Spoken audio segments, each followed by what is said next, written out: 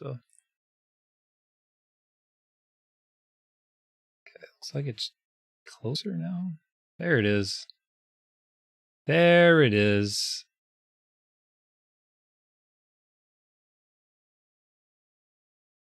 Individuals suffering from anxiety or depression may not have a safe experience playing this game.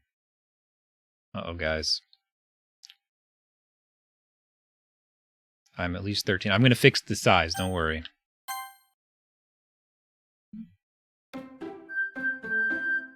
Dan Salvato right there, man. Frankerface Z himself. Oh my god.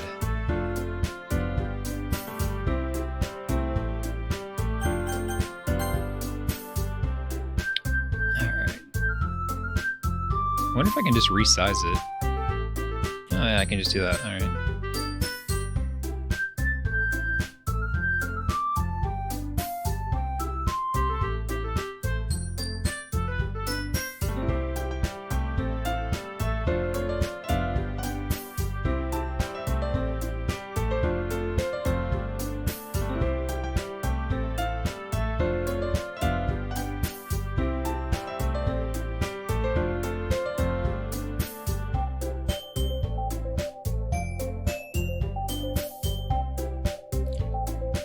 There we go.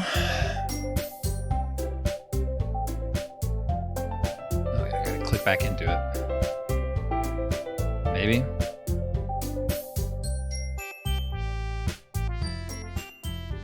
Turn it down just a little bit.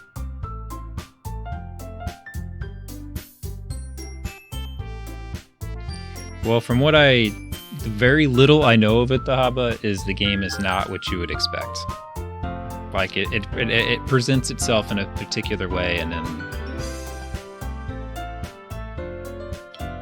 then that's not all that you get.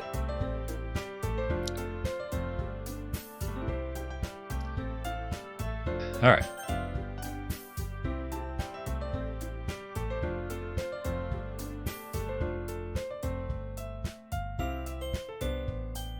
I'm not going to touch anything else because I don't know what this stuff means.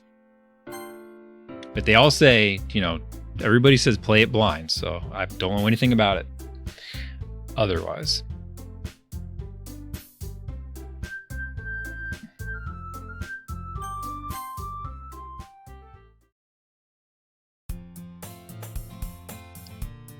I hate it already. Hey! Oh, man. I see an annoying girl running toward me from the distance, waving her arms in the air like she's totally oblivious to any attention she might draw to herself. Do I need a timer? What do you guys think? And also, like, let's put the chat. So I'll put myself maybe like right up here. We'll put chat. Get it off the text box there. I'll put the chat like right here.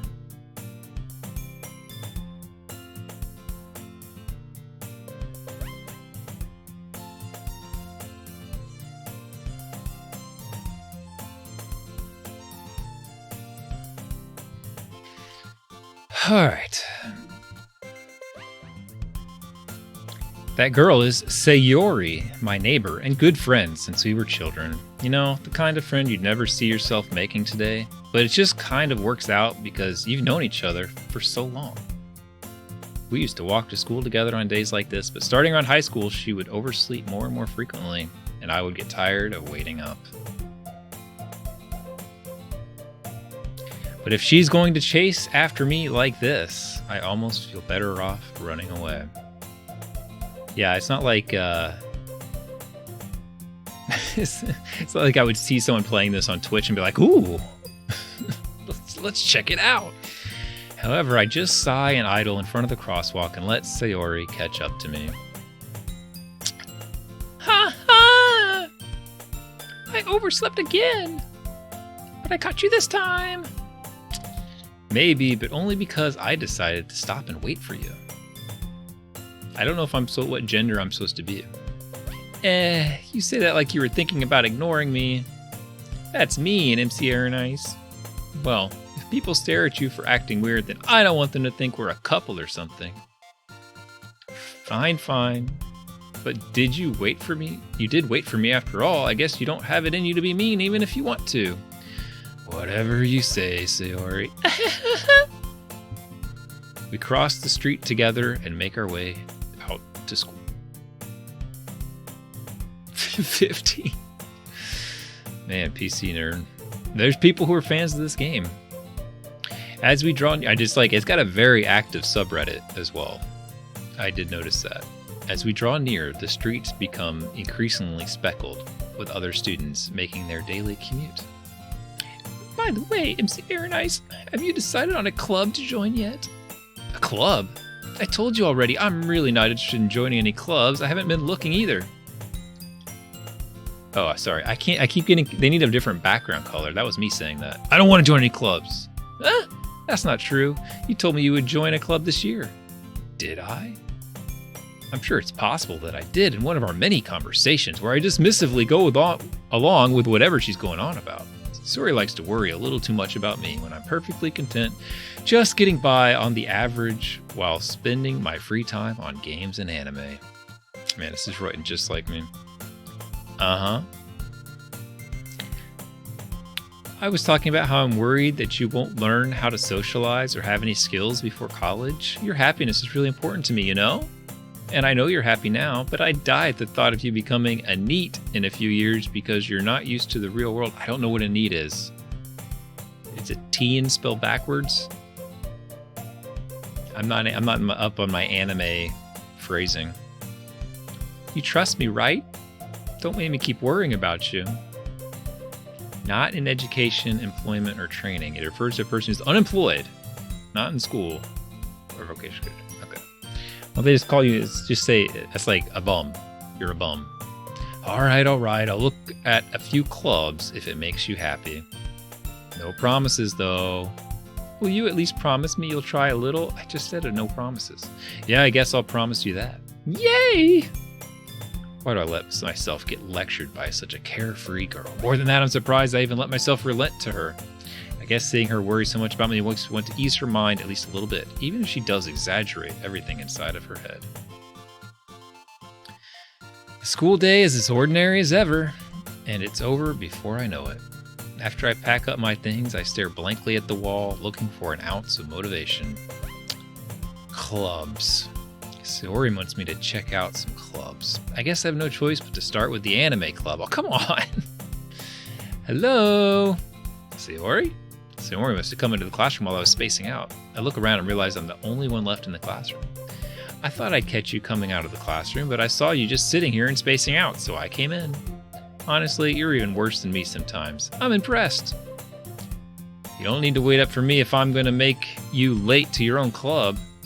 Well, I thought you might need some encouragement, so I thought, that what? Well, that you could come to my club. Sayori. Yeah? There's no way I'm going to your club.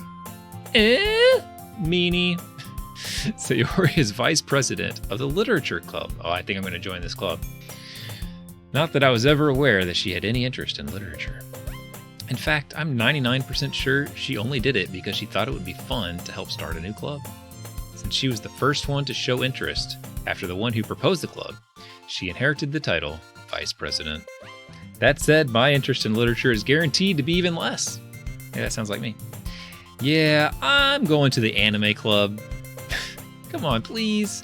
Why do you care so much anyway? Well, I kind of told the club yesterday I would bring in a new member, and Natsuki made cupcakes and everything. Don't make promises you can't keep.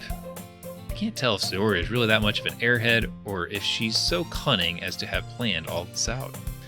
I let out a long sigh. Fine, I'll stop by for a cupcake, okay? Yes, let's go! And our cupcake quest begins. And thus, today marks the day I sold my soul for a cupcake. I dejectedly follow Sayori across the school and upstairs, a section of the school I rarely visit because being generally used for third-year classes and activities. Sayori, full of energy, swings open the classroom door.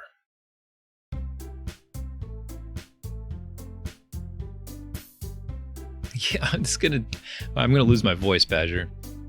Everyone, the new member is here. I told you, don't call me a new member. I glance around the room. Welcome to the Literature Club. It's a pleasure meeting you. Sayori always says nice things about you.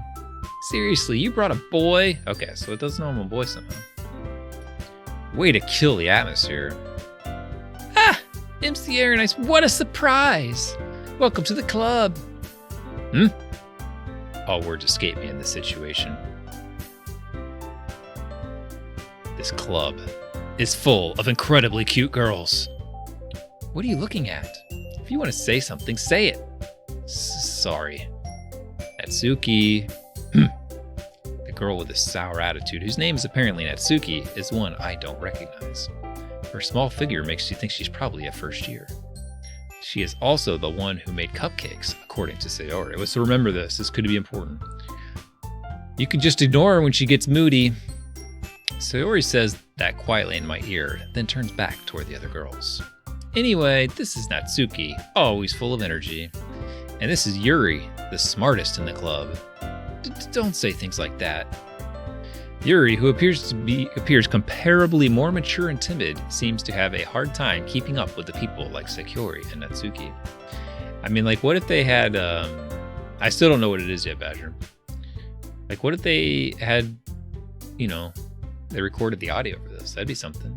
So, Leong PQ. Ah, well, it's nice to meet both of you. And it sounds like you already know Monica, is that right? That's right. It's great to see you again, MC Airnice. Monica smiles sweetly. We do know each other. Well, we rarely talked, but we were in the same class last year. Monica was probably the most popular girl in class. Smart, beautiful, athletic. Basically, completely out of my league. So having her smile at me so genuinely feels a little... You too, Monica. Come sit down, and seniors. We made a room for you at the table, so you can sit next to me or Monica.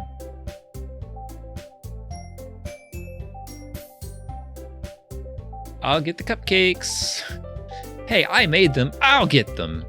Sorry, I got a little too excited. How about I make some tea as well? The girls have a few desks arranged to form a table. Man, didn't even update the picture for that?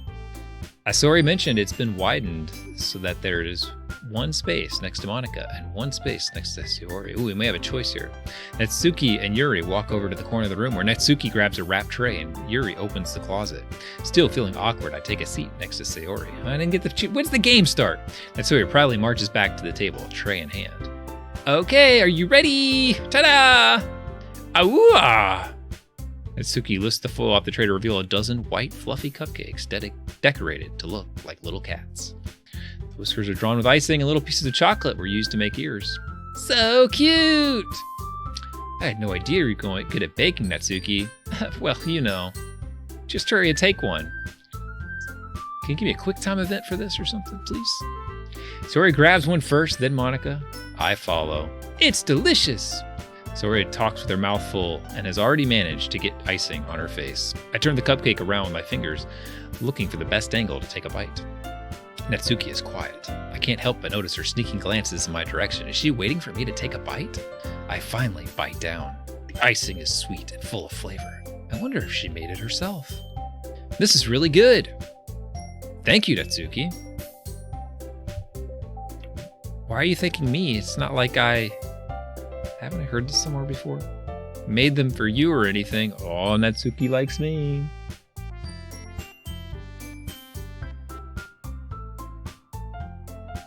Huh? I thought you technically did. Sayori said, well, maybe, but not for you. You, dummy. All right. I gave up on Natsuki's weird logic and dismissed the conversation.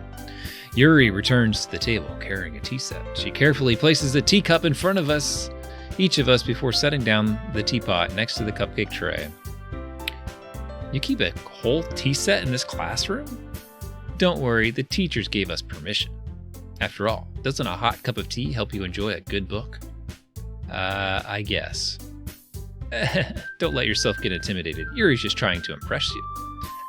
That's not... Insulted, Yuri looks away. I mean that, I believe you. Well, tea and reading might not be a pastime for me, but at least I enjoy tea. I'm glad. Yuri faintly smiles to herself in relief. Monica raises an eyebrow, then smiles at me. So what made you consider the literature club? I was afraid of this question. Something tells me I shouldn't tell Monica that I was practically dragged here by Sayori. Well, I haven't joined any clubs yet, and Sayori seemed really happy here, so... That's okay, don't be embarrassed. We'll make sure you feel right at home, okay? As president of the literature club, it's my duty to make the club fun and exciting for everyone. Monica, I'm surprised. How come you decided to start your own club? You could probably have been a board member for any of the major clubs. Weren't you a leader of the debate club last year? Well, To be honest, I can't stand all the politics around the major clubs. It feels like nothing but arguing about the budget and publicity and how to prepare for events. I'd much rather take something I personally enjoy and make something special out of it. And if it encourages others to get into literature, then I'm fulfilling that dream. Monica really is a great leader. Yuri nods in agreement. And I'm surprised there aren't more people in the club yet. It must be hard to start a new club. You could put it that way. Not many people are very interested in putting all the effort in to start something brand new, especially when it's something that doesn't grab your attention, like literature. You have to work hard to convince people that you're both fun and worthwhile, but it makes school events like the festival that much more important. I'm confident we can all really grow this club before we graduate.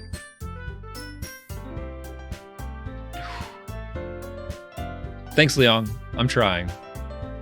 Grom, Steam outed you, man. Steam outed you. 9 hours. We know the truth. Right, everyone? Yeah! We'll do our best. You know it! Everyone enthusiastically agrees. Such different girls, all interested in the same goal. Monica must have worked really hard just to find these three. Maybe that's why they were all so delighted by the idea of a new member joining.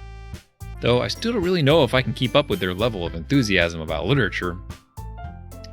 Speaking of literature, it's a lot of reading. So, MC Airnice, what kind of things do you like to read? Well, considering how little I've read these past few years, I don't really have a good way of answering that. What was the,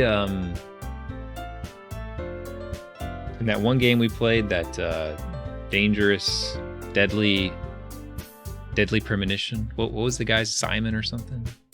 What's up, West Copeland? Have you played this? I feel like I'm narrating as Simon. It's like, yes, Simon,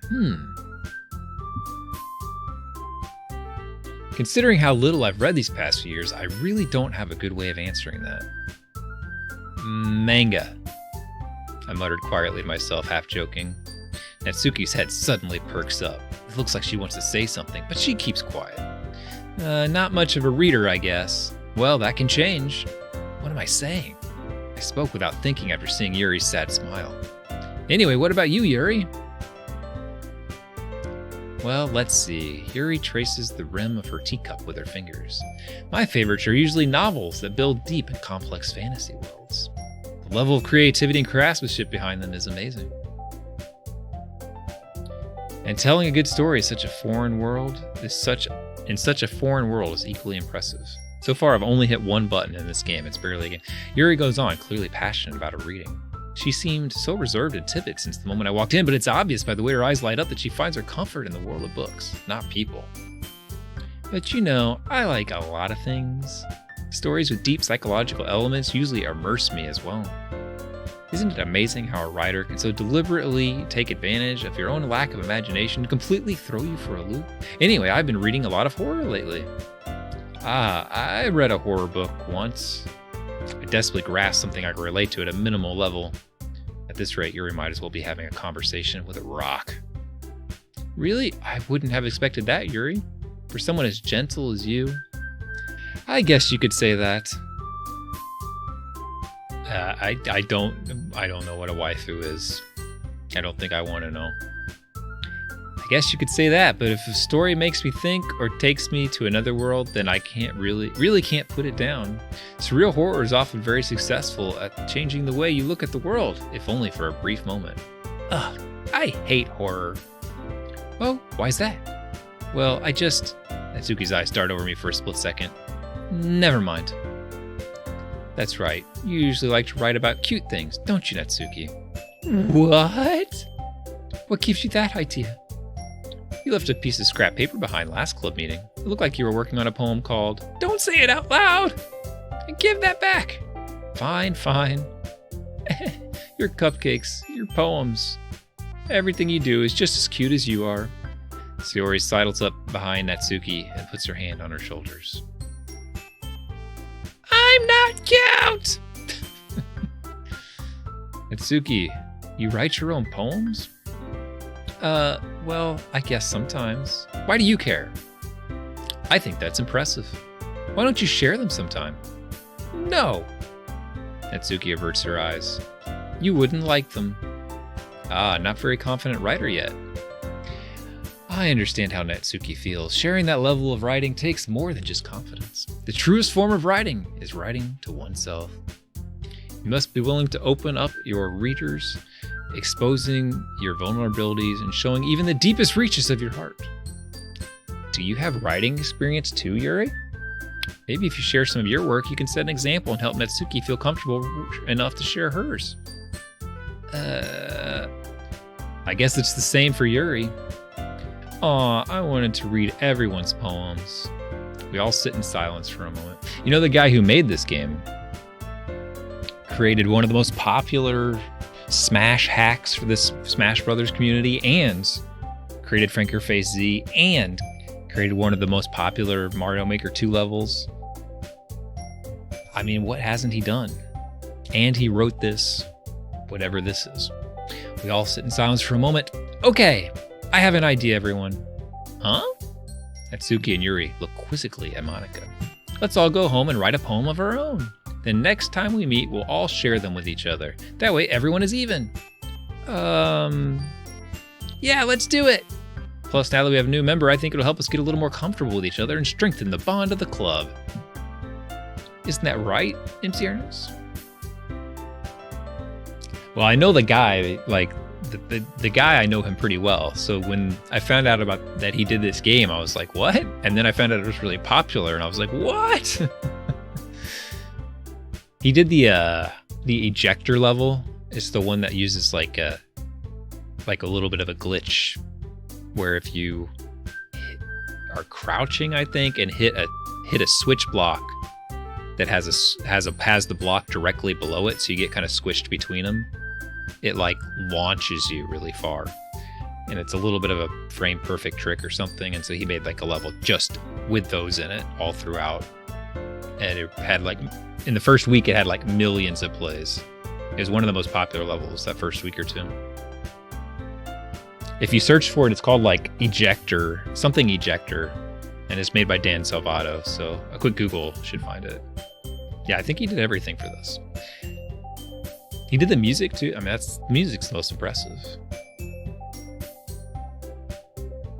Although I guess the art's pretty good too. Isn't that right, MC Nice? Monica smiles warmly at me once. Hold on, there's still one problem. Huh? What's that? Now that we're back to the original topic of me joining the club, I bluntly come forth with what's been on my mind the entire time. I never said I would join this club. Sayori may have convinced me to stop by, but I never made any decision. I still have other clubs to look at, and, I lose my train of thought. All four girls stare back at me with dejected eyes. But I'm sorry, I thought... Sierra Nice, you all... I'm defenseless against these girls. How am I supposed to make a clear-headed decision when it's like this? That is, if writing poems is the price I need to pay in order to spend every day with these beautiful girls. Right. Okay, I've decided then. I'll join the literature club. One by one, the girls' eyes light up. Yes, I'm so happy! Sayori wraps her arms around me, jumping up and down. Hey, you really did scare me for a moment. If you really just came for the cupcakes, I would be super pissed. Then that makes it official. Welcome to the Literature Club. Ah, thanks, I guess. Okay, everyone. I think with that, we can officially end today's meeting on a good note. Everyone, remember tonight's assignment. Write a poem to bring to the next meeting so we can all share. Monica looks over at me once more. Senior Nice, I look forward to seeing how you express yourself. Yeah. Can I really impress the class star Monica with my mediocre writing skills? I already feel the anxiety welling up inside of me. Meanwhile, the girls continue to chit-chat as Yuri and Natsuki clean up their food. Hey, I'm Sierra and I. Since we're already here, do you want to walk home together? That's right. Sora and I never walk home together anymore because she always stayed after school for clubs. Sure, might as well. Yay! So do I have to actually write a poem here? Because that would make this game really hard. Lethal injection. Okay, not ejection. What's up, Hellkite? With that, the two of us depart the club room and make our way home. The whole way, my mind wanders back and forth between the four girls. Sayori, Natsuki, Yuri, and of course, Monica. Will I really be happy spending every day after school in a literature club? Perhaps I'll have a chance to grow closer to one of these girls. Creep Show. What's up, Charles Barkley? Yeah, this isn't drawful, man. I just need to make the most of my circumstances, and I'm sure good fortune will find me, and I guess that starts with writing a poem tonight.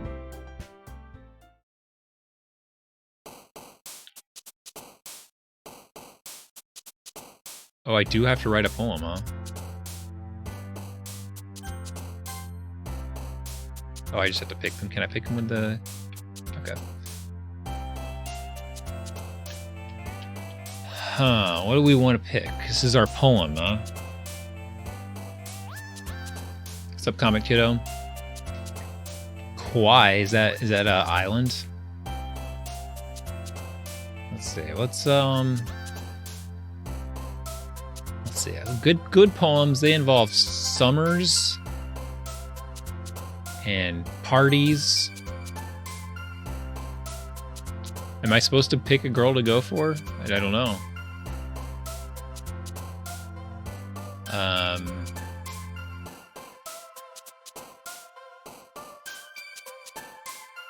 Sing. I'm trying to stay positive here.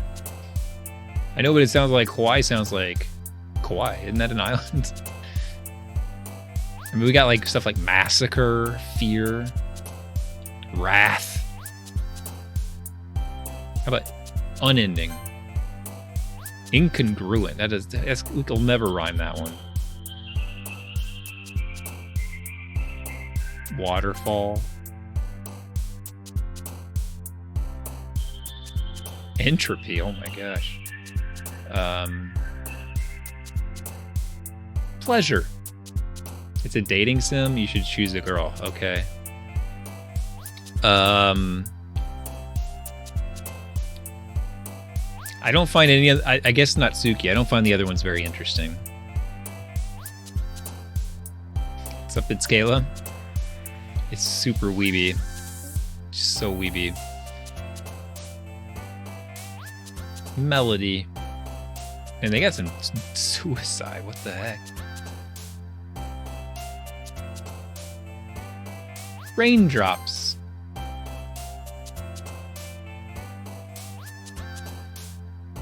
Daydream.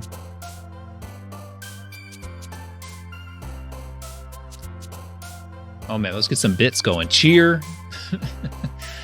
Where's gift sub? Where's the gift subs? Strawberry. Marshmallow. Kitty. Together. Bubbles. Dance. Sparkle. Fester. So you could make some really, really dark poems, huh? Whistle. Adventure. Gift a sub. You're a good bug. Man, Charles Barkley's got the poem. I should copy him. Thanks for those bits. and passion.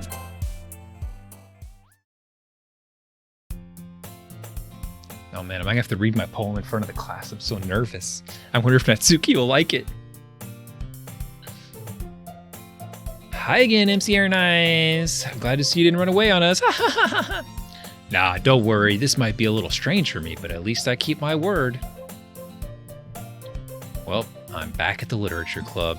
I was the last to come in, so everyone else is already hanging out. Thanks for keeping your promise, MC Air Nice. I hope this isn't too overwhelming of a commitment for you. Making you dive headfirst into literature when you're not accustomed to it?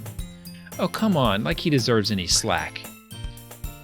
Sayori told me you didn't even want to join any clubs this year. And last year too. I don't know if you plan to just come here and hang out or what. But if you don't take us seriously, then you won't see the end of it. Natsuki, you certainly have a big mouth for someone who keeps her manga collection in the club room. Natsuki finds herself stuck between saying Monika and manga. Manga is literature! Swiftly defeated, Natsuki plops back into her seat. Don't worry, guys. MC Nurse always gives his best as long as he's having fun. He helps me with busy work without me even asking. Like cooking, cleaning my room. How dependable. Sorry, that's because your room is so messy it's distracting. And you almost set your house on fire once. Is that so? You two are really good friends, aren't you? I might be a little jealous. How come? You and MC Air Nice can be good friends too. Sayori? As usual, Sayori seems oblivious to the weird situation she just put me into. Oh, Yuri even brought you something today, you know? Yeah, I'm glad that I don't have like a super big viewership because I feel like that saying like manga is literature would become like the often like the sound clip of the year. Oh, Yuri even brought you something today. You know, wait, Sayori? Huh? Me? Not really. Don't be shy. It's really nothing. What is it? Never mind. Sayori made it sound like a big deal when it's really not. What do I do? I'm sorry, Yuri. I wasn't thinking. I guess that means it's up to me to rescue the situation. Hey, don't worry about it. First of all, I wasn't expecting anything in the first place. So, any nice gesture from you is a pleasant surprise. It'll make me happy no matter what. Man, I'm so smooth. Is that so? Yeah, I won't make it a big deal if you don't want it to be. Alright, well, here. Yuri reaches into her bag and pulls out a book. I didn't want you to feel left out, so I picked out a book that I thought you might enjoy. It's a short read, so it should keep your attention, even if you don't usually read. And we could, you know, discuss it if you wanted. This is... How's this girl accidentally being so cute? She even picked out a book she thinks I'll like, despite me not reading much. Yuri, thank you. I'll definitely read this. I enthusiastically take the book. Whew. Well, you can read it at your own pace. I look forward to hearing what you think. Now that everyone's settled in, I expect Monika to kick off some scheduled activities for the club. It's not telling me what the book is.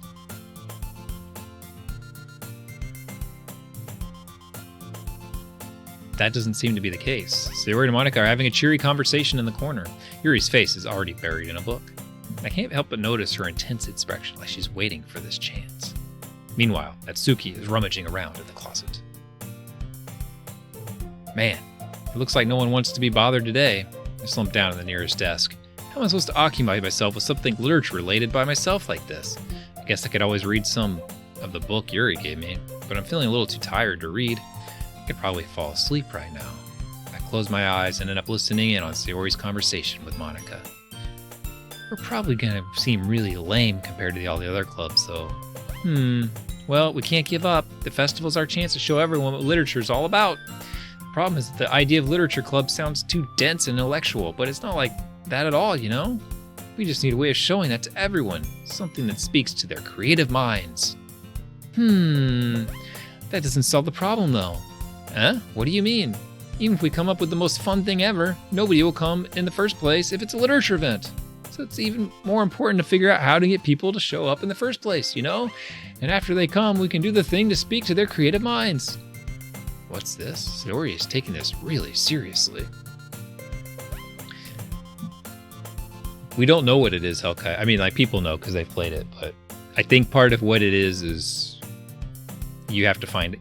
You can't be told what the Matrix is. You have to see it for yourself, and I think that's what this is. It's rare to hear her deliberating like this. Huh, that's a good point. In that case, do you think food will do the trick? What kind? Well, I guess we could. Cupcakes! Ah ha ha ha, good thinking. Natsuki would love to do that. Ah, you're right. Natsuki makes the best cupcakes. That works out perfectly. That wasn't why you suggested it? Cupcakes speak to my creative tummy. Cupcakes it is then. I'm hungry. Anyway, we still need to work out the details of the event itself. I find myself smiling. In the end, Sayori is still her usual self. But therein lies the unexpected reason I admire her. Unlike me, who has trouble finding any motivation at all, Sayori can put her mind to things and make them come to life. I suppose that's why I end up letting her get on my case about things. I can't help but wonder what it would be like to see the world through her eyes.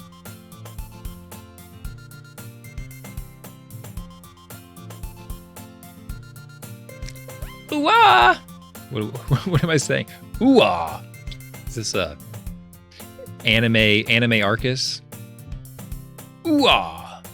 I open my eyes to find Sayori's face filling my vision. I nearly fall out of my chair. Sorry. Wait. Actually, I'm not sorry at all. It's your fault for sleeping like that. This isn't the napping club. Does our school have a napping club? You're staying up late again, aren't you? Now that you're in a club, you're gonna have less time for anime, you know. You'll need to get used to it. Don't say that so loud. I glanced over my shoulder to see if Monica overheard. It's true, though. Yeah, I know. You're always looking out for me, Sayori. It's what I do best. That's the problem. What about you? You look out for me better than you look out for yourself. You're still oversleeping every day, aren't you? No, not every day. That's not very convincing. How many days this past week have you gotten up on time? It's a secret. I knew it. Come on. At least give me the benefit of the doubt. I can't even do that. Look, Sayori, it's written all over you. Huh? Sayori glances all around at herself. How is it written all over me? You were clearly in a rush this morning. Look, your hair is sticking out all around here. Ah! I run my fingertips down the side of Sayori's hair, trying to straighten it out. Man, you really need a brush for this. My hair is just really hard to get right. I won't fall for that. There's more than just your hair. Look, your bow isn't straight either, and there's toothpaste stain on your collar right here. I try to wipe off the stain with my finger, but nobody would ever notice that. Of course they would. Nobody's going to tell you about it because they don't want to embarrass you. Fortunately, I really don't care about that. Hey, you meanie. And you don't even keep your blazer buttoned. Seriously, Sayori. Why do you think you don't have a boyfriend yet? That's super mean. Sorry, but you'll thank me later. I start to button her blazer from the bottom. Once you see how much better it looks, you'll change your mind. This is so funny. What is? Well, I was just thinking how weird it is to have a friend who does these kinds of things. Don't say that. You'll make me feel weird about it, stupid. It's okay. Where I'm happy we're like this, aren't you? I guess. Hey, be careful. The button might come off. Why is this one so hard to close? I struggle to fully close the button near her chest. Oh my god. Make it stop. Does this thing even fit you properly? It did when I bought it. Sigh. If you ever buttoned it, you would have noticed sooner that it doesn't fit you anymore. What are you smiling about? It means my boobs have got bigger again. Oh my god. Oh man. My viewer count just updated to 0 viewers. Appropriate. Now I feel much better about no one's watching. Don't say that out loud. Anyway, you look much better now. So, why does this feel so strange to say Sayori's blazer buttoned up like that? No, you're not here. You don't hear me. But it's so stuffy. Ew. It's not worth it at all. Sora hastily unbuttons her blazer once more. Whew. That's so much better. Sora puts her arms out and twirls around. So if I keep it unbuttoned, then I won't get a boyfriend, right? What kind of logic is that? Why are you saying like that's a good thing? Because if I had a boyfriend, then he wouldn't even let you do the things like this. And you take care of me better than anyone else would anyway. That's why keeping it unbuttoned. Stop saying all these embarrassing things. Huh? I didn't say anything embarrassing. Jeez.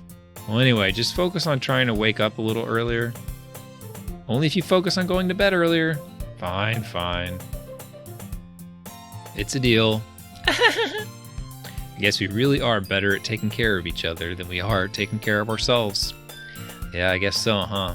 So maybe you should come wake me up in the morning. You're doing it again, Sayori. Aw, but I was joking that time. Man, it's impossible to tell with you sometimes. Okay, everyone. Eh? Monica suddenly calls out. Why don't we share the poems we wrote now? Yay! I'm serious, I can't wait to read yours. Yeah, same. I fail to sound enthusiastic, but Sayori still trots away to receive her poem. By the way, did you remember to write a poem last night? Yeah. My relaxation ends. I can't believe I agreed to do something so embarrassing. I couldn't really find much inspiration since I've never really done this before. Well, now that everybody's ready, why don't you find someone to share with? I can't wait! Sayori and Monica enthusiastically pull out their poems. Sayori is on a wrinkled sheet of loose leaf torn from a spiral notebook. On the other hand, Monica wrote hers in a composition notebook. I can already see Monica's pristine handwriting from where I sit. Natsuki and Yuri reluctantly comply as well, reaching into their bags. I do the same myself. Who should I show my poem to first?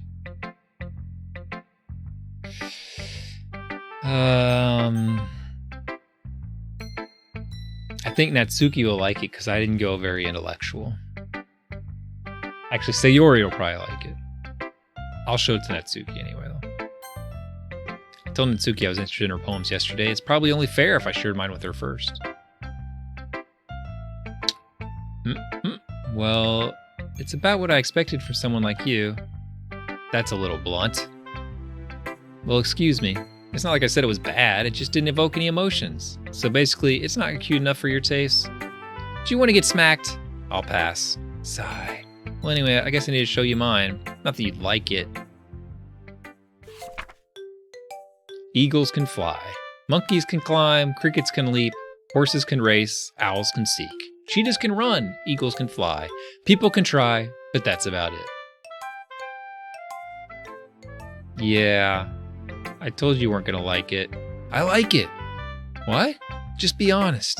I am! Why are you so convinced that I wouldn't like it? Well, because everyone in high school thinks that writing has to be all sophisticated and stuff, so people don't even take my writing seriously. But isn't the point of poems for people to express themselves? Your writing style wouldn't make your message any less valid. Yes, exactly. I like when it's easy to read, but it hits you hard. Like in this poem. Seeing everyone around you do great things can be really disheartening, so I decided to write about it. Yeah, I understand. But the other nice thing about simple writing is that it puts more weight on the wordplay. Like, I set up for a rhyme at the end, but then I made it fall flat on purpose. It helps bring out the feeling in the last line. So you did. I guess more went into that than I realized. That's what it means to be a pro! I'm glad you learned something. Didn't expect that from the youngest one here, did you? Yeah, I guess not. I decided to humor with that last comment. I don't really care how old everyone is, but if Natsuki is feeling proud, then I won't take that away from her.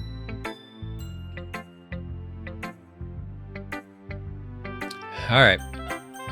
Sayori.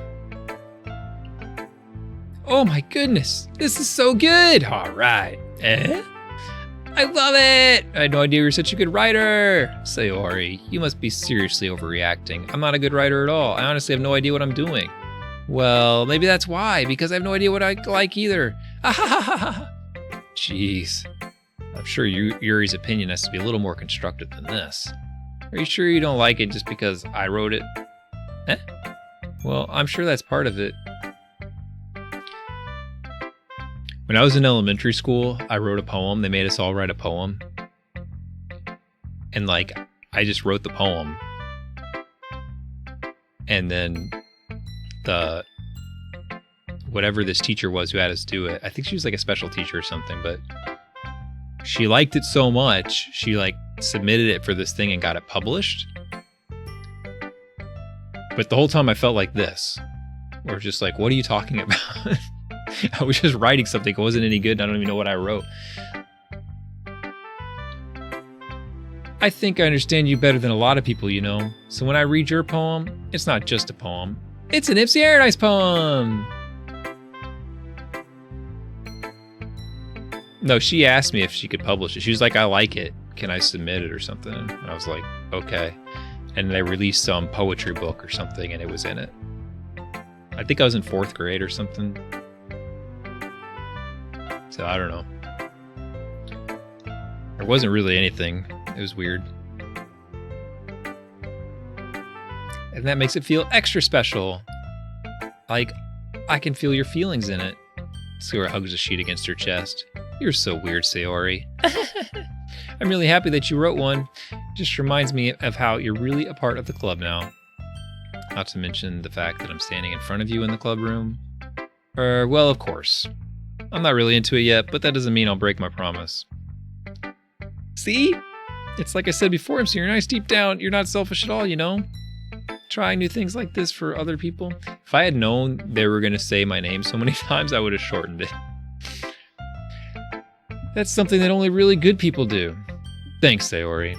I'm not sure if Sayori sees the full picture of my motive here. Then again, I can't deny that she's part of the reason I joined, knowing how much this means to her and all.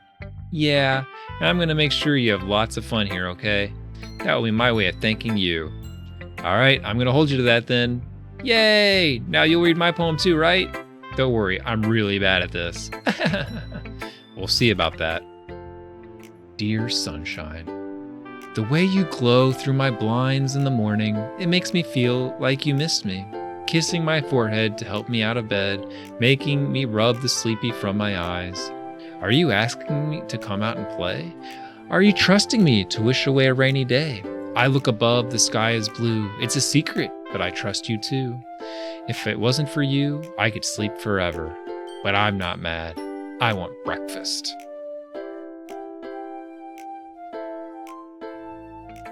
Sayori, this is just a guess, but did you wait until this morning to write this? No, just a little bit. You can't answer just a little bit to a yes or no question. I forgot to do it last night. Well, at least that makes sense. I feel a little better about myself. Don't be mean. I still tried my best. Yeah, I didn't mean to say it was a bad poem. It came out nice, or how should I put it? It sounds just like you. Really? Yeah, especially that last line. I made eggs and toast! Even though you were late to school? It's bad to skip breakfast. I get all cranky. Well, I guess there's no point in arguing. Anyway, thanks for showing me. This was so much fun. Monica's the best. Yeah. But next time, I won't forget. And I'm going to write the best poem ever. Well, I guess I look forward to it. All right, Yuri, you're up.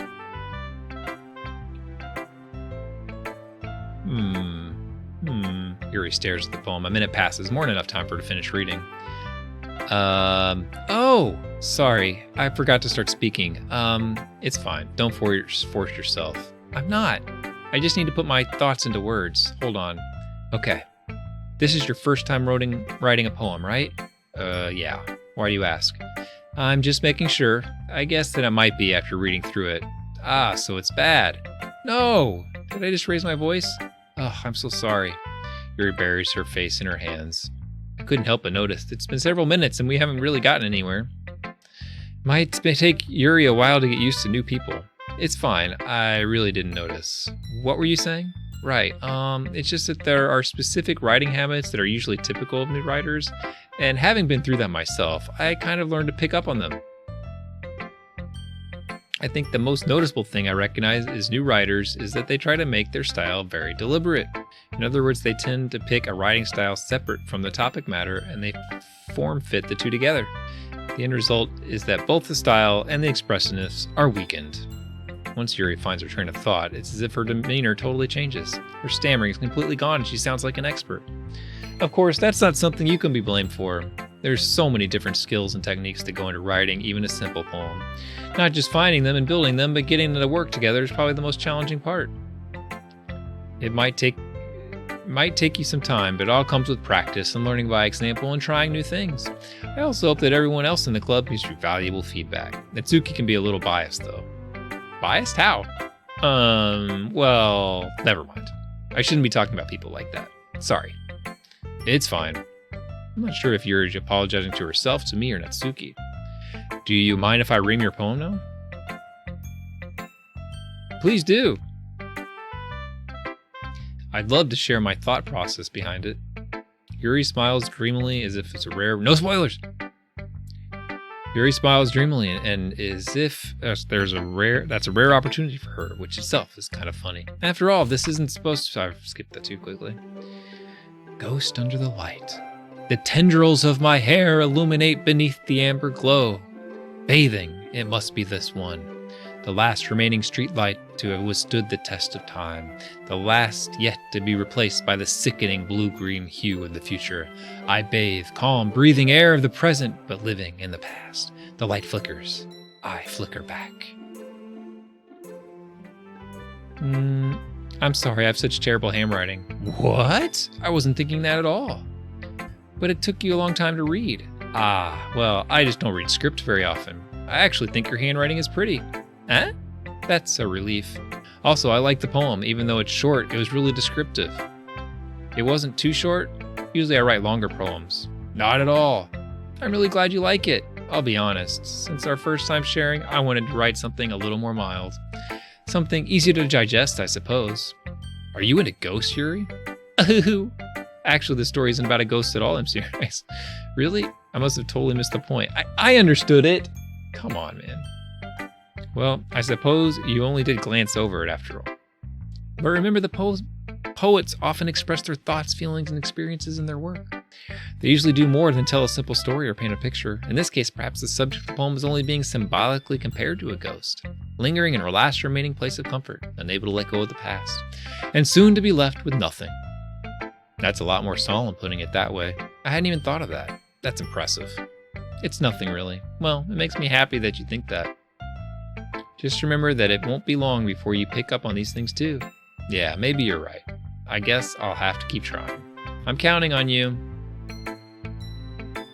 All right, Monica, you're up.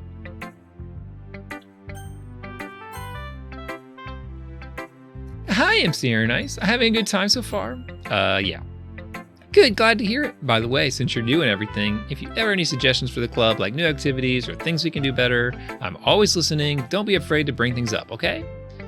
All right, I'll keep that in mind. Of course, I'll be afraid to bring things up.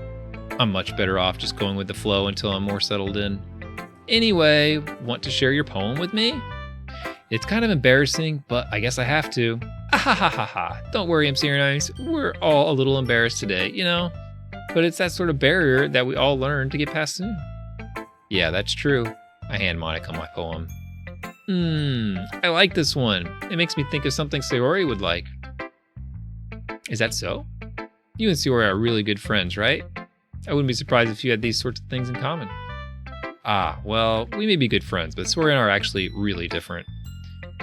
Well, that may be the case, but maybe there's some similarities that you wouldn't expect. The way she talks about you, it sounds like you two are really care about each other's well-being. Even if you show it in different ways, it ends up being more similar than you'd think. So I think that's the kind of vibe I get when I read your poem. You sure you're not reading into it too much? I could be. Oh gosh, I sound like Yuri. But in any case, Yuri's writing has kind of a gentle feel to it. I can tell that she likes exploring with emotions like happiness and sadness. Who knew that someone so happy would enjoy sad things too? Yeah, that's totally unexpected. Well, to each their own, and so you shouldn't be afraid to experiment a little bit either. I'm sure I'll end up trying different things a lot. It could take a while before I feel comfortable doing this. That's okay. I'd love to see you try new things. That's the best way to find the new kind of style that suits you. Everyone else might be a little biased toward their own kinds of styles, but I'll always help you find what suits you the most. So don't force yourself to write the way everyone else wants you to write. It's not like you have to worry about impressing them or anything. Anyway, do you want me to read my poem now? Don't worry, I'm not very good. sound pretty confident for someone who claims to not be very good. Well, that's because I have to sound confident. That doesn't mean I always feel that way, you know? I see. Well, let's read it then. Hole in wall. It couldn't have been me. See the direction the spackle protrudes? A noisy neighbor, an angry boyfriend? I'll never know. I wasn't home. I peer inside for a clue. No, I can't see. I reel blind like a film left out in the sun. But it's too late. My retinas, already scorched with a permanent copy of the meaningless image. It's just a little hole. It wasn't too bright.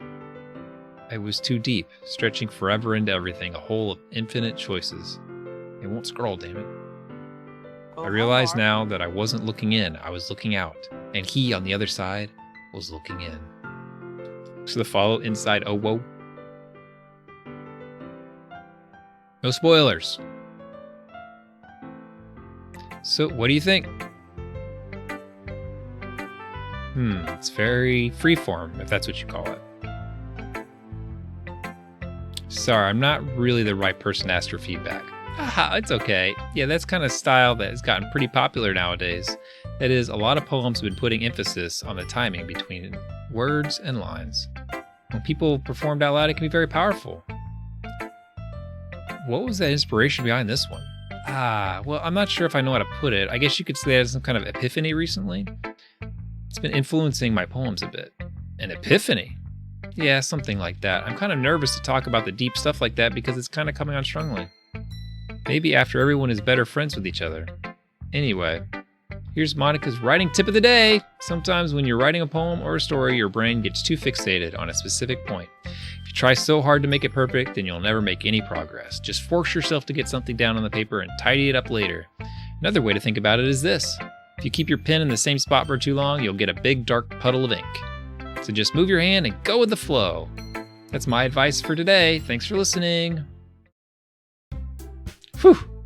I guess that's everyone. I glance around the room. That was a little more stressful than I anticipated. It's as if everyone is judging me for my mediocre writing abilities. Even if they're just being nice, there's no way my poems can stand up to theirs. This is a literature club after all. I sigh. I guess that's what I end up getting myself into. Across the room, Sayori and McCoy are happily chatting. My eyes land on Yuri and Natsuki. They gingerly exchange sheets of paper, sharing their respective poems.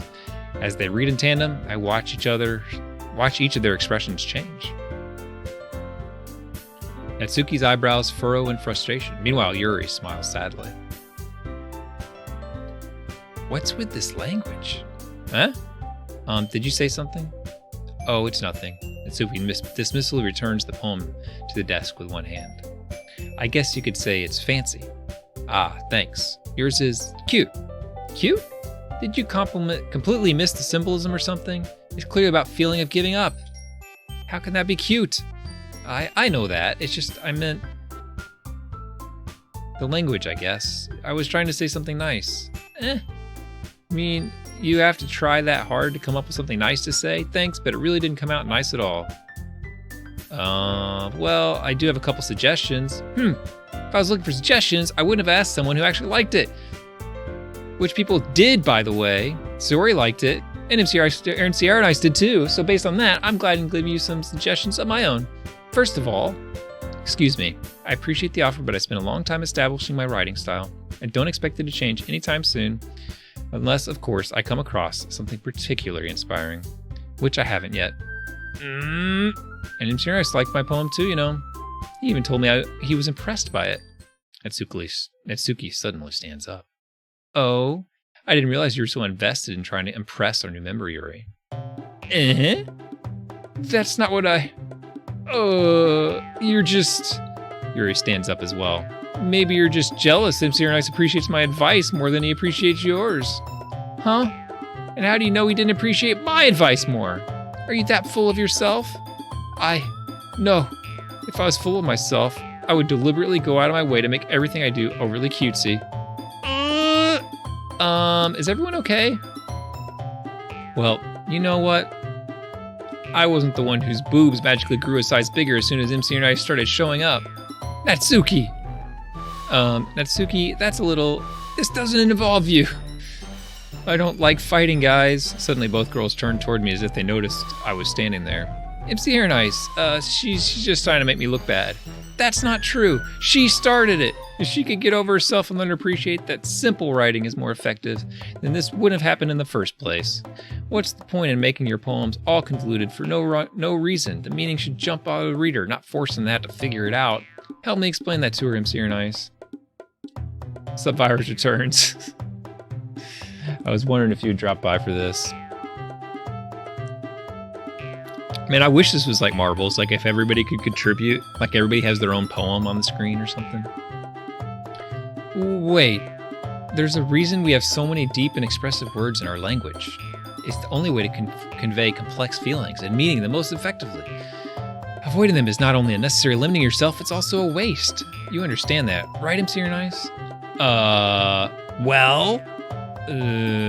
did I get dragged into this in the first place? It's not like I know anything about writing. Whoever I agree with will probably think more highly of me. So of course, that's gonna be, oh geez, I have to, finally a real choice here. I don't want to agree with either of them.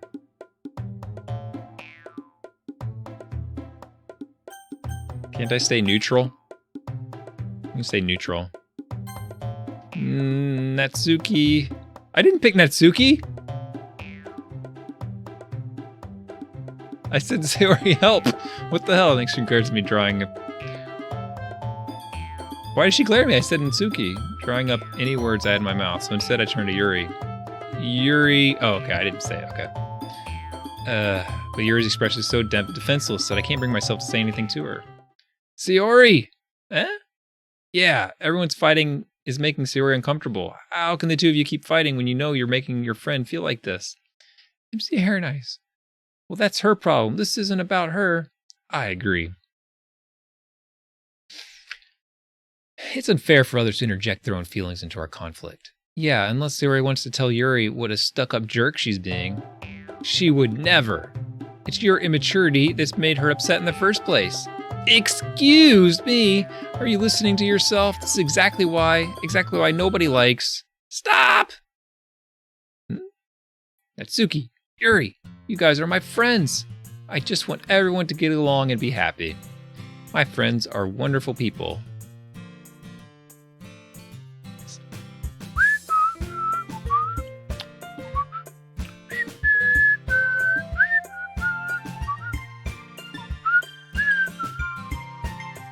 And I love them because of their differences. Natsuki's poems, they're amazing because they give you so many feelings with just a few words. And Yuri's poems are amazing because they paint beautiful pictures in your head. Everyone's so talented, so why are we fighting? But because, well, also, Natsuki's cute and there's nothing wrong with that, and Yuri's boobs are the same as they always were. Big and beautiful. Sayori stands triumphantly. Monica stands behind her with a bewildered expression. I'll make some tea. Yuri rushes off. Natsuki sits down with a blank expression on her face, staring at nothing. So this is why Sayori is vice president, I whisper to Monica. She nods in return. To be honest, I might come off as a good leader, and I can organize things, but I'm not very good with people. I couldn't even bring myself to interject. As president, that's kind of embarrassing of me. Nah, it's not like I can blame you. I wasn't able to say anything either. Well, I guess that just means Sayori is amazing in her own ways, isn't she? You could say that. She might be an airhead, but sometimes it's weirdly suspicious that she knows exactly what she's doing. I see. Take good care of her, okay? I would hate to see her get herself hurt. That makes two of us. You can count on me. Monica smiles sweetly at me, causing my stomach to knot. Such a genuine person really does make a good president, regardless of what she says. If only I could get the chance to talk to her a little more. I guess I like Monica. Should I save?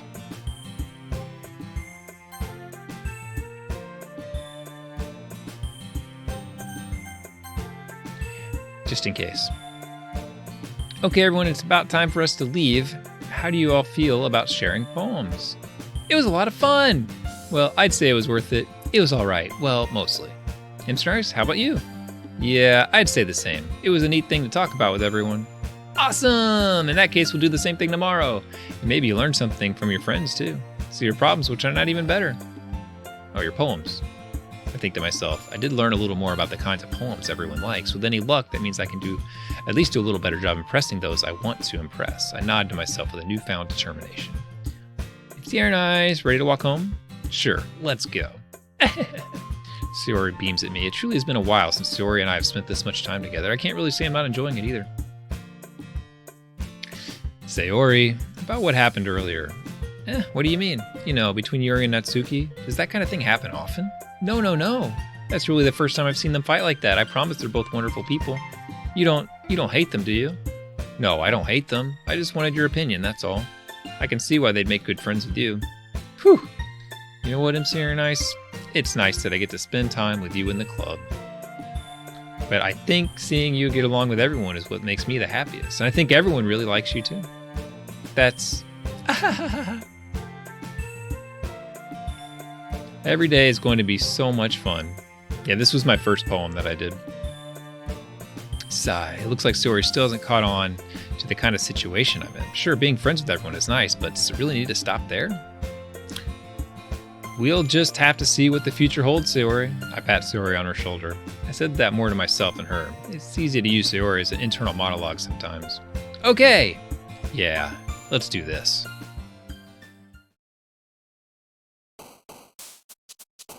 Go to the club. All right.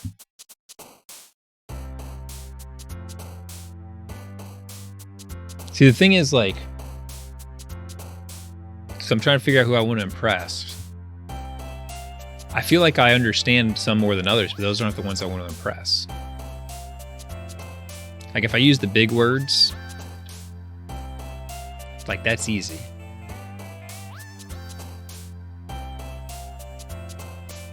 Yuri will like those. If I use the cute words, I can't really tell the difference between Natsuki and Sayori. They both are kind of like into cute things. But Sayori liked the happy stuff that made you sad. So let's go with cry.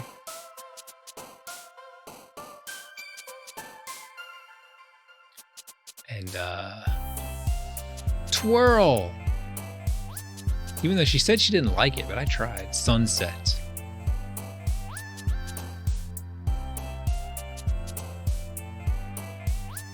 Sparkle. Swimsuit. We'll make this one a little sadder. Pout.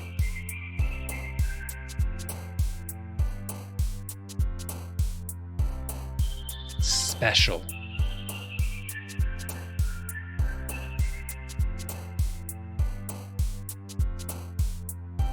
Heart. Man, this is hard. It's a tough game, dude. It's a tough game. Empty. I'm picking stuff that's like a little sad, but not too sad. Funny. Memories. Doki. Gotta pick that. We can just hit the nail right on the head and just pick the word cute.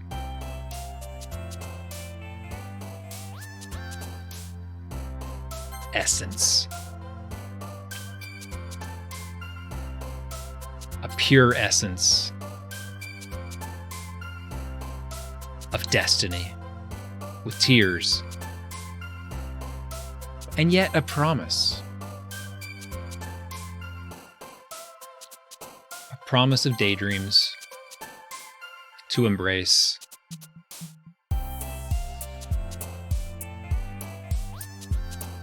The love. I don't know what I'm doing. Oh.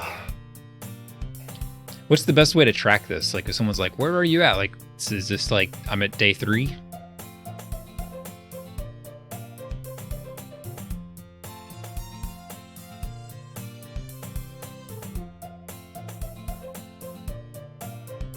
It seems people seem to be eager to ask where I'm at or how far along I am.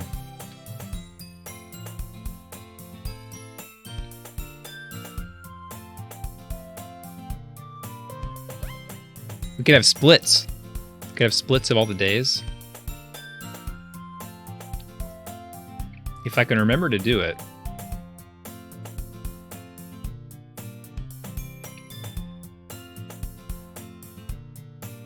Here, we'll do a thing here, so.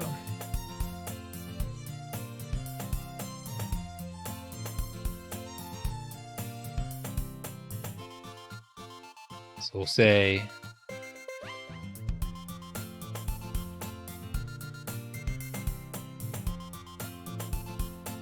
poem. I'm trying to think of, like, because if someone saw it, like if they know, like, I finished poem 1, because I'm on poem 2 here now. I'll just say poems completed 1.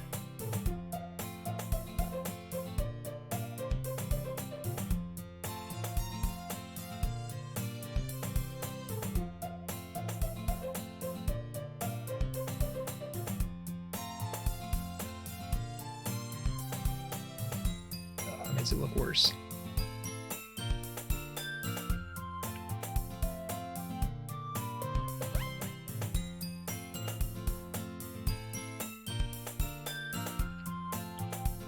Bold.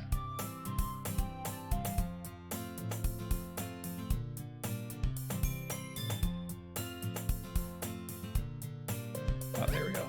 Bold.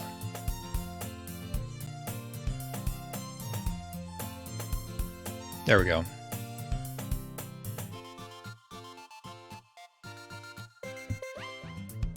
Done and done. I assume that, I mean, I'm just guessing that's the point. Like, if this is if this is the last poem we do right here, then I just wasted my time. But another day passes. It's time for the club meeting already. Got a little more comfortable, he'll hear over the past couple days. Entering the club room, the usual scene greets me. Hi, MC Nice. Yo, Sayori. Looks like you're in a good mood today.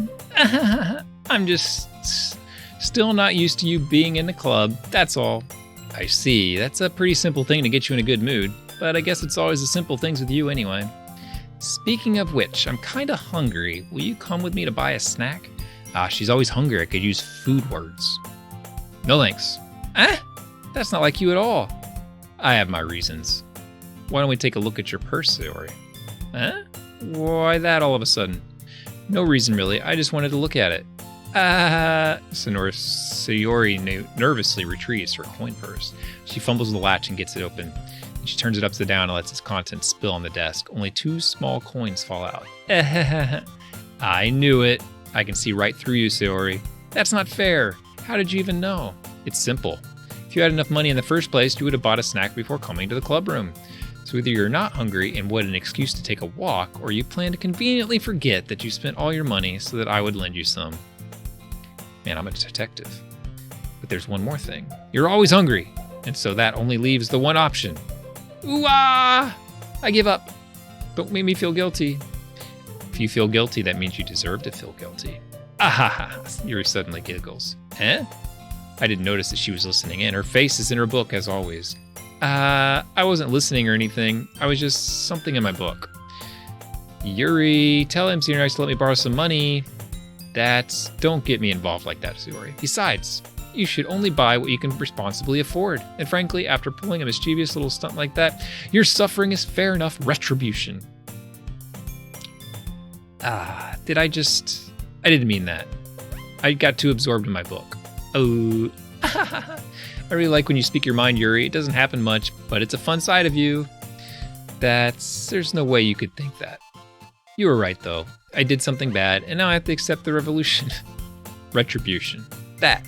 Still, coming from you, Sayori, I guess there's a little devil inside of all of this in there.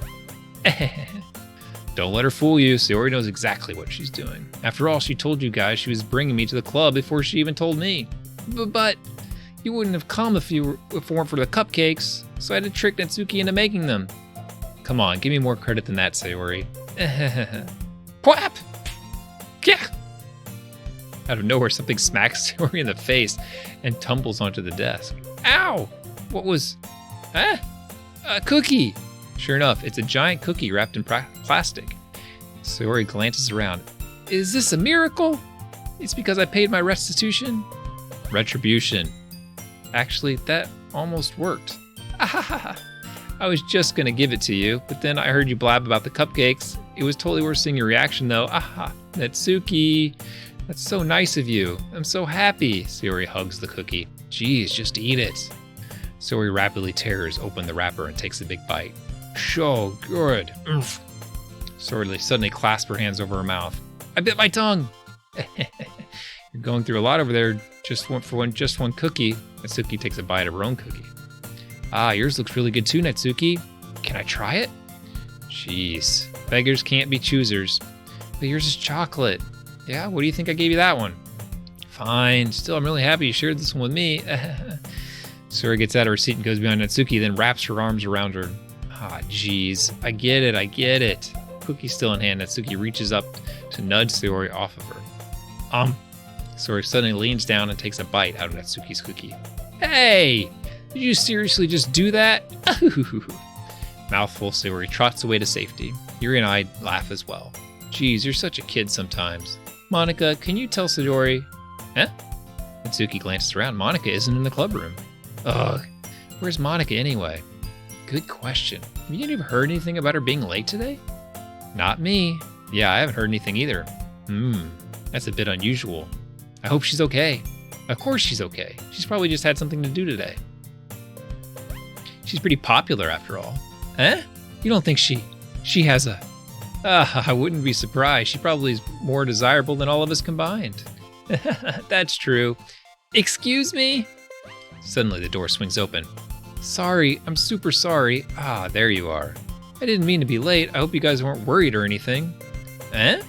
Monika chose the club over her boyfriend after all. You're so strong-willed. Boyfriend? What on earth are you talking about? Monika quizzically glances at me. Never mind to that. What held you up anyway? Well, my last period today was study hall. To be honest, I just kind of lost track of time. That makes no sense, though. You would have heard the bell ring at least. I must not have heard it. Since I was practicing piano. Piano? I wasn't aware you played music as well, Monika. I don't really. I just kind of started recently. I always wanted to learn piano. That's so cool. You should play something for us, Monika. Monika looks at me. Maybe once I get a little better, I will. Yay! That sounds cool. I also look forward to it. Is that so? In that case, I won't let you down, MC Nice. Monika smiles sweetly. I didn't mean any pressure or anything like that. Don't worry. I've been practicing a whole lot recently, and I'd really love the chance to share once I'm ready. I see. In that case, best of luck. Thanks. So I didn't miss anything, did I? Not really. I choose to leave out Sayori's mischievous escapade. I'm sure Natsuki will end up complaining to her anyway. Looks like everyone has already settled down. Sayori has somehow already finished her entire cookie. Yuri is back to her book, and Natsuki has disappeared into the closet. What's up, Holy Mania? I'm here nice. Suddenly, Sayori comes up to me. I'm going to get some supplies from another classroom. Want to come with me? Supplies? What for? Well, you know how the festival's coming up. Me and Monika were going to make some posters and stuff, so I need to find some crayons and markers and glue sticks. I see. Sure, I'll go with you. Yay! Okay, Monika. We'll be back soon. Are you going with them, Sierra Nice, to get the supplies? There's no need to trouble yourself. I'd be happy to go with them. But I wanted to go. It's so much more fun exploring empty classrooms and stuff. Okay. It was just a suggestion. See if you can find poster paper too, okay? Okay. Ready, MC Nice? Yep, let's go. You're in the Caribbean. Nice. I don't know, what do they speak Spanish in the Caribbean sometimes? Sounds good. Nice UHF reference, Charles Sparkley. I was thinking that as well. Sayori and I exit the club room. I follow behind as Sayori hums and skips around the hallway. Honestly, it feels like I'm talking to a kid in the mall or something. It feels like I'm taking a kid to the mall or something. What's up, Billy and Egg? Sayori finds pleasure in the simplest things sometimes. Hey, Sayori, what exactly are we doing for the festival anyway? I'm not sure how you would make an event out of literature.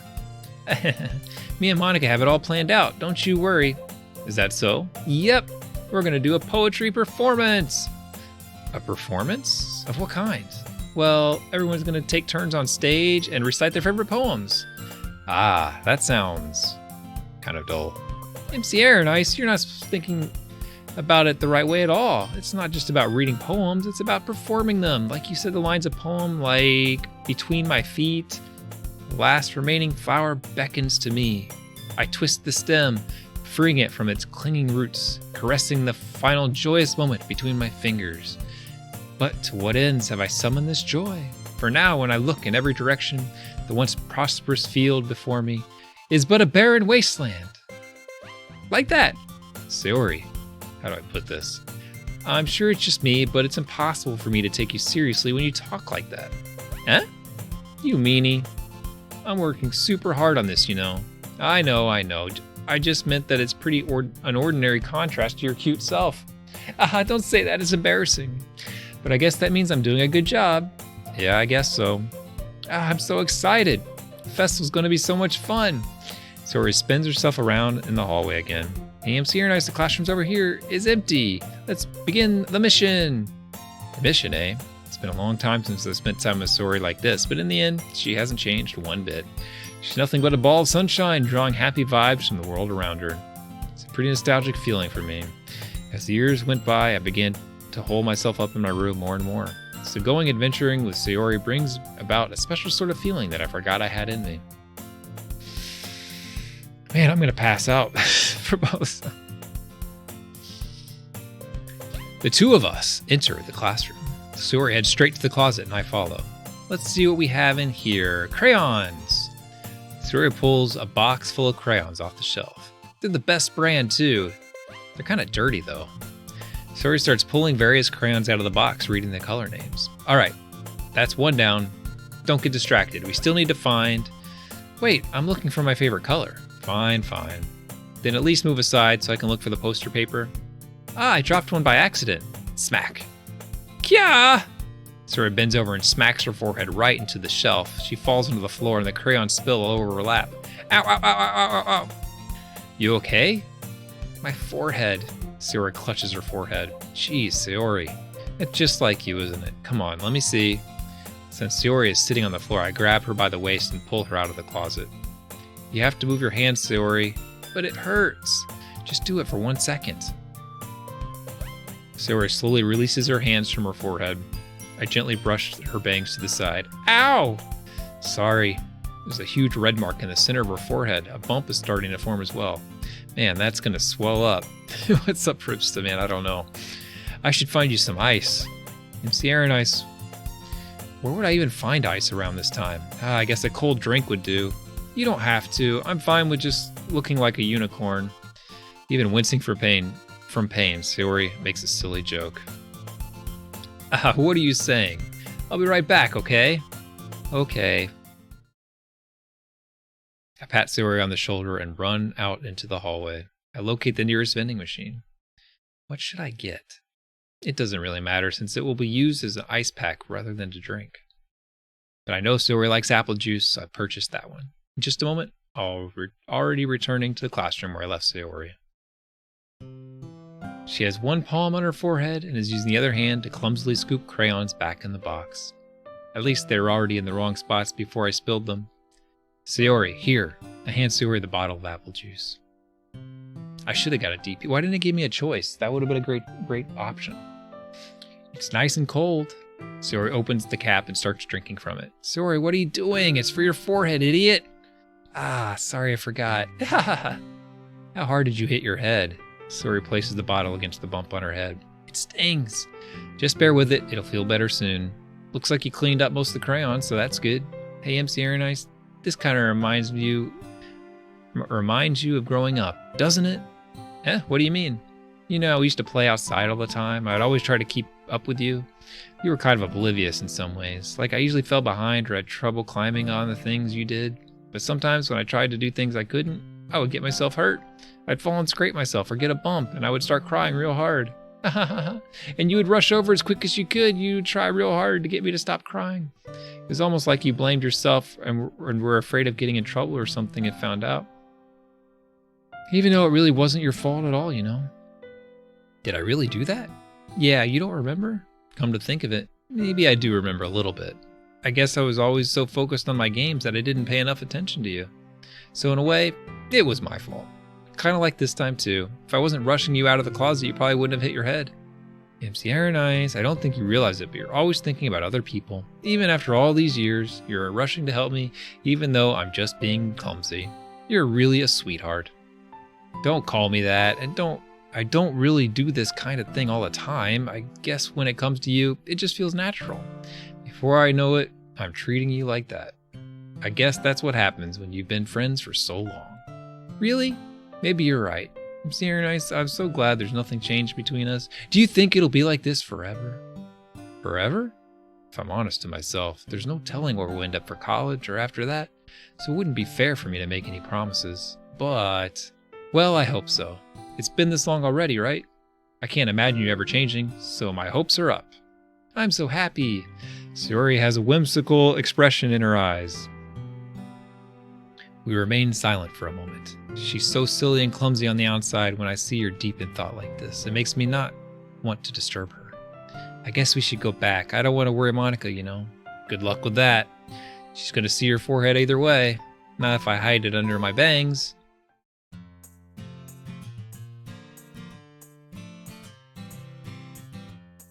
Sayori drops to her feet. Ah! She clutched at her forehead again. Don't stand up so fast after hurting yourself. Ugh! Well, I guess it's too late now. Anyway, let's go. Follow Sayori out of the classroom. Sayori plays with her bangs to try to hide the bump, but without much success. In a moment, we make it back to the club room. Ah, you're back. Good timing. I was just about ready to start sharing our poems. Huh? Sayori, your forehead. She's fine. Don't worry about. I was playing with the crayons and smacked my forehead into the shelf. Ugh. Well, anyway, you're about to find everything we needed. Uh-huh. I have it right. Huh? Sayori frantically glances around herself. I forgot all of the stuff. Calm down, Sayori. I have it all right here. I found the poster paper too. Ah ha ha ha! Sounds like you ended up doing all the work, MC Nice. Ah, well, Sayori, I feel come up with an excuse for Sayori. I made it an adventure. Yeah, that. Ah, okay. In any case, good work. I'll start working on the posters tonight. Me too! Okay, everyone. Are you ready to share your poems? Guess I should grab mine. After making sure the crayon box is closed tightly, I return to my seat. Whew. It's a lot of reading. This is tough to stream. So far, it's yet to be a game. I'm still waiting for the game to start. Who should I show my poem to first? I mean, I'll try Natsuki again. Let's see. I do need a Dr. Pepper if anyone wants to turn one in. I need to stay hydrated, you know?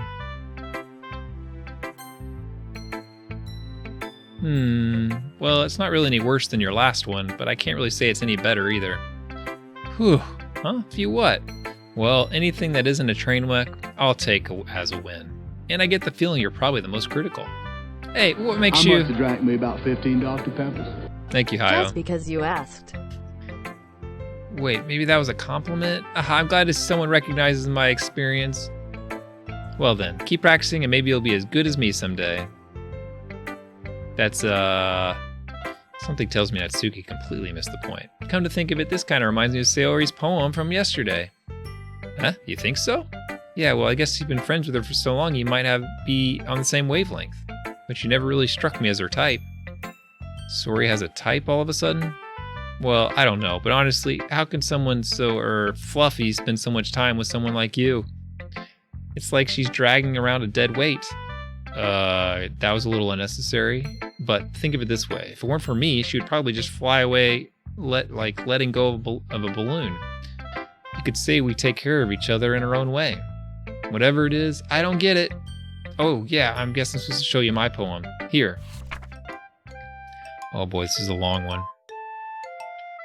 It's kind of annoying that the controller works, but I can't scroll down without using the mouse. Oh, let me get a drink.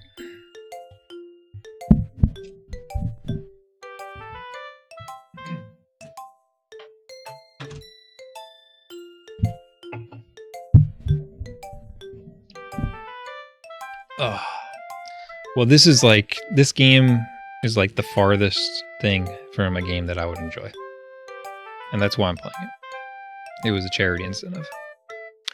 I would never play this of my own free will, you know?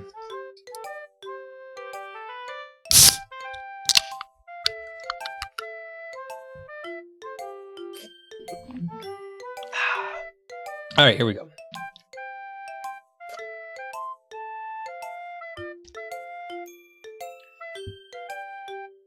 Amy likes spiders.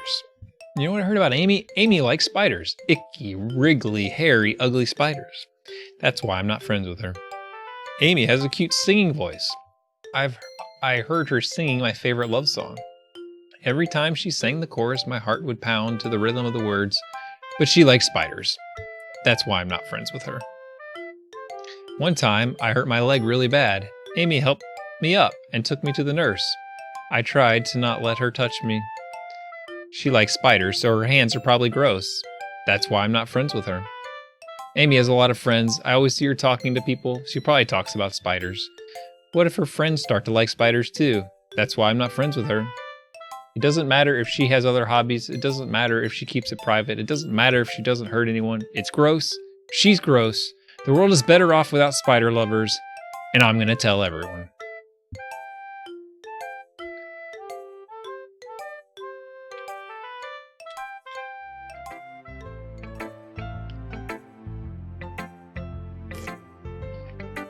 Not bad, right? It's quite a bit longer than yesterday's. Yesterday's was way too short. I just warming up. Hope you didn't think that was the best I could do. No, of course not. Anyway, the message is pretty straightforward in this poem. I doubt I have to explain it. Sometimes you can explain complicated issues with much simpler analogies. And it helps people realize how stupid they're being. Like, anyone would agree with the subject of this poem is an ignorant jerk. Do you know people like that? Of course. It's about how everyone thinks That doesn't matter. It can't be about anything. I wrote it to be easy to relate to. Everyone has some kind of weird hobby or a guilty pleasure. Something that you're afraid if people find out they'll make fun of you or think less of you. But that just makes people stupid. Who cares what someone likes as long as they're not hurting anyone and it makes them happy? She's talking about anime. This is the defense of anime right here. I think people really need to learn to respect others for liking weird things. Well, you're definitely right. At least I can relate to things. And I'm sure a lot of people can too. It's what I do best after all. I don't like writing unless there's a good message to take away from it. Like conveying emotions is important, but I want to make people think, not just feel. Remember that. I'm going to write a good one for tomorrow too, so look forward to it.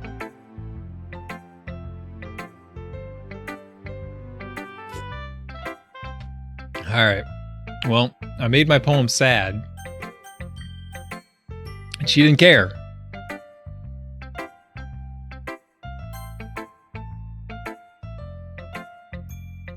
Sierra Nice. I really love your poems. I can't believe you've been hiding these from me. Huh? I'm not hiding anything.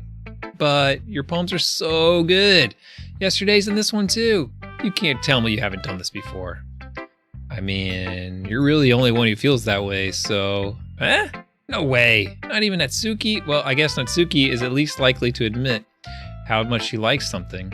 But I don't think it's that. What do you mean? Well, I guess I'll be honest about it.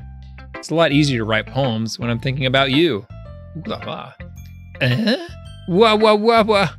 Stop thinking weird things, idiot. I just mean that you're a really expressive person, I guess. How am I supposed to write poems about my own stupid life?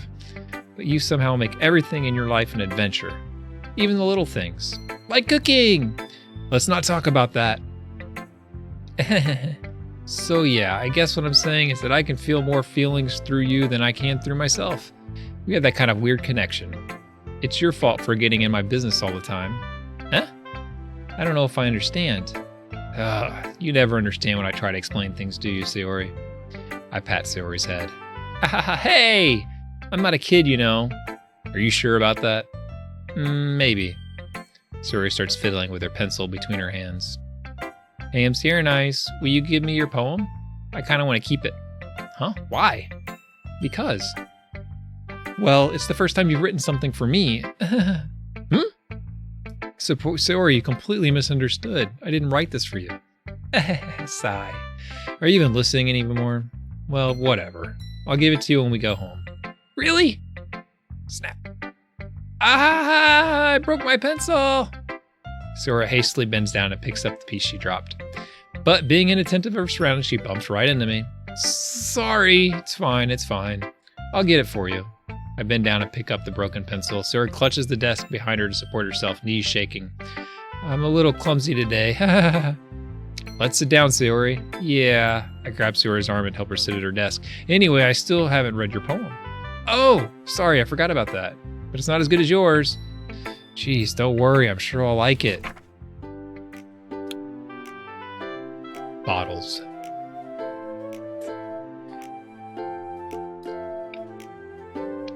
I pop off my scalp like the lid of a cookie jar. It's the secret place where I keep all my dreams. Little balls of sunshine all rubbing together like a bundle of kittens. I reach inside with my thumb and forefinger and pluck one out.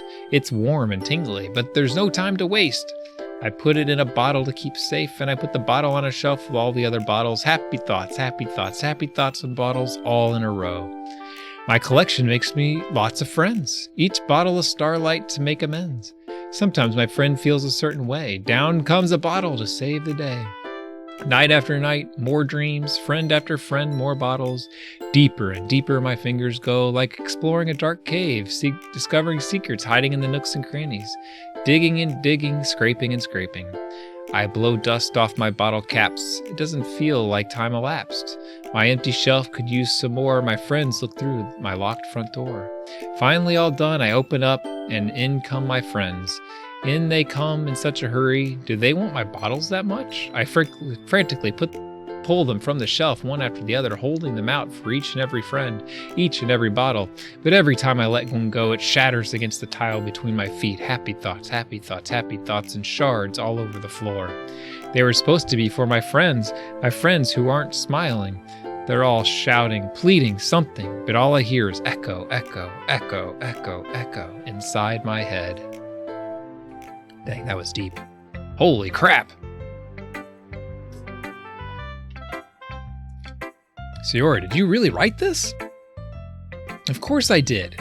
Didn't I tell you yesterday I was going to write the best poem ever? Yeah, but I didn't expect something like this coming from you. Monica taught me a whole lot, and I've been really in touch with my feelings recently. I see that. It's almost kind of creepy. Creepy? Well, not exactly. Maybe just because I'm so used to being cheerful. Well, never mind. I'm thinking too hard about it. The point is, it came out good, so you should be proud of it. Aw, thanks.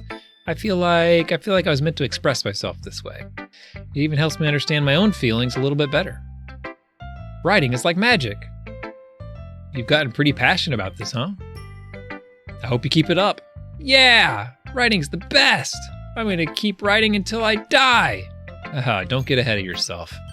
Sori's always had a habit of getting obsessed with something before dropping it no more than a week later.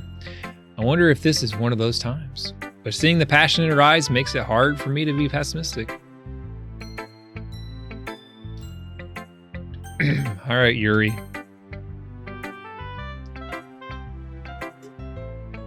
Let's see what you've written for me today. Well done, Ibsir Nice. Your skills are already improving. Really? Thanks, Yuri. Coming from you, that means a lot. Huh? It's nothing. I'm just happy to inspire my fellow writers.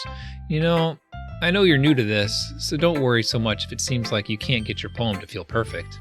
You don't need to be afraid of be a little more daring. Metaphors can go a long way. Don't feel like you need to work your brain like turning a bunch of gears.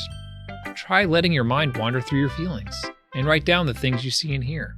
That's one way to truly enable your reader to see into your mind. What's up, fangirl? It's a very intimate exercise. I see. That's certainly interesting technique. Thanks for sharing. I have an example of that if you'd like to read it. Of course. Is this the poem you wrote for today? Yuri nods and timidly hands me her poem. The Raccoon. It happened in the dead of night while I was slicing bread for a guilty snack. My attention was caught by the scuttering of a raccoon outside my window. That was, I believe, the first time I noticed my strange tendencies as an unordinary human.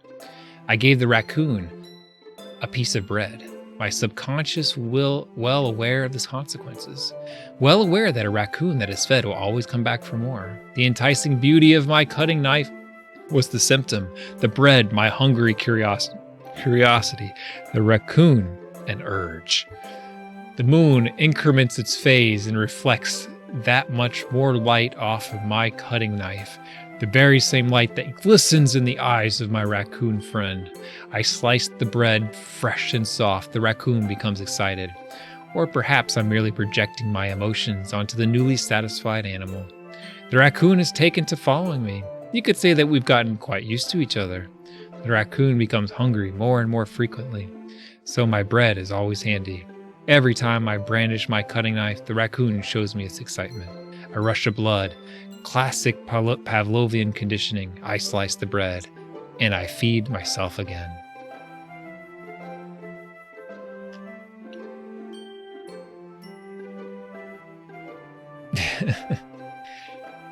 Dude, I did, Maura. That was the beauty of making a Mixer account, is I went to the site and it was immediately made my account. I didn't even have to go to any pages or anything. Are we supposed to analyze this? So like, what's the raccoon and what's the knife? I mean, clearly she's the raccoon because she says she feeds herself again. Or is she saying that the feeding the raccoon is feeding herself? Or maybe the raccoon... See, it says that the raccoon it follows her now. Maybe she's talking about obesity.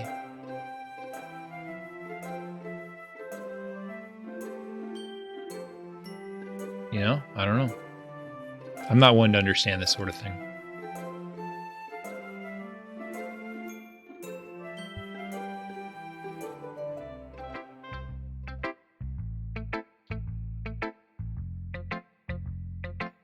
It can be interpreted in many different ways.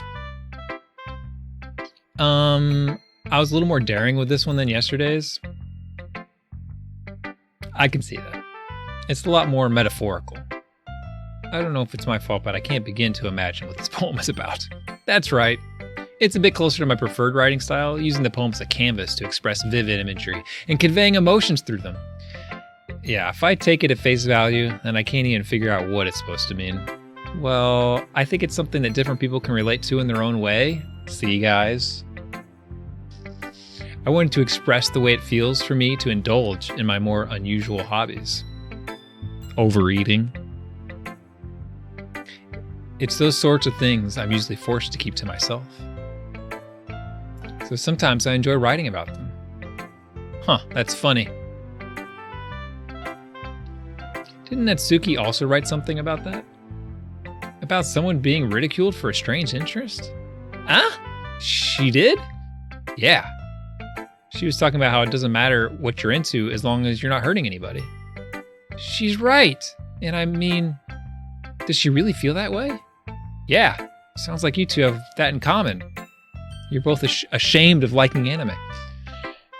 That's interesting. To me, she seemed like the kind of person who would make fun of my hobbies, but I suppose that's my fault for judging, isn't it? Please don't tell her I said that.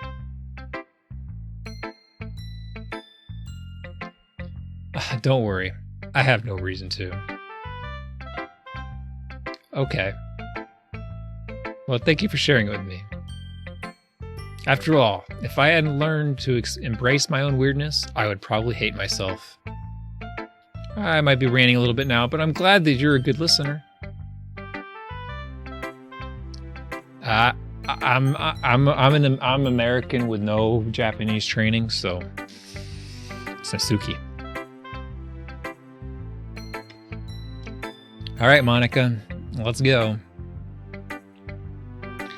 Hi again, it's here, nice. How's the writing going? All right, I guess. I'll take that, as long as it's not going bad. I'm happy that you're applying yourself. Maybe soon you'll come up with a masterpiece. I wouldn't count on that. You never know. Want to share what you put with me for today? Sure, here you go. I gave my poem to Monica. All right. It's pretty good. It makes me think of Sayori, like the other one that she wrote.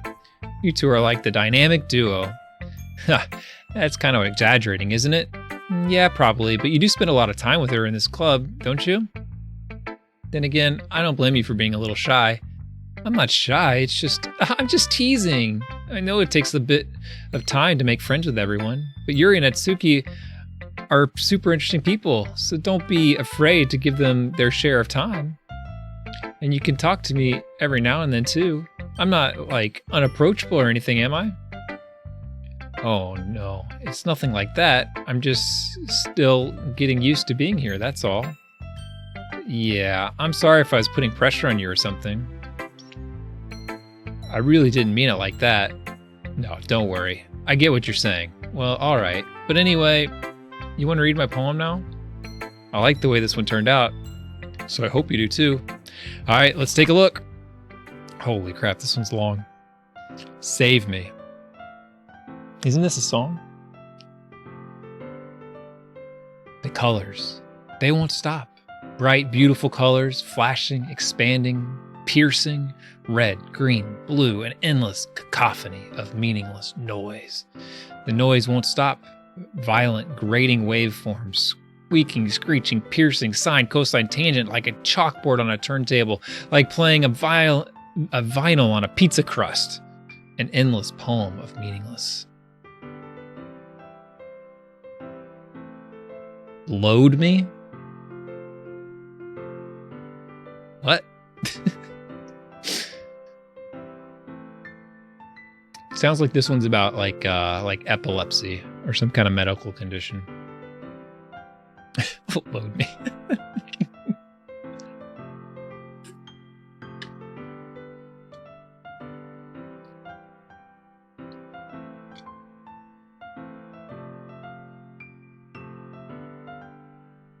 Okay. I'm done. I'm done.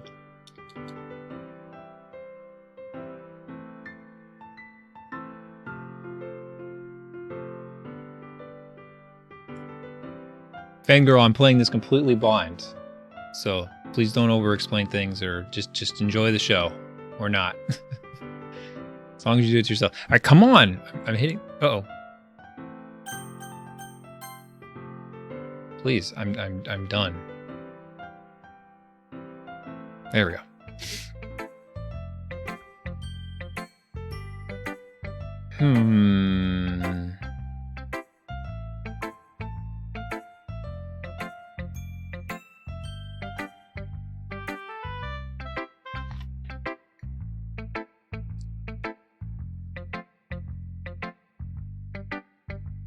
It's even more abstract than your last one, huh? I guess it's just the way I write. I'm so sorry if you don't like it. No, I never said that. It's just kind of a thing I've never really seen before, I guess. I kind of like playing with my space on the paper. Choosing where and how to space your words can totally change the mood of a poem. What do you do to viewers who spoil? Well, it's usually not a problem. It really is hardly, like, it's basically never a problem. I gotta say, you guys, you Doki Doki fans, you're not reflecting well on yourselves. I play games all the time and I don't really get spoilers. But I will ask you to please don't spoil. I do at the moment actually have some mods, so the mods can delete spoilers, and if we have to, we'll time people out. I don't think it'll come to that, but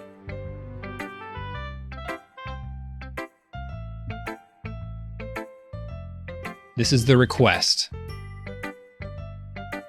It is always someone, man. It's like it comes from a game. When people love a game, they can't help themselves. If people didn't care about the game, they wouldn't say anything. But when people really love a game, I understand the compulsion. You're just like, oh, this part, you just want people to like love it as much as you do. And so you can't help yourself.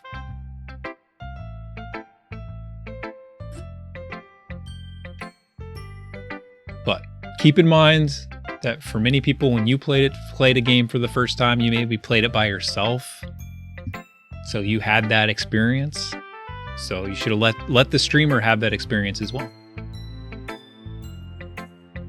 Even if that means not understanding something, because maybe maybe the person will understand it later and they'll get that realization and that self-satisfaction of like, oh yeah. You know?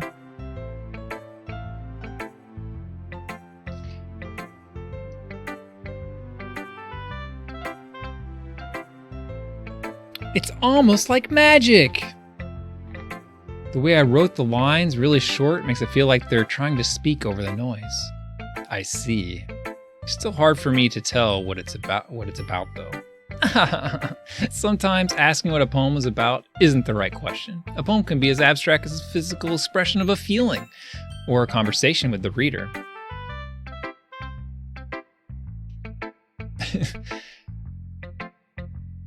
Exactly, Yomi. Sometimes you just gotta sit on your hands, close the chat, you know? I know it's tough. I know it. So putting it that way, not every poem is about something. Anyway, here's Monica writing tip of the day. Sometimes you'll find yourself facing a difficult decision. When that happens, don't forget to save your game. You'll never know when you might change your mind or when someone unexpected might happen. Wait, is this tip even about writing? Dude, this is a meta tip here. What am I even talking about? That's my advice for today. Thanks for listening. All right, I'm going to save.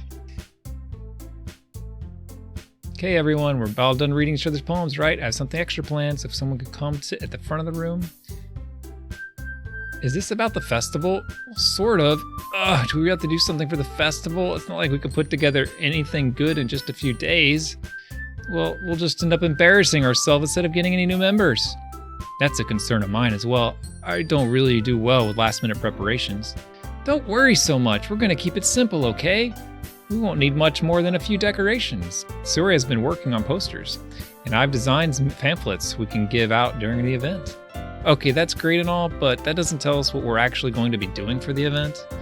Sorry, I thought you heard about it already. We're going to be performing. Performing? Monica? Yeah, we're going to have poetry performance. Each of us are going to choose a poem and recite during the event. But the cool part is we're going to let everyone come up and recite poems too. Sori's putting it all on the posters in case anyone wants to prepare ahead of time.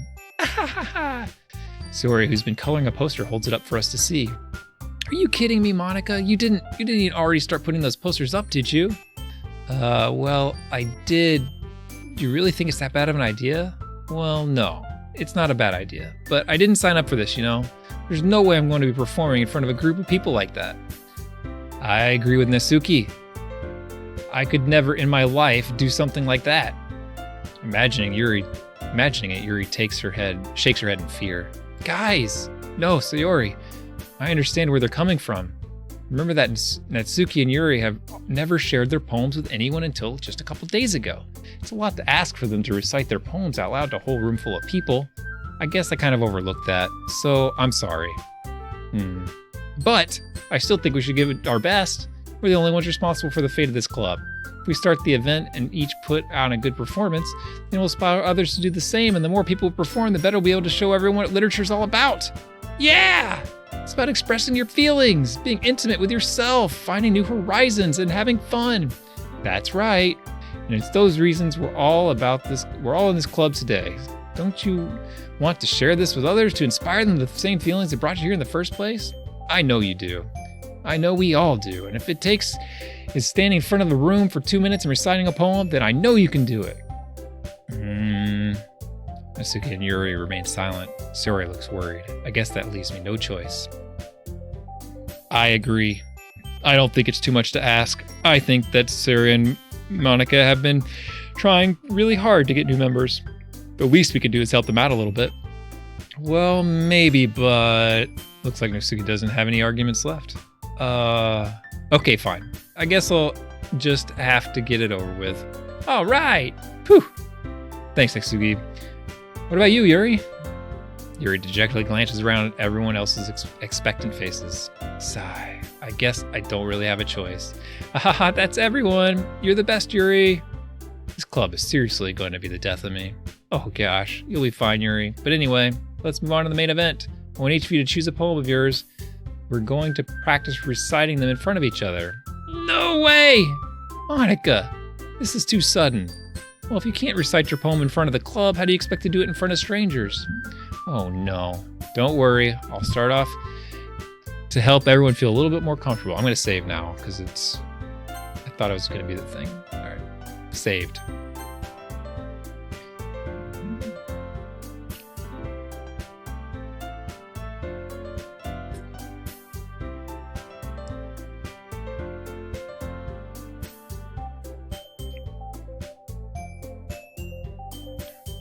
Wait, helicopter something? I don't know what you're talking about. There's one with helicopters. I don't even know what that is. I'll start off to help everyone feel a little more comfortable. Can I go next? Ah, of course. Now let's see. Monica lifts her notebook with a specific poem she has in mind for herself. She then stands behind the podium. The title of this poem is The Way They Fly. Monica begins reciting her poem. Her clear, confident voice fills the room. More than that, her inflection is pristine. She knows exactly how to apply emotion behind each line she recites, bringing the words to life. Is this something she's done before, or is she simply a natural? I glance around me. Everyone has their eyes on Monica. Sayori looks amazed. Yuri has an intense expression on her face that I don't understand. Finally, Monica finishes the recitation. The four of us applaud. Monica takes a breath and smiles. That was so good, Monica. Aha, thank you very much. I was just hoping to set a good example. Are you ready to go next, Sayori? I'll go next. What? Yuri's fired up all of a sudden.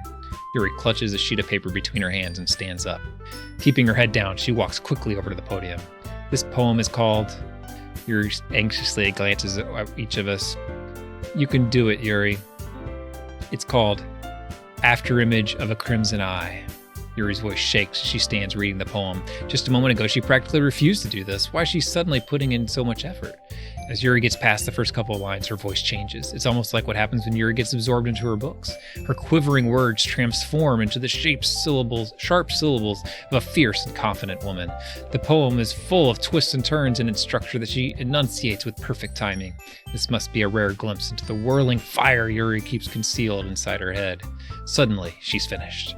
Everyone is stunned. Yuri snaps back into reality and glances around her as if she bewildered even herself. It's up to me to save this situation. I'm the first to start applauding. Everyone joins me afterward and we give Yuri the recognition she deserves. It's not that we didn't want to applaud for her, but we were caught so off guard that we must have forgotten. As we applaud, Yuri holds the poem to her chest and rushes back into her seat. Yuri, that was really good. Thank you for sharing. Looks like Yuri is down for the count. Okay, I guess I'm next then. Sayori hops out of her chair and cheerfully walks up to the podium. This one's called My Meadow. Sorry I giggled.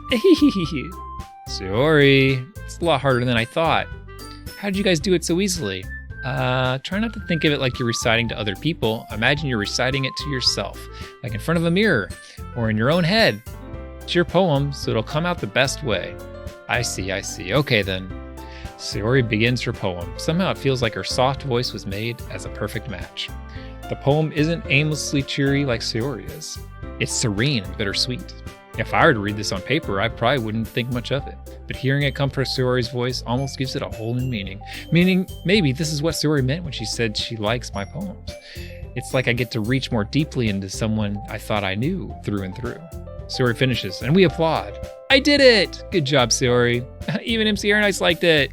I guess that's a good sign. What does that even mean? It came out nicely, Sayori. The atmosphere of the poem fits you really nicely, but it might be that the other poems wouldn't work quite as well with that kind of delivery. I don't really understand. In other words, I've seen poems of yours where that sort of gentle delivery wouldn't work as well. They might need a little more force behind them, depending on what you're reading. Oh, I know what you mean. Well, I've been practicing that kind of thing. It's just embarrassing to do it in front of everyone. Then next time, I'm going to make you pick a poem that challenges you a little more. We don't have much time before the festival, you know. Okay. Now, who's next? Misugi? Don't make me go before MC Airnice. It's not like I can compare to you guys anyway. Might as well let him see I lower everyone's standards a little bit before I have to do it. Suki, fine, it's fine. I might as well get it over with, but it's not like I have much of a selection of what to read. I'll just have to go with what I wrote for today. I stand up and step in front of the podium. Everyone has their eyes on me, making me feel terribly awkward. I recite my poem. Since I'm not exactly confident in my own writing, it's hard to put my energy into it. Despite that, once I finish, I receive applause anyway. Sorry, I'm not really good as everyone else. Don't worry about it so much. I think it's less about your abilities and more about your lack of confidence in your writing. That's something that'll improve over time, though. Yeah, maybe. All right, then. That just leaves you, Natsuki. Yeah, I'm going. Suki begrudgingly gets out of her seat and makes her way to the podium. Poem is called... Why are you all looking at me? Because you're presenting. Anyway, the poem was called Jump. Suki takes a breath. When she starts reciting the poem, her sour attitude disappears a little. While she's still a little unenthused, her poem has a rhythm and a rhyme to it. It's Doki's trademark smile. And it works surprisingly well when spoken aloud. The words feel like they bounce up and down as if given life to the poem. Natsuki finishes and everyone applauds. She huffs back to her seat. That wasn't so bad, was it? Easy for you to say. You'd better not make me do that again. Well, do you at least feel prepared enough to recite a poem in front of other people? I mean, doing it in front of other people will be way easier. I can put on whatever face I want for other people. But when it's just my friends, it's just embarrassing. That's a surprise, Natsuki. I would think it would be the other way around for me. Well, that's just how it is, so... Well, I guess in that case, you won't have much to worry about for the festival. That said, I want to thank everyone for coming through. It might be hard, but I hope you all have an idea of what it's like now. Make sure you pick a poem and get enough practice before the festival, okay? I'll be making pamphlets, so let me know ahead of time which you'll be reciting. Jeez, I should probably find some other poem to recite instead. That's fine too. It doesn't have to be your own. I'm already pleasantly surprised you're putting all this effort for the club. That makes me really happy. Yeah, no problem. Okay, everyone, I think it's about it for today. I know the festival's coming up. Let's try to write poems for tomorrow as well. I've been working out really nicely so far, so I'd like to continue that. As for the festival, we'll finish planning tomorrow, and then we'll have the weekend to prepare. Monday's the big day. I can't wait. I could do this. All right. I stand up. There's no way I'll be able to find some same enthusiasm as Sayori and Monica, but I'll do my best to get through it. If it's for the sake of the club and impressing Monica, then I'll have to do my best. Ready to go, Sayori? Yep. Look at you two always going home together like that. It's kind of adorable, isn't it? Jeez, guys, don't make such a big deal out of it. It must be a little nice, though. Well, how am I supposed to respond to that? It's okay, Mr. Harris, you don't have to say it. Whatever, let's go already. Thanks for that bit, Kev Larson. I walk home with Sayori once more, even though it's only been a few days. A lot of things have already changed. But today, Sayori's being a little quieter than usual on the way home. Hey, Sayori. Sorry, I was spacing out. No wonder. I was just thinking about something from earlier. I like how we get to, Sayori fumbles with her words. So let's just say that one day Yuri asked to walk home with you. Huh? What would you do? What kind of question is that? You're kind of putting me on the spot here. Oh man, glad I saved, huh? We completed a second poem, so poems completed. 2!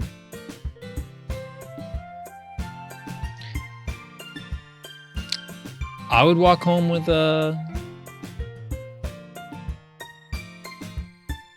I'd walk home with Sayori.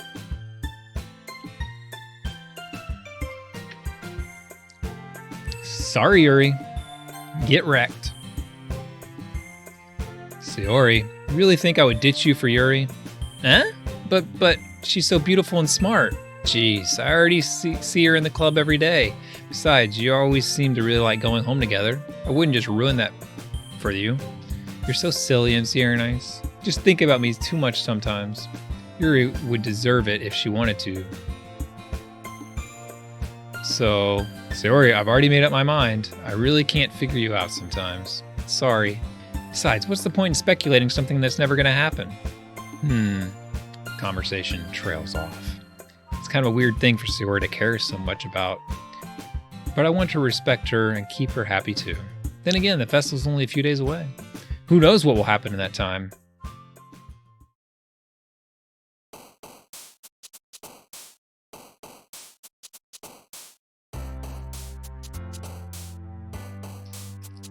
All right.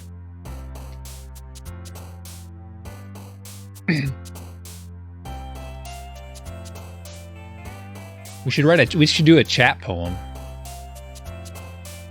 It's kind of showing me the same like words every time though. The lust. I don't think lust goes with my what I've been doing so far. I've been doing like happy thoughts mostly. Well, some sad, but simple thoughts. But it's always the same words, so I don't want to pick the same thing every time. A vibrant sensation in my cheeks. If I make it about food, Sayori will love it. It's a vivid inferno.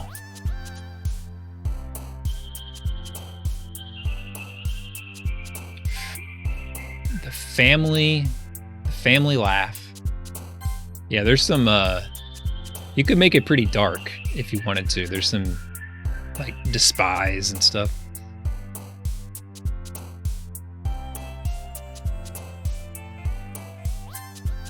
Playground. Chocolate. Pink. Forgive. Awesome. Fireflies.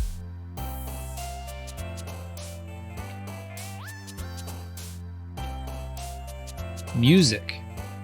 See, you could have suicide. Electricity. We'll do the electricity, Charles Barkley.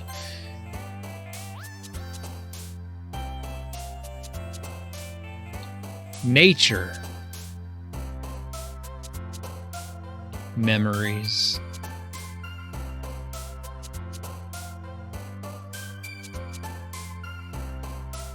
Rainbow. Flying. Calm.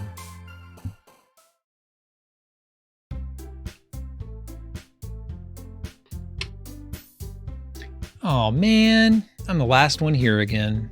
Don't worry, I just walked in too. Were you practicing piano again? Yeah. You must have a lot of determination. Starting this club and now picking up piano. Well, maybe not determination, but I guess passion. Remember that the club wouldn't be here if it wasn't for all of you. I'm super happy that you're all willing to help out for the festival too. I can't wait for the festival. I'm gonna be great. Huh? Weren't you complaining about it just yesterday, Natsuki?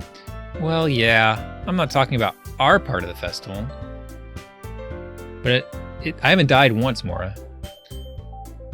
But it's a whole day of school where we get to play and eat all kinds of delicious food. You sound a bit like Sayori all of a sudden. Monica, do they usually have fried squid?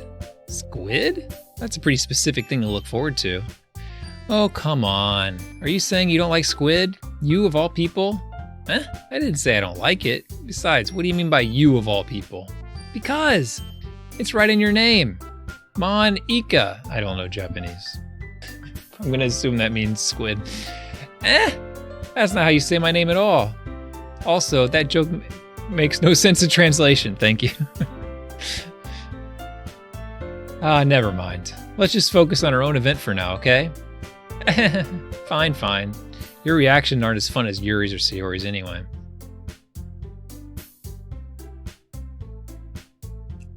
I would assume that my decisions are affecting the game, Kevlarsson, but I don't actually know. I'm playing this totally blind, so I don't really know. But I'm assuming that it has... Otherwise, why would people replay it or watch other people play it if it was the same every time, right? Excuse me. Where is Sayori anyway? Oh, there you are. Sayori is sitting at a desk in the corner of the room looking down and not saying nothing. I walk over to her. Hey, Sayori. I wave my hand in front of her face. Huh? You're spacing out again. Sorry. Don't mind me. You can go talk to everyone else. Huh? Is everything all right? Oh, of course. Why wouldn't it be? It just feels like you're a little off. Sorry for assuming things. Geez, you worry about me. Too much. I'm fine, see? Sayori shows me a big smile. Don't let me distract you from having fun with everyone. Well, alright. If you say so. I worriedly glance at Sayori before turning back toward everyone else. But the conversation is already dispersed, with everyone back at their usual activities. Maybe I should ask Monica if she's noticed anything about Sayori recently. Since they've been preparing for the festival, they must be spending a lot of time together. I timidly approach Monica, who's shuffling through some papers at her desk. Sierra Nice, what's up? Hey, this might sound a little strange, but have you noticed anything up with Sayori recently? Anything with her? Oh, I'm gonna save.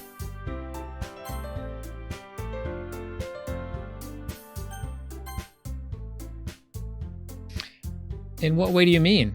Maybe I'm reading a little too much into it too much, but she seems a little bit downcast today. Oh, you think so? I can't say I've noticed anything about her. Monica peers across the room at Sayori, who's idly dragging a rubber eraser up and down her desk. Maybe there's something on her mind, but I'm surprised I'm not the one asking you, MC Nice. You certainly know her a lot better than I do. Yeah, but she's never really liked this. She's always talked to me about things that bothered her. But this time, when I asked her, she was really dismissive. Sorry, I know it's not your problem. I just wanted to ask if you knew anything, so I'll drop it now. No, it's important to me too. I mean, I'm also friends with her, and I also care about the well-being of my club members, you know? Maybe I'll try talking to her myself. Are you sure about that? She seemed like she wanted to be left alone. Are you sure? Maybe she just has a hard time bringing it up with a person of interest. Person of interest? What do you mean by that? I'm saying that maybe the thing on her mind is you, MC Nice. Me? How on earth would you come to that conclusion? Well, I probably shouldn't say too much, but Sayori talks about you more than anything else, you know? She's been so much happier ever since you joined the club. It's like an extra light was turned on inside of her. What? No way. Sayori is always like that. She's always been full of sunshine. It's not any different now than it ever has been. You're so funny, MC Nice. Have you thought about maybe you've always seen her as so cheerful because that's just how she is when she's around you? I said too much. I'm sorry. What do I know anyway? I didn't mean to jump to conclusions, so you should just forget about what I said. I'll try to talk to her so not think about it for now. All right. Monica smiles meaningfully. I know she said to forget about it, but I already know that I won't be able to get her words out of my head. Monica stands up from her desk and walks across the room to where Sayori is sitting. I watch her kneel down next to Sayori and gently talk to her, but she's keeping her voice so quiet I can't hear it from here. I sigh and sit myself down. I know Sayori told me not to worry about her and to have fun with everyone else, but that's impossible to do when she's behaving like this. Exactly how much do I care about her that I'm letting her this weigh me down so much? Now it feels like I'm the one behaving out of the ordinary, but there's nothing I can do besides wait for Monica. VJs start at 8:30 Eastern, so it's like tailor-made for the stream. It's perfect. Because I will be here streaming already.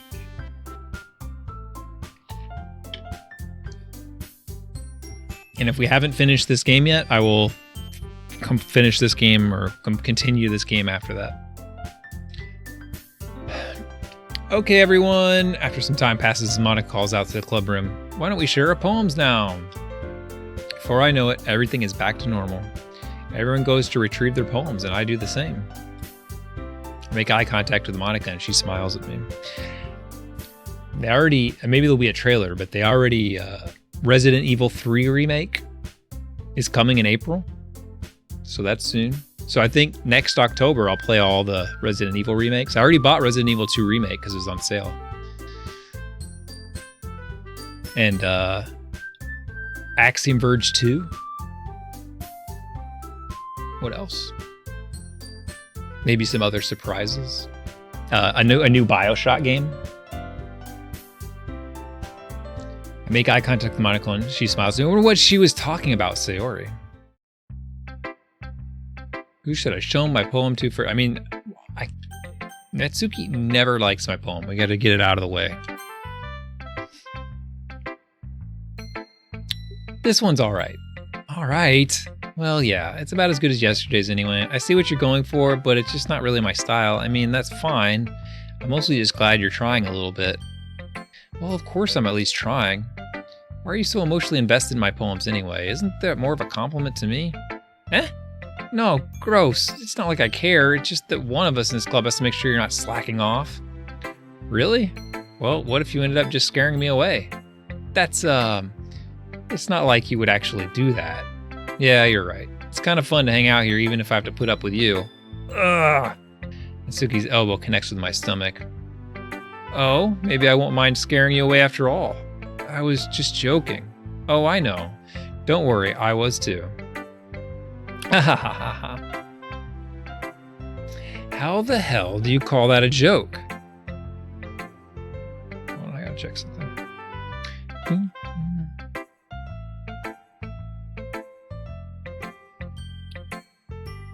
Stop, stop. What is my phone doing? Stop. It won't shut up.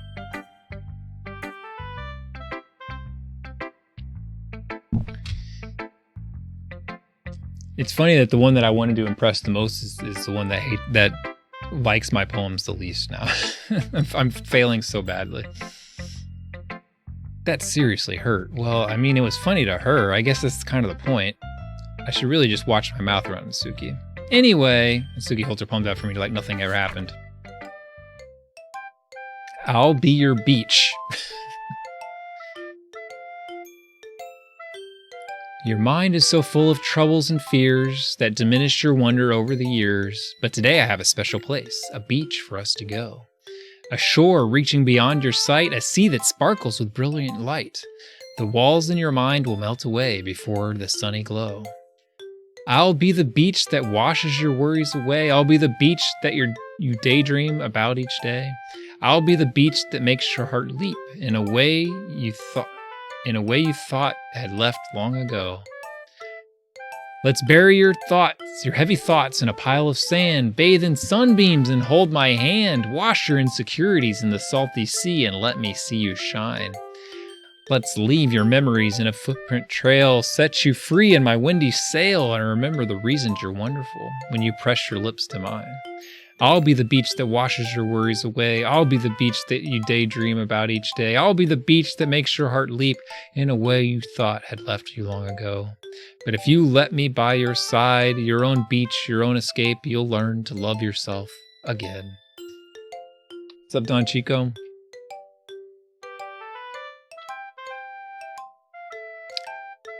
Son of a beach.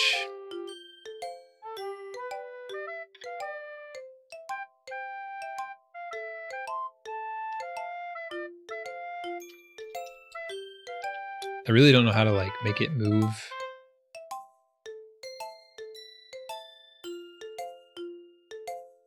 It's like I'm done.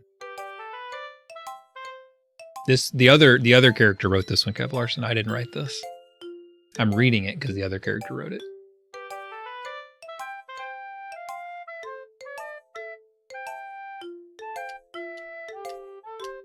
I don't know how to make the stupid game go for. Why is this always a problem? There we go. Yeah. I felt like I kept writing about negative things, so I wanted to write something with a nice message for once. Besides, the beach is awesome. Kind of hard to write anything negative about the beach. So you decided to write about the beach first and then came up with the message later? Yeah, well, it's only because of what happened yesterday. I mean, after Yuri and I realized we wrote about the same thing, she wanted to pick a topic and have us both write about it or whatever. Ugh, you can really see her doing that too. Making us write about a simple topic, then trying to impress me by coming up with something all fancy.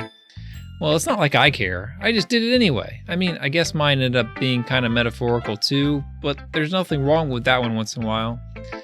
At the very least, it was good practice. All right, well, let's get Yuri's beach poem here.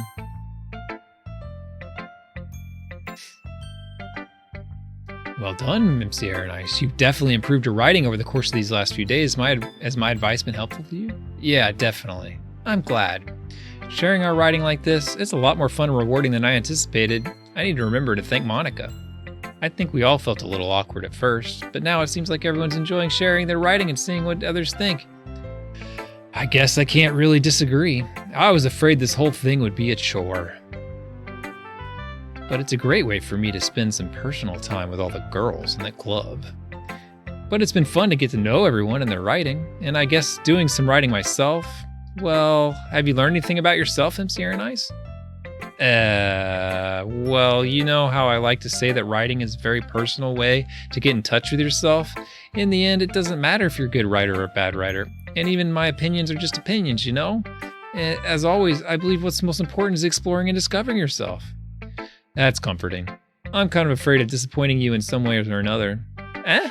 Why me? Well, you're always sophisticated with your writing and have the most advice to share. Is that so? Yuri thinks for a good minute. That must be terrible.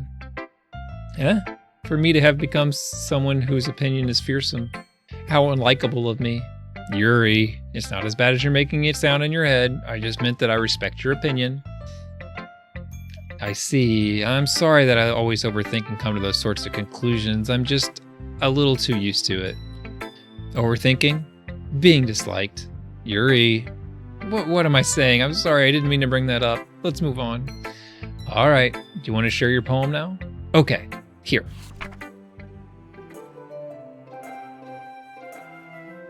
Beach. A marvel millions of years in the making, where the womb of earth chastically meets the surface, under a clear blue sky, an expanse of bliss, but beneath gray rolling clouds an endless enigma. The easiest world to get lost in is one where everything can be found. One can only build a sandcastle where the sand is wet, but where the sand is wet, the tide comes. Will it gently lick at your foundations until you give in? Or will a sudden wave send you crashing down in the blink of an eye? Either way, the outcome is the same, yet we still build sandcastles. I stand where the foam wraps around my ankles, where my toes squish into the sand. The salty air is therapeutic. The breeze is gentle yet powerful. I sink my toes into the ultimate boundary line, tempted by the foamy tendrils. Turn back and I abandon my peace to a road at the shore. Drift forward and I return to the earth forevermore. Dude, my normal streams, my voice kind of bothers me the next morning. This is going to be a disaster. Yeah, it's free. I saw, it showed me that you have this on your wish list, Kev Larson. I was like, wish list, but it's just free. You don't need to wish for anything. It's yours. I guess they don't they make you just sit on this for a while, I guess.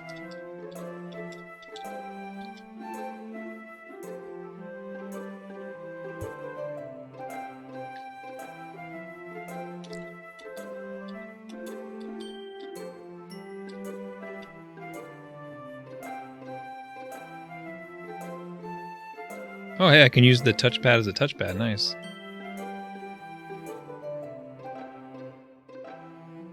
I don't have to use the touchpad after all. Well, maybe I do. Now it stopped working. It worked for a second. Dang it. Okay, I'm done.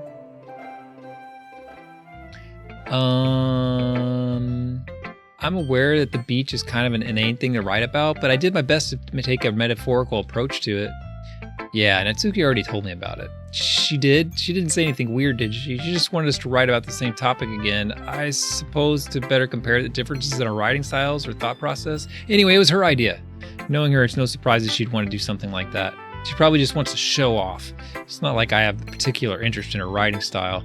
I just went with her request. But, well, I suppose it's not so bad to write about something simple on occasion. It can be refreshing, you know? It's good for me to calm my thoughts once in a while. Yeah, I think I agree. Thanks for sharing.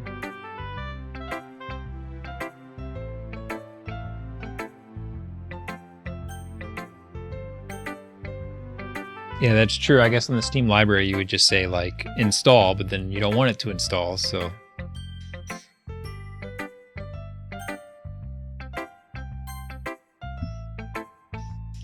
Hi, MC Nice. Have you thought about what you want to submit to perform at the festival? Well, being in this club is one thing, but performing in front of a bunch of people, I'll have to give it some more thought. Okay, no pressure. Whatever you do, I'm sure it'll turn out great. It would also make me happy to see. Anyway, let's take a look at today's poem. Sure. I let Monica take the poem while holding in my hands. It's kind of funny. How so? No, not the poem. I mean, it's funny how your poems and Siore's poems have been getting more and more similar to each other every day. I'm surprised you're so in sync with her. Then again, you've been spending a lot of time together lately, haven't you? I guess you could say that. Although we kind of grew up as best friends, I haven't been seeing as much of her this past year. But since I joined the club, we've been spending a lot of time together again. I see. That reminds me about how Siore's been a little bit off today. Yeah, did she tell you something? Well, I'm serious. You haven't been flirting with her, have you? Of course not. I've been treating her like I always do. All right. Just making sure. I know how much you care about her. It would be terrible if something bad happened to her, so keep an eye on her. Siore's been acting so much happier ever since you joined the club. What could have happened all of a sudden? Well, never mind. This really isn't the time to talking about this. Anyway, I'll share my poem with you now, all right? All right. The Lady Who Knows Everything. An old tale tells of a lady who wanders earth, a lady who knows everything, a beautiful lady who has found every answer, all meaning, all purpose, and all that was ever sought. And here I am, a feather, lost adrift the sky, victim of the currents of the wind. Day after day I search. I search with little hope, knowing legends don't exist. But when all else has failed me, when all others have turned away, the legend is all that remains, the last dim star glimmering in the twilight sky. Until one day the wind ceases to blow. I fall and fall even more gentle as a feather, a dry quill, expressionless. But a hand catches me between the thumb and forefinger, the hand of a beautiful lady. I look at her eyes and find no end to her gaze. The lady who knows everything knows what I am thinking. Before I can speak, she responds in a hollow voice. I have found every answer, all of which amount to nothing. There is no meaning. There is no purpose, and we seek only the impossible. I am not your legend. Your legend does not exist. And with a breath, she blows me back afloat, and I pick up a gust of wind. Dang, this one's dark, huh?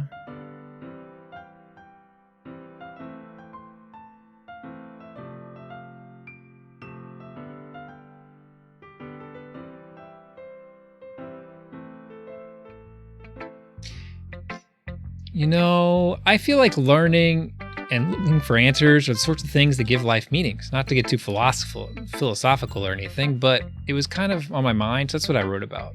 I see. I never really put much thought into it. In a way, it's almost paradoxical, because if we had all the answers, wouldn't the world start to lose its meaning?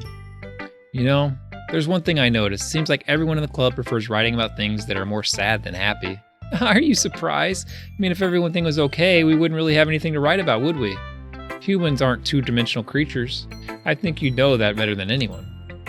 You mean one-dimensional? Yeah, that. Anyway, here's Monica's writing tip of the day. Are you ever too shy to share your writings because you're afraid it's not that good? It can be really disheartening to get lukewarm response to something you put so much into.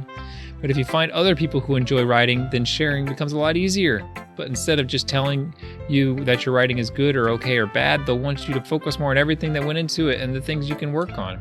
It's much more encouraging that way, and it will make you want to continue improving. It's almost like having your own little literature club, don't you think? That's my advice for today. Thanks for listening.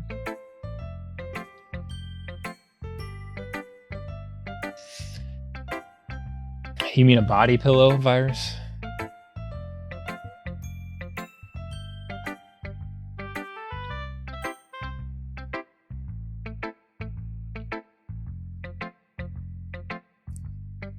All right, Sori, what you got? This is your best one so far. It's really, really nice and very nice. Thanks. Sori, you've been a little quiet today. Is everything all right? Of course. Everything is fine. Maybe I'm just a little tired today. Do you want a nap or something? No, that's silly. Don't worry about me, okay? I only want to see smiles on your face. Well, all right. Hey, I'm very nice. I'm still a little surprised.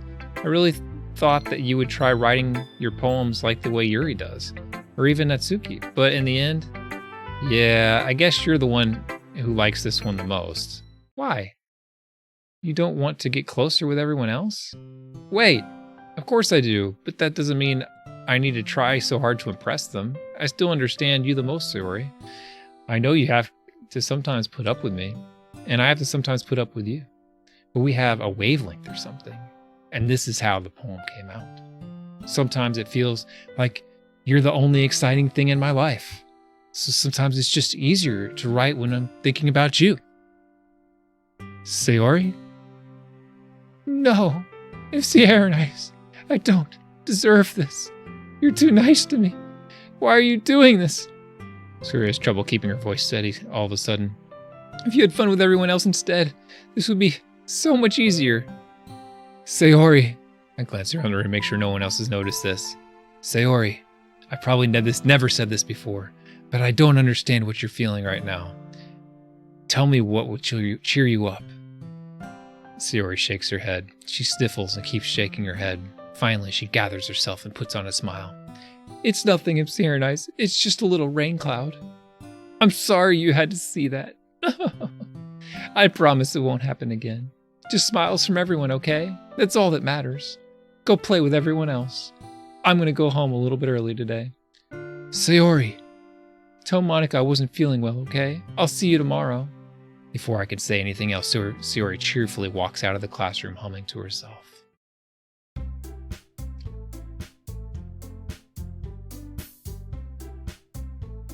I don't know. I think she was... I don't know. It did kind of feel like she was rejecting me, didn't it? But she's also happy, so maybe not. Okay, you three. Actually, I finished a poem. Hold on, let me update the counter.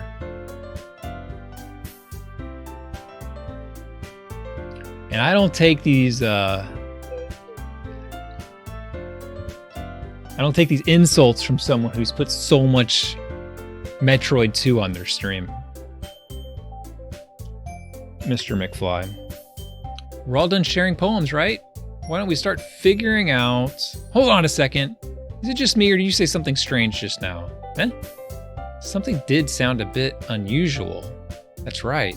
You deviated from your usual catchphrase when addressing the club. Catchphrase? I don't have a catchphrase.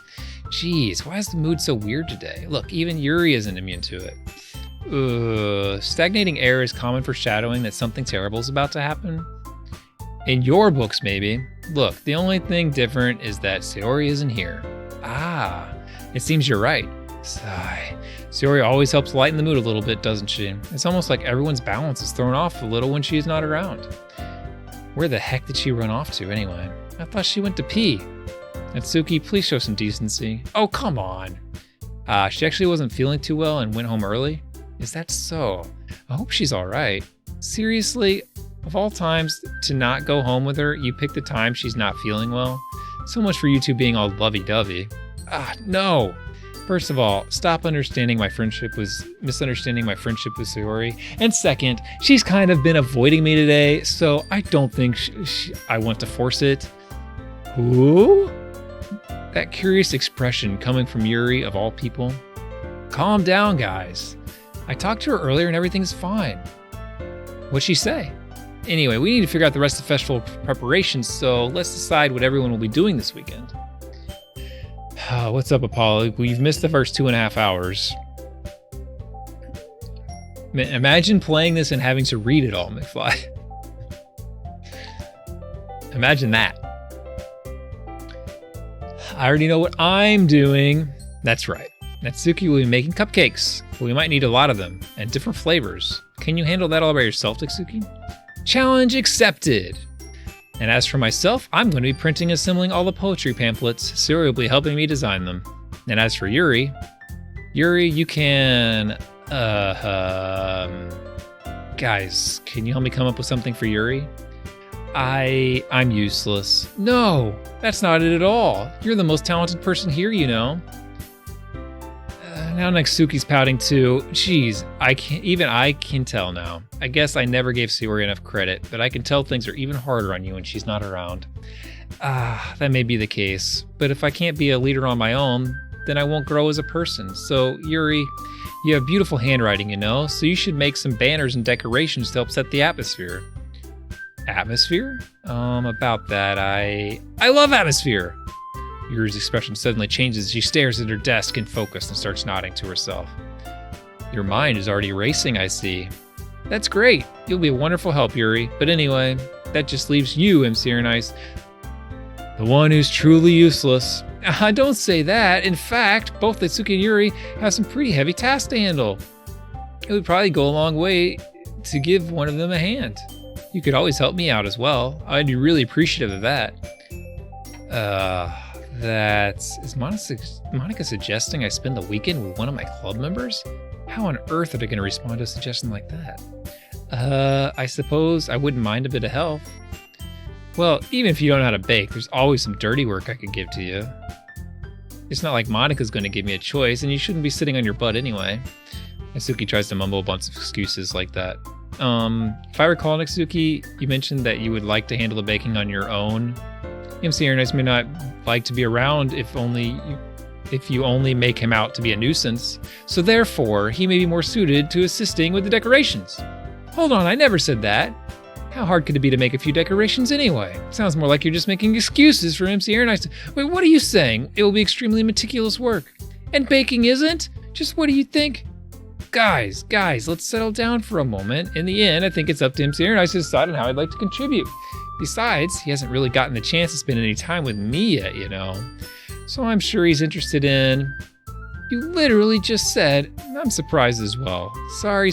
I was just saying though, jeez, can we just settle this already? Yeah, and Senior Nice, you're okay with this, right? In the end, it's up to you. Of course. Very well. In that case, everyone looks straight at me. Oh no.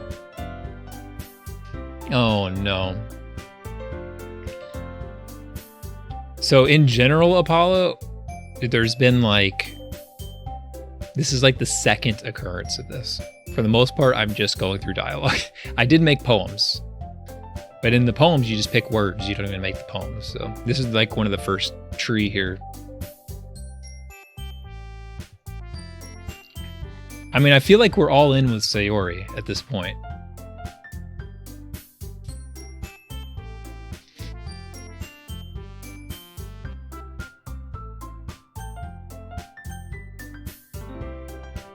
Like if I pick Yuri, all right, Tsuki, like Sayori's gonna lose it.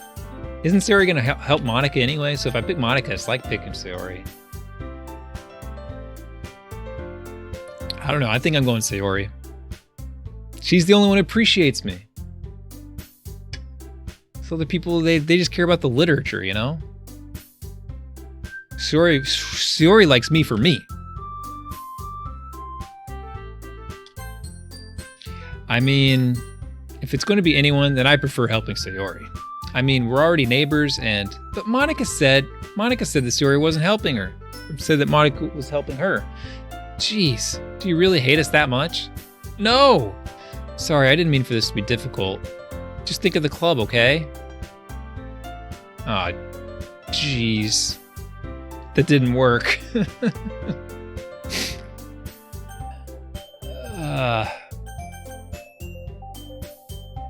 I don't know. I feel like I can't pick Yuri or Natsuki because they're just butting heads so much. I don't want to contribute to that. So I think I gotta pick Monica. Plus that lets me hang out more with Sayori. She's the only one who likes me, so Monica it is. Well, I guess I should probably be helping Monica. Yeah, you picked me! Hold on 1 second. Yeah, Monica, you're the one who needs the least help out of all of us. But I agree with Natsuki. Not only is your work already most suitable for one person, but you already have Sayori as well. But MC Nice was the one who... that doesn't matter. You were the one who scared him into picking you in the first place. You're the club president, Monica. You're supposed to make responsible decisions for the club. Monica, you shouldn't let ulterior motives interfere with this decision. Ulterior motives? What are you trying to say, Yuri? In fact, it sounds like you guys are the ones with ulterior motives. Excuse me! Otherwise, this wouldn't have been made in such a big deal in the first place. That's completely false, Monica. Yeah! We already have lots of work to do, you know. We won't do as good of a job if you make us work alone. Ah, maybe that's true. Think of the club, Monica. If we want our event to succeed, we need to appropriately distribute our resources. So are you gonna do the right thing, President? Okay. I get it. It's technically most logical for MC and I to help one of you two. So, I guess that's what we'll do. Oh, come on. This is what I didn't want to do.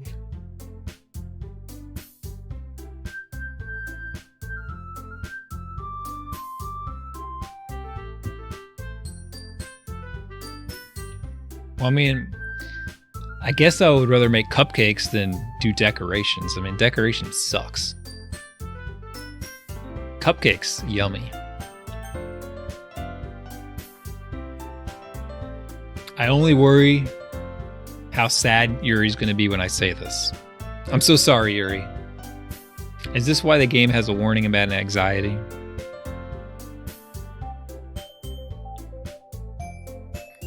R.I.P. Yuri. Well, baking sounds like it could be fun. And you guys made it sound like a lot of work, so it could probably use 2 people. Don't worry, baking is a ton of fun. You'll definitely agree. Huh? Just a minute ago, you were saying that's because... Never mind, okay? Well, anyway, you'll be fine by yourself, right, Yuri? Of course. I'm used to it after all. Oh, depressing. That's good. Even though Yuri is being melodramatic, it's a little hard not to feel bad.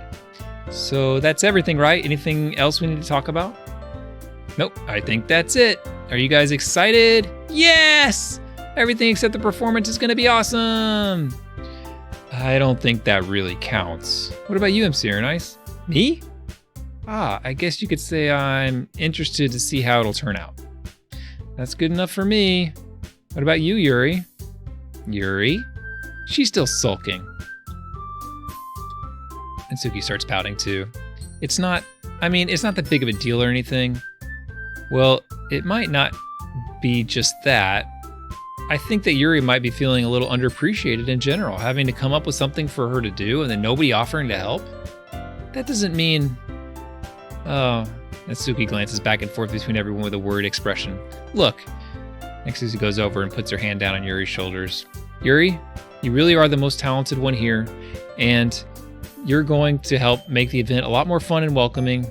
I mean, the cupcakes will probably help a lot too, but you're going to make the atmosphere special.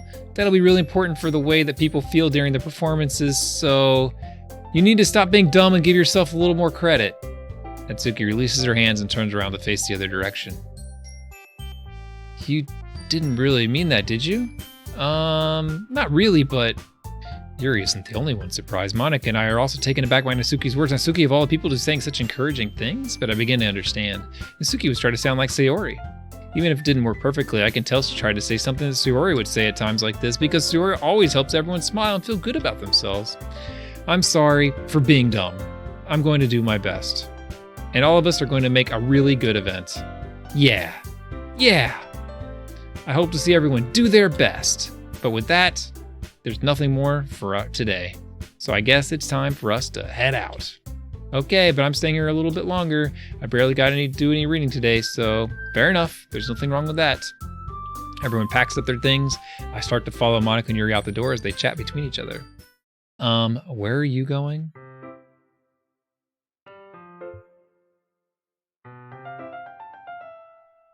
So yeah, I am Apollo. I didn't know it, but yes, I am a dude. And Sayori is my neighbor and best friend. And she got me to join this literature club, and now everybody keeps trying to impress me.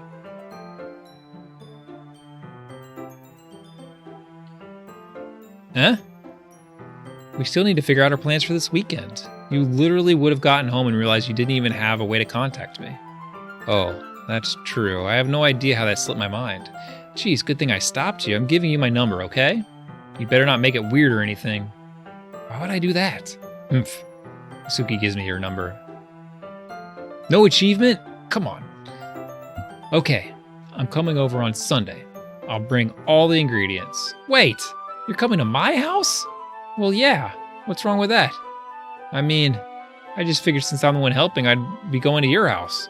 Yeah, right. Like I could have a guy over my house. My dad would kill me. Really? That's kind of strict if you ask me. Yeah, how do you think I feel? I can't do anything when my dad is home. Anyway, I just needed to complain for a second. We each have each other's numbers now. That's all I needed from you. I guess I'll text you when I'm coming over. All right, fine by me. Yeah.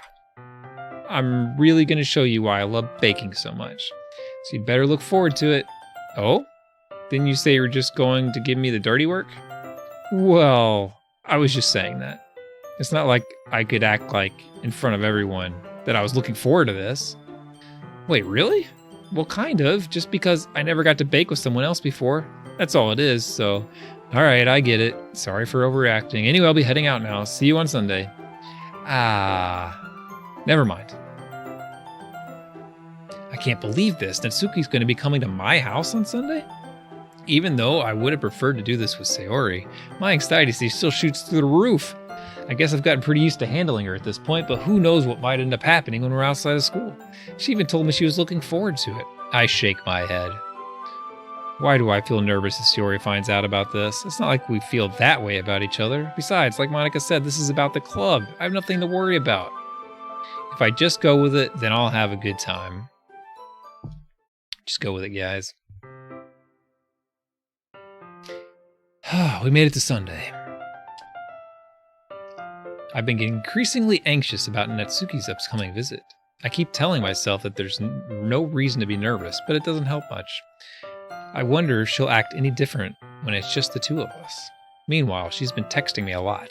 We sent each other one after exchanging numbers to double check, but it turned into conversation. She's almost a different personality on the phone, using tons of emoji and cute language. She also really likes complaining about things, but I kind of saw that one coming. But putting Natsuki aside, I haven't heard a thing from Sayori since I left the club earlier the other day. It's not like we text each other all the time or anything, but I've been worried about her in the back of my mind.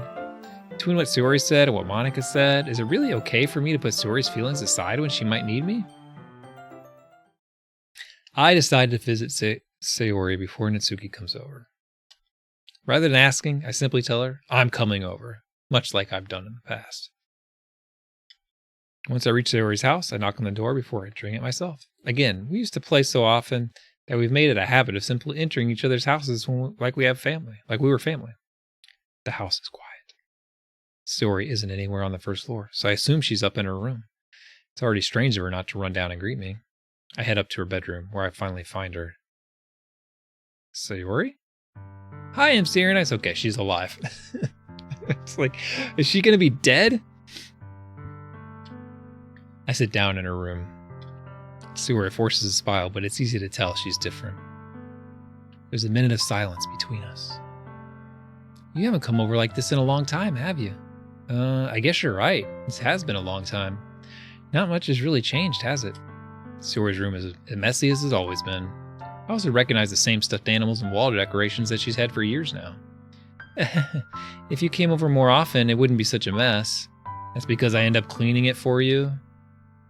How come you suddenly wanted to come over today? Aren't you supposed to see Natsuki today? Yeah, but wait, how did you know that? Sayori had already left by the time we decided our last meeting. Monica told me. It's only natural for her to keep me informed about the festival preparations, right? Ah, that's true. But what about you? Aren't you going to be helping Monica today? Of course. But I'm just helping her online. We didn't plan to meet up or anything. Ah, so it's just me and Natsuki then. Yep. There's more silence between us.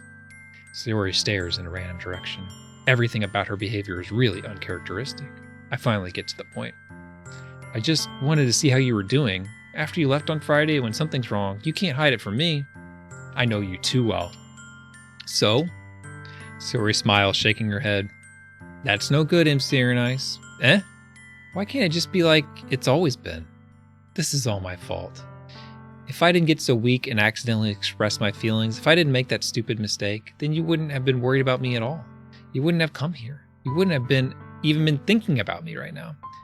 But this is just my punishment, isn't it? I'm getting punished for being so selfish. I think that's why the world decided to have you come over today. It just wants to torture me. Sayori! I grab Sayori by the shoulders. What on earth are you saying? Are you listening to yourself right now? I know something happened to you. There's no other explanation for you to be like this, so tell me already. Until I know, I won't be able to stop thinking about it. Remember when she hit her head? Maybe she's got a concussion. Ah, ha ha ha. Sora gives me an empty smile. You really put me in a trap, MC Nice, but you're wrong. Nothing happened to me. I've always been like this. You're just seeing it for the first time. Seeing what? What are you talking about, Sori? You're really just gonna make me say it, aren't you, MC Nice? I guess I have no choice this time. The thing is, I've had really bad depression my whole life. Did you know that? Why do you think I'm late to school every day? Because most days I can't find a reason to get out of bed. What reason is there to do anything when I fully know how worthless I am? Ah, jeez. Why go to school? Why eat? Why make friends? Why make other people put their energy and caring to waste by having them spend it on me? That's what it feels like. And that's why I just want to make everyone happy without anyone worrying about me. The poem. I'm in shock. I can't even figure out how to respond. How is this possible that Sora kept this from me the entire time that I had known her? Did she really want so badly for me to just not think about her? Why, Sayori? Why is it that you've never told me about this? It almost feels like I've been betrayed as your close friend. Because if I knew, I would have done everything I could to support you. Even if there's only so much that I could do. I would have tried a little bit harder to make every day a little better for you. That's why I'm your friend. All you had to do was tell me. You don't understand at all, MC Nice. Why do you think I didn't tell you? Because if I told you, then you would have wasted effort caring about me instead of doing important things. I don't want to be cared about. It's bittersweet when people try to care about me. It feels nice sometimes. It also feels like a bat being swung up against my head. Jeez. Dude, this is too real, man. That's why I wanted so badly for you to make friends with everyone else. Helping everyone be happy together is the best thing for me. But then I discovered something else too. Seeing you make friends and get closer with everyone in the club, it feels like a spear going through my heart. So that's why. That's why I decided the world just wants to torture me. Every path leads to nothing but hurt. Ahahaha. Freaking laughs. You're right that I don't understand. I don't understand your feelings at all, Sayori. But I don't need to understand. Whatever it takes me to help you stop hurting, that's what I'll do. No, MC Nice, there's nothing. Nothing at all. The only thing you could have helped is if everything could be like it always was. But I was selfish. I finally showed you what a horrible person I am. Tears streak down Sayori's face. I made you join the literature club because I was selfish, and I was punished by my heart hurting in a way that I couldn't understand. And now you come here, and I made you hurt too. I'm just weak and selfish. This is pretty real, man.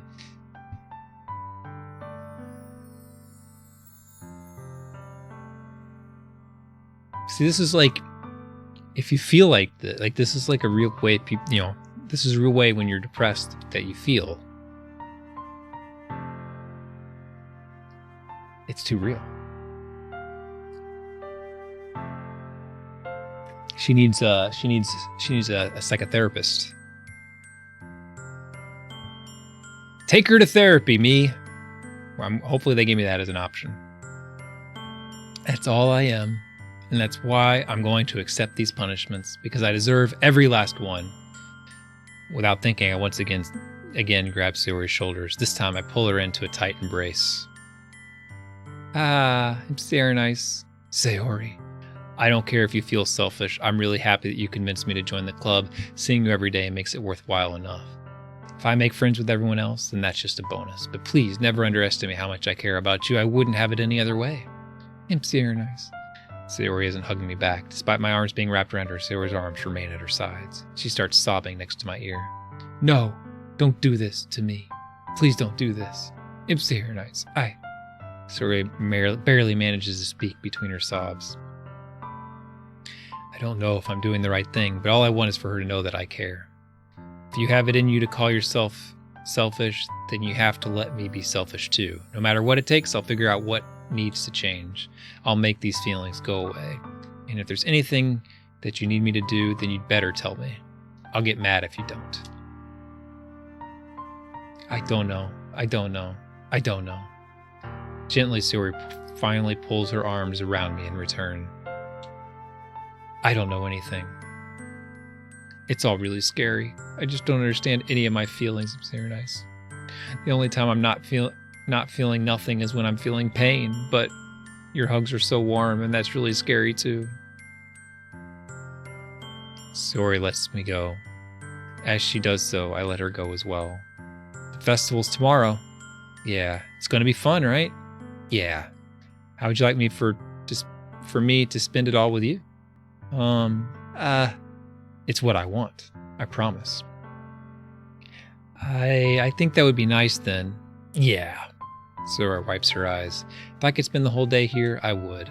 Of all days, this has to be the one where I have other plans. Maybe I should cancel. No, don't. Please don't. If you did that, then I really wouldn't forgive you. But it's almost time for Natsuki to meet me at my house. At the very least, don't you want to come along and help out? It would be fun. To my surprise, Sayori shakes her head. I'm sorry. I don't know if that would be very good for me today. You understand, right? It's kind of hard for me to fully understand, but I'm trying my hardest. It's okay. Don't worry too much about it. I'll see you tomorrow, okay? All right. I look forward to it.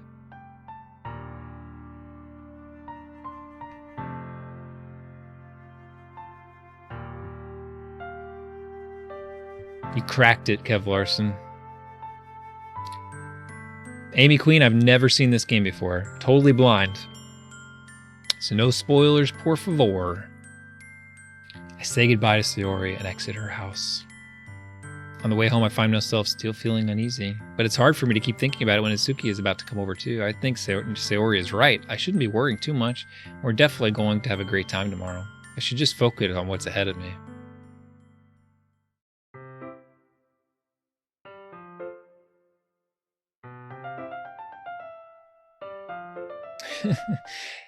Yeah, hopefully I get to pick the cupcake flavor or something.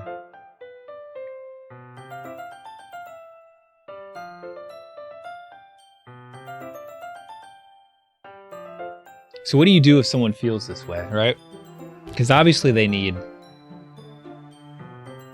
a therapist or something, right? Do you tell them that they have to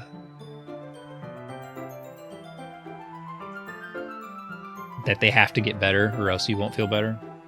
You have to guilt them into it or something?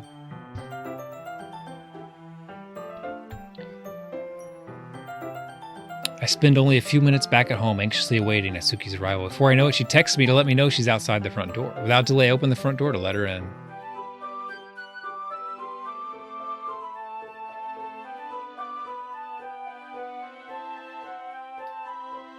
Yeah, I have had a DP, Dan. Otherwise, my voice was killing me. I had to. Well, I had a friend who was like dealing with this pretty severely. And it was one of those things where it was just like, you know, encouraging them to seek therapy. But if you're in that mental space, of course, their thought process is, why would I do that? I already know that this is the way I am, right? Because they're still in their same mindset. So it's really hard. Like, it's kind of a catch-22. Much like this game. This game is exposing that.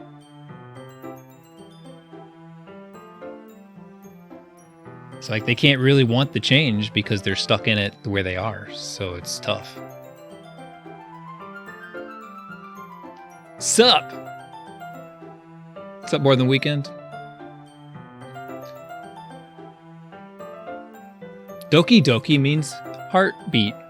We learned that today. Hey! I don't know what I was expecting, but seeing Natsuki in something other than her school uniform today totally threw me off. Seeing her in such cute clothes makes the uniform seem totally unfitting in comparison. Jeez, don't make it feel so awkward already. It's gonna be a long afternoon, so don't be weird just because you're not used to seeing me outside of school. Anyway, I'm coming in. I see you brought a lot of stuff. Natsuki is carrying a large bag that is probably full of baking supplies. Well, I didn't want to come all this way just to find out your kitchen isn't equipped for the job. You brought everything I asked you to, right? Yeah, I did. Yesterday, Natsuki asked me to buy a bunch of ingredients if I didn't already have them at home. Good.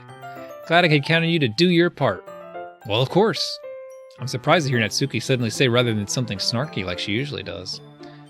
Could it be that she's a little different outside of school after all? I mean, in my opinion, Natsuki is a I think she's a vampire.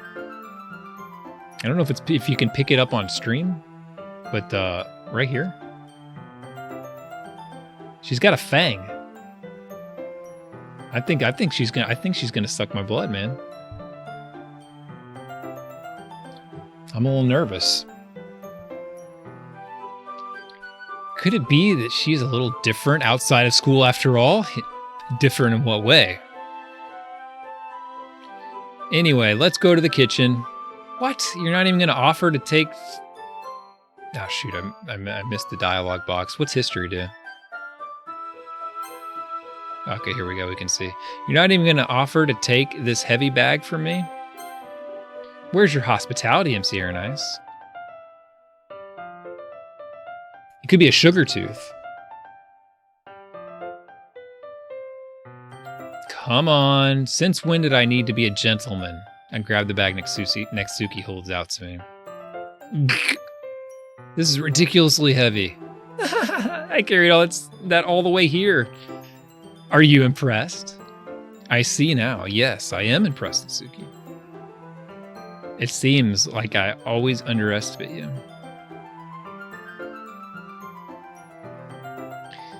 Man, that says a lot more about Japanese culture, I guess. Maybe they think vampires are cute. I mean, I would say American culture's vampires are sexy, you know, kind of dark and mysterious. It's because I'm so small, isn't it? You jerk.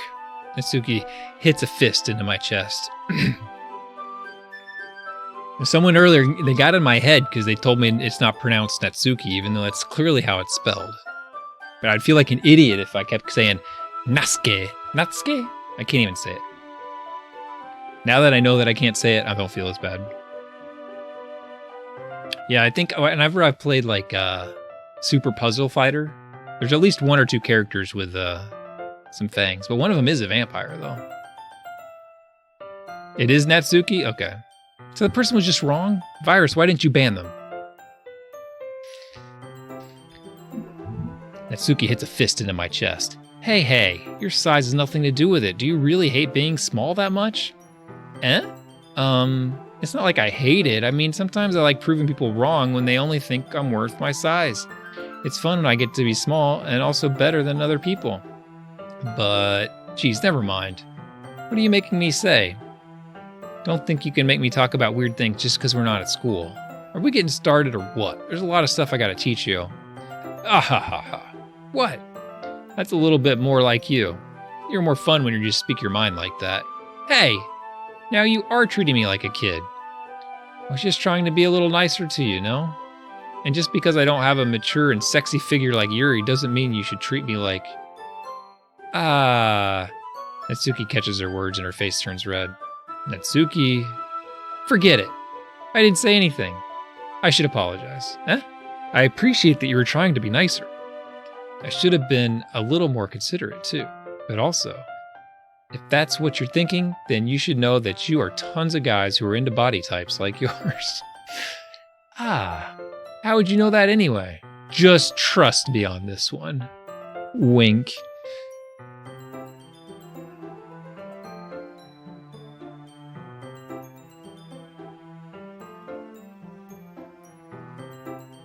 Gross. Hey, was that to me? Who else? Man, let's just get started already. You get all sour when a girl calls you gross. I finally found your weakness, MC Airnice. Natsuki smiles deviously. Please spare me. Well, if Natsuki decides to dish out more insults like that, there's no way I'm not fighting back. But she's satisfied enough for now, finally starting to pull things out of her bag so we can get started.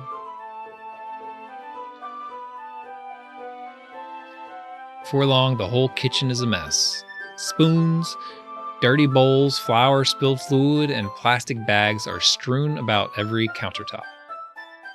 The mixer isn't big enough to make all the batter at once, so we've had to do it several times.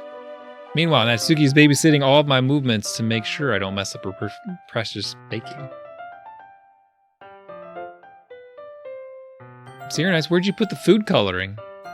The batter's going to be in the oven soon, so I need to fill the trays. I think it's still in the bag next to the table. What are you using it for? The color of the batter, of course. Blood red. I'm making each tray a different color. That way, even if the flavors aren't different, everyone can still pick their favorite. Ah, that's a cute idea. Are we doing anything like that with the icing? Do you want to? You're asking me? I don't really have a preference, so come on. You're not putting any heart into this at all. Can't you at least try to have fun? I'm having fun. I'm not really sure what Natsuki's trying to get out of me. Meanwhile, I see her separate the batter into smaller bowls and put a few drops of food coloring into each. Ah, that does look pretty cool. See? It's not like baking is just about following instructions. The presentations were to be creative and have the most fun. It's a million times more worth it in the end if just looking at it makes everyone's eyes light up. Like the ones you made on your first day, huh? I recall Natsuki proudly presenting her cat-shaped cupcakes and Sayori Monika's delighted expressions. I wonder if I can make Natsuki proud of like that too. Yeah, maybe I'll use the food coloring then. Sounds like you're starting to understand. Let's make sure you completely finish mixing the icing before you mess with the food coloring.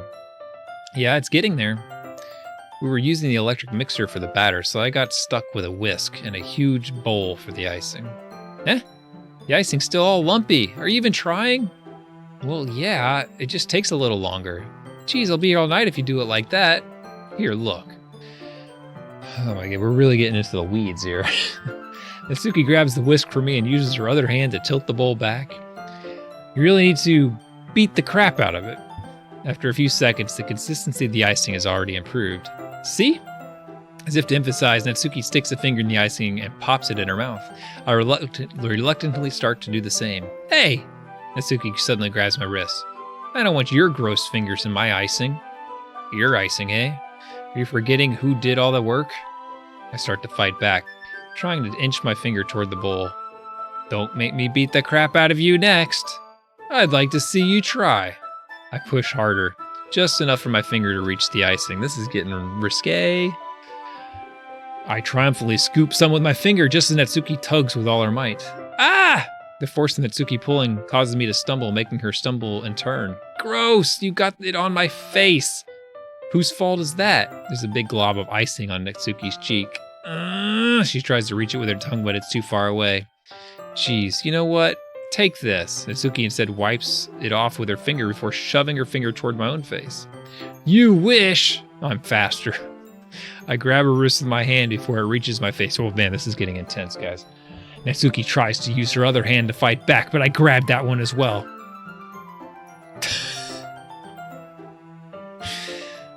Man, I need to get off this screenshot as fast as possible. Ah, stop! Not until you apologize for calling me gross. Fine, fine. I'm sorry for calling you gross. You know, I don't mean it. I'm just fun seeing you react to it. You do that to me all the time, you know, saying dumb things just to get a reaction out of me. You really shouldn't tease the girls like that. Is that so? In that case, I probably shouldn't do this either. I take Natsuki's finger and put it in my mouth, flicking off the icing. Oh my god. What? Did you seriously just... Natsuki's so surprised she can't even figure out how to get mad at me. Her face is entirely red. I'm Sarah and you really shouldn't do that kind of thing to girls unless you really like them. You know that, right? What kind of question she asked me just like that? How did the mood turn to this so quickly? Natsuki gazes at me in silence. Notice her shallow breaths. Why am I starting to feel dizzy? Eh? Out of nowhere, the fire alarm starts going off. Natsuki rushes over to the oven. Is something burning? I thought you didn't put the cupcakes in yet. Cough. No wonder. You left a dirty tray in here, dummy. How could you make a mistake like that? You should have checked before turning the oven on. Don't make me blame me for your mistakes.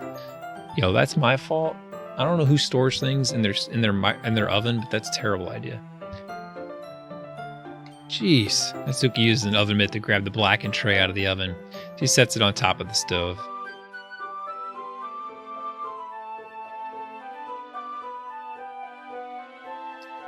All right, so like, if you're baking cupcakes, so you preheat the oven. So it's just whatever it is, 400, 350 or whatever. Why would a tray burn? I'm taken out. I've lost all perspective. Like a tray doesn't burn. The tray is in there to cook. It shouldn't burn at all.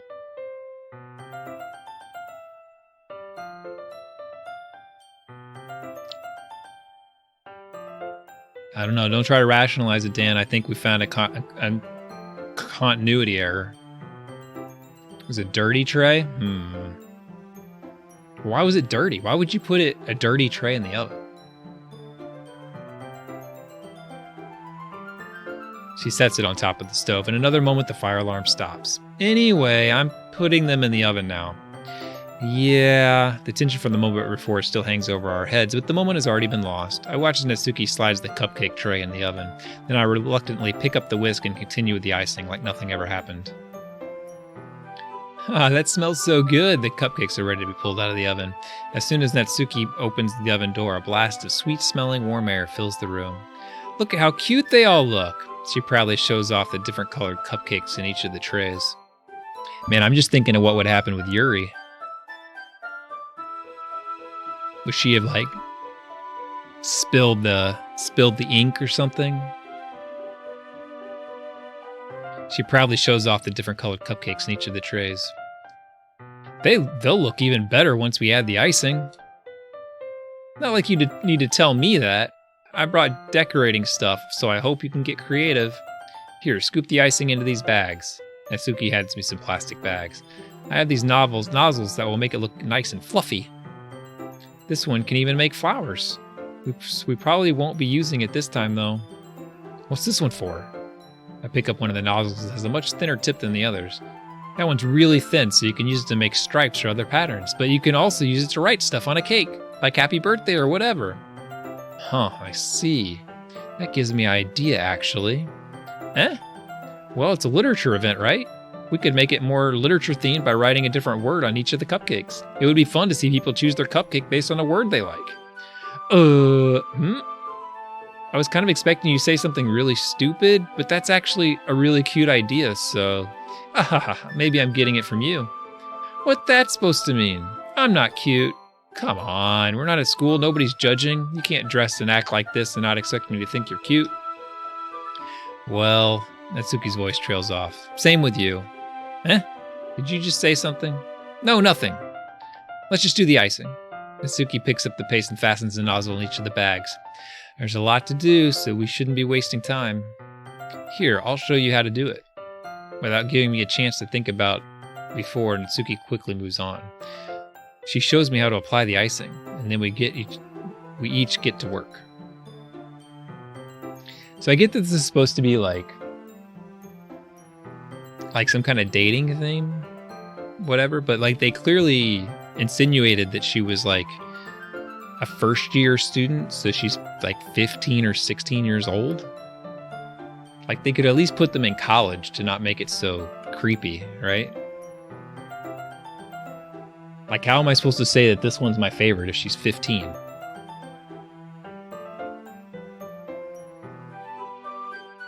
Creepy. When we're finally finished, Natsuki puts them all side by side to admire our work. Yeah, where's the Chris Hansen emote? Look at how pretty they are together. Yeah, they are, aren't they? I wish I could have one now.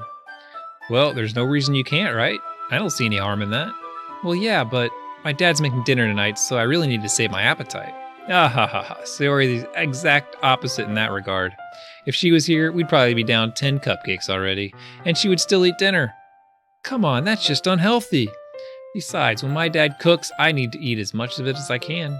Well, anyway, I was hoping we'd have time for manga, but I need to be home for dinner. Ah, already? That's a shame. It's your fault for working so slowly. You should have thought about that. It's not like you'll always have this chance. Man, as usual, Natsuki places the blame on me. You can bring the cupcakes tomorrow, right? If you and Sayori each carry some, then you can probably do it in one trip. Yeah, I can do that. And don't worry, I won't let her eat any. Ha ha ha ha. I wish she would listen to me the way she listens to you. Yeah. Again, think back to the conversation I had with Sayori earlier today. I felt so helpless. Sayori always does listen to me, but at that point, it felt like she couldn't listen to me at all. Okay, I'm all packed up. Good work today. You too. I'll walk you out, I guess. Just like that, Natsuki is already about to leave. It feels like the afternoon went by in a flash. More than that, did I even take the opportunity to get closer to her like I wanted? Well, I stuck her finger in my mouth, didn't I?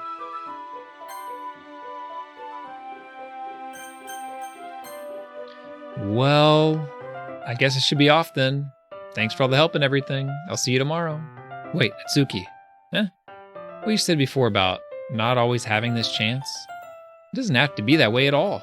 I had fun today. You showed me how to bake, how fun baking can be like you wanted. But aside from that, you can come over anytime, okay? I think that if possible, I'd like to spend more time like this. If you want to read manga or go out somewhere. Do you really mean that? Natsuki looked at me tensely, like she's trying to hide her expression. Yeah, I want to spend more time with you.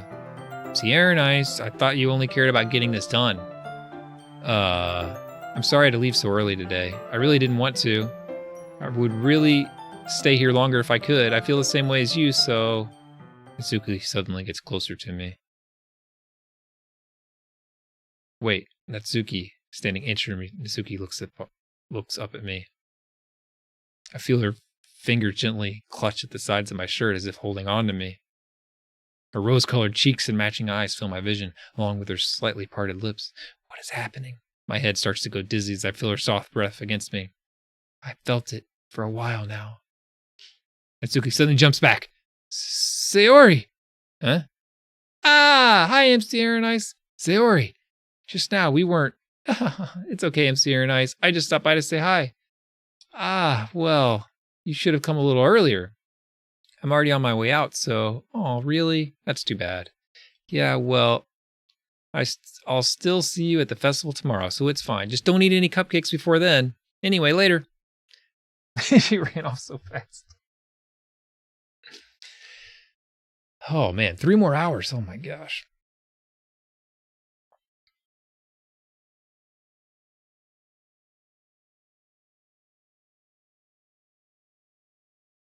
Well, I was hoping I could play through a lot of it tonight and then finish it after the Game Awards next stream, but the Game Awards will probably only have like an hour after, so.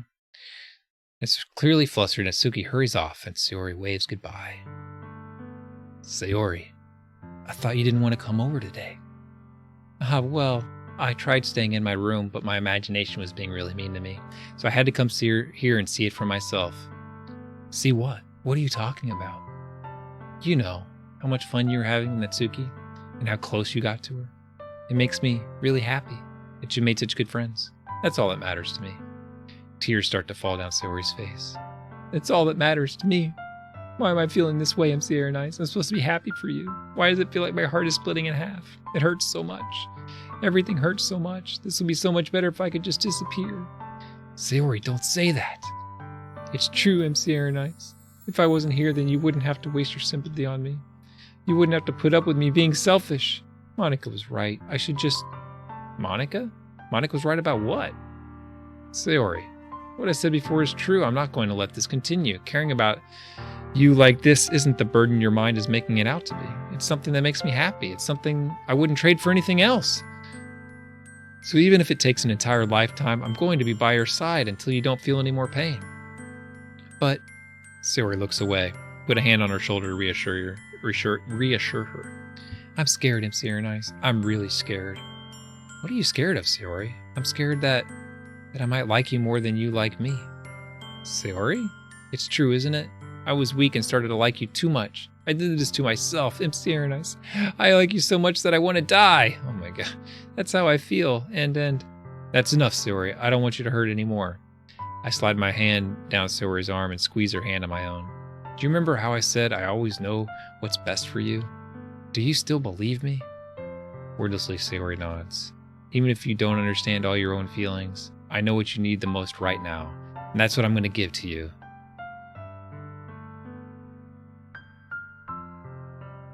Dude, this is a tough choice.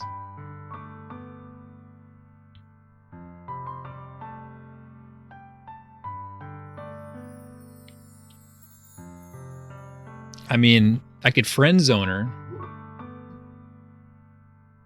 I mean, her saying that I like her makes her want to die. So, like,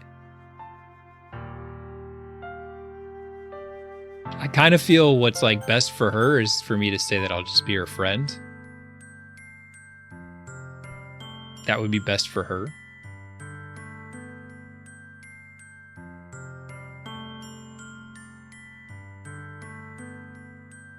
But I've come to really care about her. Maybe I do love her, you know?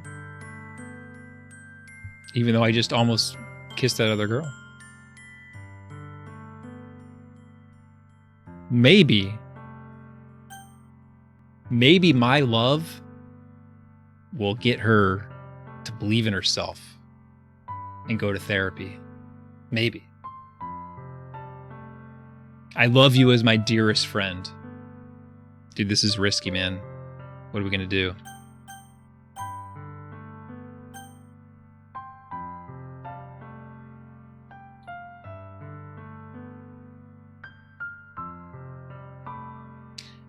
It might take a dark turn too. I'm gonna tell her I love her. I saved a minute ago. I'll save again. See, I saved right before the kiss. The kiss that almost happened. I have a feeling it's gonna matter. Of all the decisions we've had, this one feels like it matters. All right, here we go.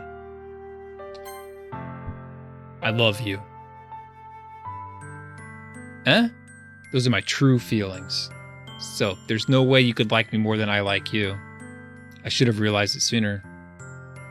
But spending time with everyone at the club, making new friends, and having fun with you every day, it helped me realize that you're truly the most important person to me. That's why I'll accept any of your burdens. As long as we continue like this every day, with you by my side, then I know we'll both be happy. MC Nice. Suddenly, Sora wraps her arms tightly around me. MC Nice, is this really okay? Yeah. Hey, look what I look like. I hold Suri in my arms and pull her closer. You'll never have to let go of me again. I love you, MC Nice. I want to be with you forever. Me too. I feel Suri's grip around me weaken a little bit. What is this? Suri, I'm supposed to be happy right now. I always thought this would be the happiest moment for me. But why? Even now? Why won't the rain clouds go away? They're not going away at all, MC Nice. It's okay, Suri. It might take some time for things to get better again, but no matter how long it takes, I'll be there every step of the way. That's all that matters right now. Okay. I trust you. Suri and I slowly release each other. So, I guess that makes the festival tomorrow our first date, huh? What are you saying? I don't want to think about those things, you know? I want everything to be the same as it always has been, even if we really are a couple. I don't know if I can handle anything more right now. It's really new and scary to me. I understand. We'll go at whatever pace suits you best. Hey, MC Nice. Suri gazes at me once again, smiling sadly. Even if I get really, really sad, this is the best thing for me, right? I don't really understand what Suri means by that. Are you saying that this is making you feel sad, Suri? I don't know. I just don't understand what I'm feeling. I felt like a bunch of thorns when you told me you love me. That's why I want to trust you. You know what's best for me. Yeah, I do. That's my promise. But I said that. In reality, I never felt more uncertain when it comes to Sayori. I know that I love her and she loves me, but I'm having as much trouble understanding Sayori's feelings as she is. Even though I can comfort her, I keep wondering if I should be doing something more or something different. I know these thoughts will continue to plague me until things are all back to the way they were. Is that what Sayori meant by not wanting anything to change? I don't know. But I know that I'll give it everything I've got. Sayori is the most important person to me, and I'll do whatever it takes to have a happy future with her.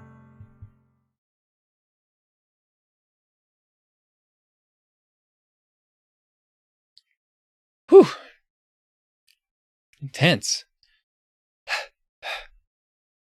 But yeah, I would say in the real world, in reality, that would not be a good idea. Trying to date someone who has crippling depression is a terrible idea.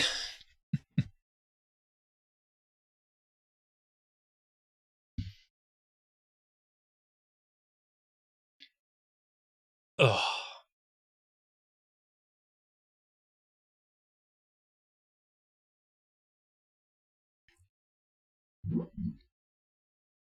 I could always change my mind, yeah.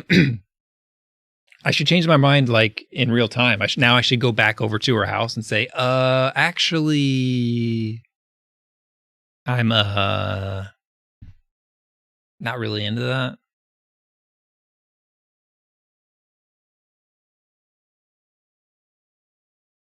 Yeah, someone suffering from depression relationship isn't going to fix it. It's the day of the festival. Dun dun dun dun dun. Boom. Of all days, I expected to be the one where I'd be walking to school with Sayori, but Sayori isn't answering her phone.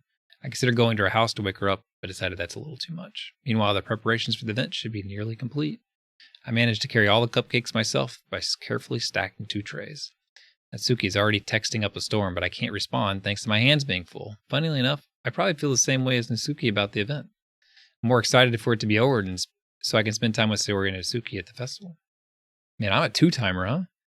Knowing Monica, I'm sure the event will be great too. And very nice. You're the first one here. Thanks for being early. Where's the music? That's funny. I thought at least Yuri would be here by now. Monica's placing little booklets on each of the desks in the classroom. They must be the ones she prepared to have all the poems we're performing.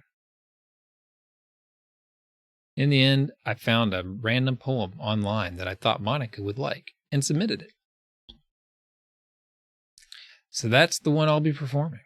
I'm surprised you didn't bring Sayori with you. Yeah, she overslept again. That dummy. You think that on days this important she'd try a little harder.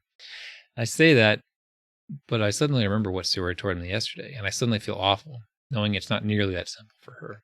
I only said it because it's the way I'm used to thinking. But maybe I should have gone to wake her up after all? You should take a little responsibility for MC or Nice. I mean, especially after your exchange with her yesterday. You kind of left her hanging this morning, you know? Exchange? Monica, you know about that? Of course I do. I'm the club president after all. But I stammer embarrassed. Did Siri really tell her about that quickly? That we're a couple now? I didn't really plan on bringing it up with anyone yet. Jeez, you don't know the full story at all, so don't worry. I probably know a lot more than you think. Eh? Monica's being as friendly as usual, but for some reason I felt a chill down my spine after hearing that. Hey, do you want to check out the pamphlets? They came out really nice. Yeah, sure. Where's the freaking music? I grabbed one of the pamphlets laid out on the desks. Oh yeah, they really did. Sometimes something like this will definitely help people take the club more seriously. Yeah, I thought so too. I flipped through the pages. Each member's poem is neatly printed at its own page, giving an almost professional feel. I recognized Natsuki and Yuri's poems from the one they performed during our practice. What's this? I flipped to Sayori's poem. It's different from the one she practiced. It's the one I haven't read before. Uh-oh. Uh-oh. Get out of my head. I don't think I need to read this one. Get out of my head before I do what I know is best for you. Get out of my head before I listen to everything she said to me. Get out of my head before I show you how much I love you. Get out of my head before I finish writing this poem. But a poem was never actually finished. It just stops moving. Dude, what'd Monica tell her, man? I feel like Monica's giving her dark thoughts.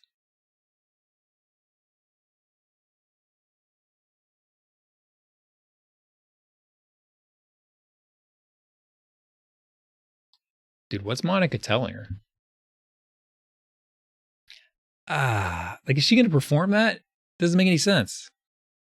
What is this? Reading the poem, I get a pit in my stomach. I'm Sarah Nice? What's wrong? Dude, maybe Monica's like sinister. She could be like the villain here.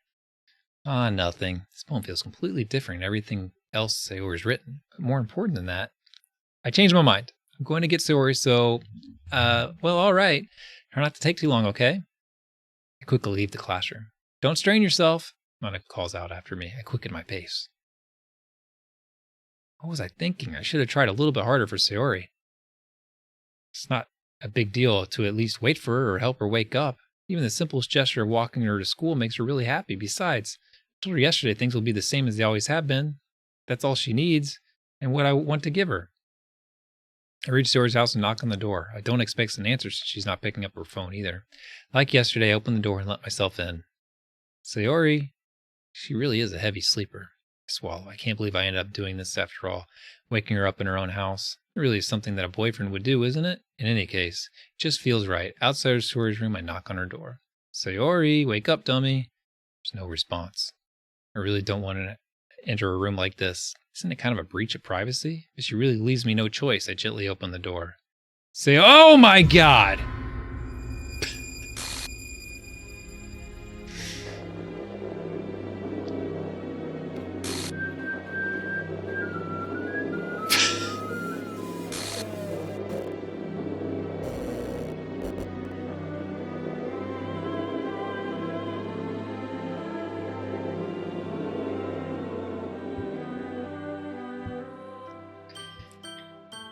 Well, I think I chose the wrong option.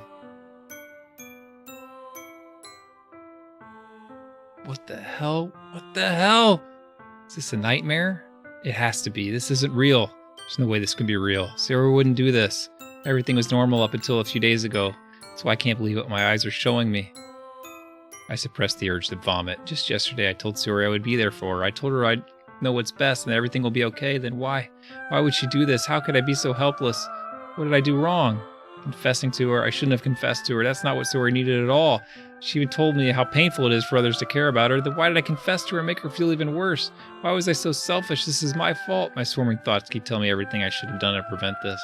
If I just spent more time with her, walked her to school, and remained friends with her like it always has been, then I could have prevented this. I know I could have prevented this. Screw the literature club. Screw the festival. I just lost my best friend, someone I grew up with. She's gone forever now. Nothing I do can bring her back. This isn't some game where I can reset and try something different. I had only one chance, and I wasn't careful enough. Now I'll carry this guilt with me until I die. Nothing in my life was worth more than hers, but I still couldn't do what she needed from me. And now I can never take it back. Never, never, never, never. GG.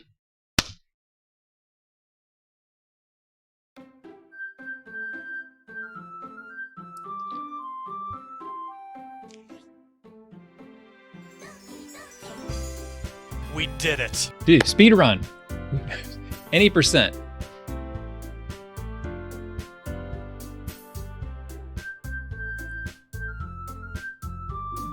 So what do you guys think? I think Monica was in her head. This reminds me, like, there's been a couple of stories lately of, like, friends, boyfriends, girlfriends, like pushing their other person to kill themselves.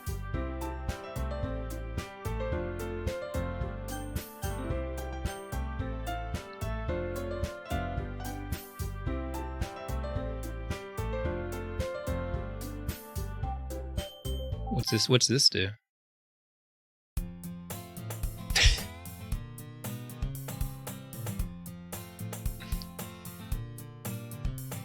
This is like a corrupted version. This is the beginning of the game, by the way.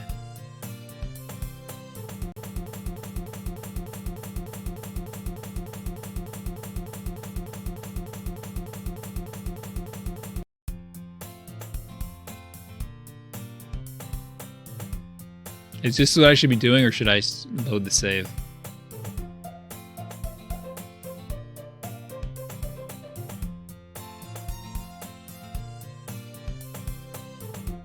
Oh, okay. So this is like, I should have been reading that out loud. This is like as if Sayori didn't exist now.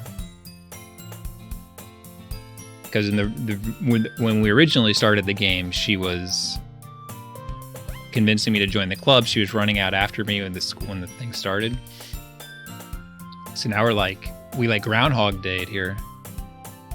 School's as ordinary as ever. Back on my stare blank look for an ounce of motivation. Clubs really aren't any that interest me. Besides, most of them would probably be way too demanding for me to want to deal with. I guess I have no choice but to start with the anime club. Sierra nice. Monica? Oh my goodness, I totally didn't expect to see you here. It's been a while, right? Yeah, it has. Monica smiles sweetly.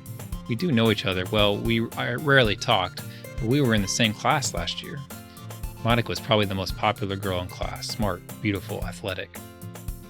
I'm kind of wondering if I picked the other thing, if the same thing would have happened. I don't know. Basically, completely out of my league. So having her smile at me so genuinely feels a little... What are you coming for anyway? Oh, and I'm going to change the...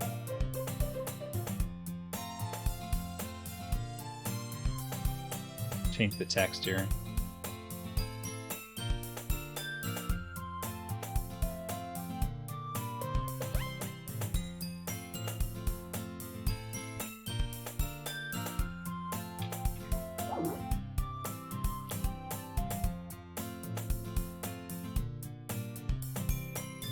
I've just been looking for some supplies to use for my club.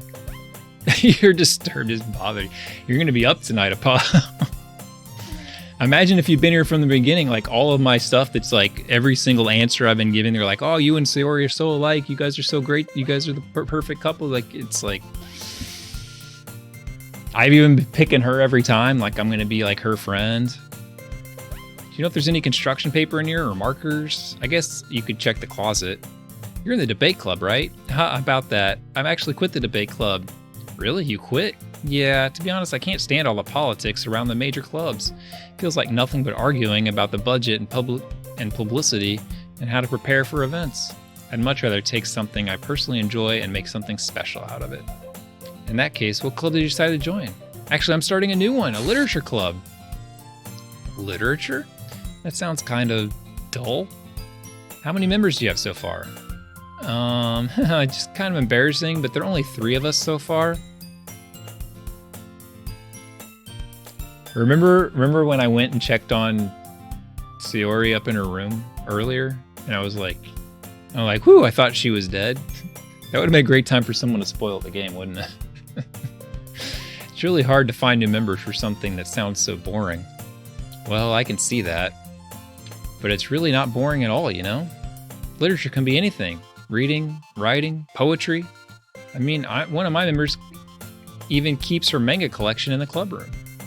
Wait, really? Yeah, it's funny, right? She always insists that manga is literature, too. I mean, she's not wrong, I guess. Besides, a member's a member, right? Hey, maybe we can get Monica to kill herself on this playthrough. Did Monica say she? MC or Nice, by any chance, are you looking for a club to join? I mean, I guess so, but in that case, is there any chance you could do me a big favor? I won't ask you to join, but if you could at very least visit my club, it would make me really happy. Please? Well, I guess I have no reason to refuse. Besides, how could I refuse someone like Monica? Sure, I guess I could check it out. Oh, awesome! You're really sweet, MC or Nice, you know that? It's really nothing, really. Shall we go then? I'll look for the materials another time. You're more important. And thus today marks the day I sold my soul to Monica and her irresistible smile. Maybe Monica told Sayori to kill herself because she loved me. I timidly follow Monica across the school and upstairs, a section of the school I rarely visit, being generally used for third-year classes and activities. Monica, full of energy, swims open the classroom door. I'm back! And I brought a guest with me. The freaking glitches are so freaky scary. A guest? Seriously, you brought a boy? Way to kill the atmosphere. Don't be mean, Nexuki. But anyway, welcome to the club, MC Nice. All words escape me in this situation. This club is full of incredibly cute girls. So let me guess, you're Monica's boyfriend, right? What? No, I'm not. Natsuki, the girl with the sour attitude, whose name is apparently Natsuki, is one I don't recognize. Her small figure makes me think she's probably a first year. Anyway, this is Natsuki, energetic as usual. And this is Yuri, the vice president. It's nice to meet you. Yuri, who appears comparably more mature and timid, seems to have a hard time keeping up with someone like Natsuki. Yeah, it's nice to meet both of you. So I ran into Ernest in classroom and decided to come check out this club. Isn't that great?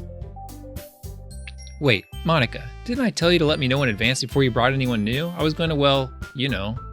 Sorry, I didn't forget that, but I just happened to run into him.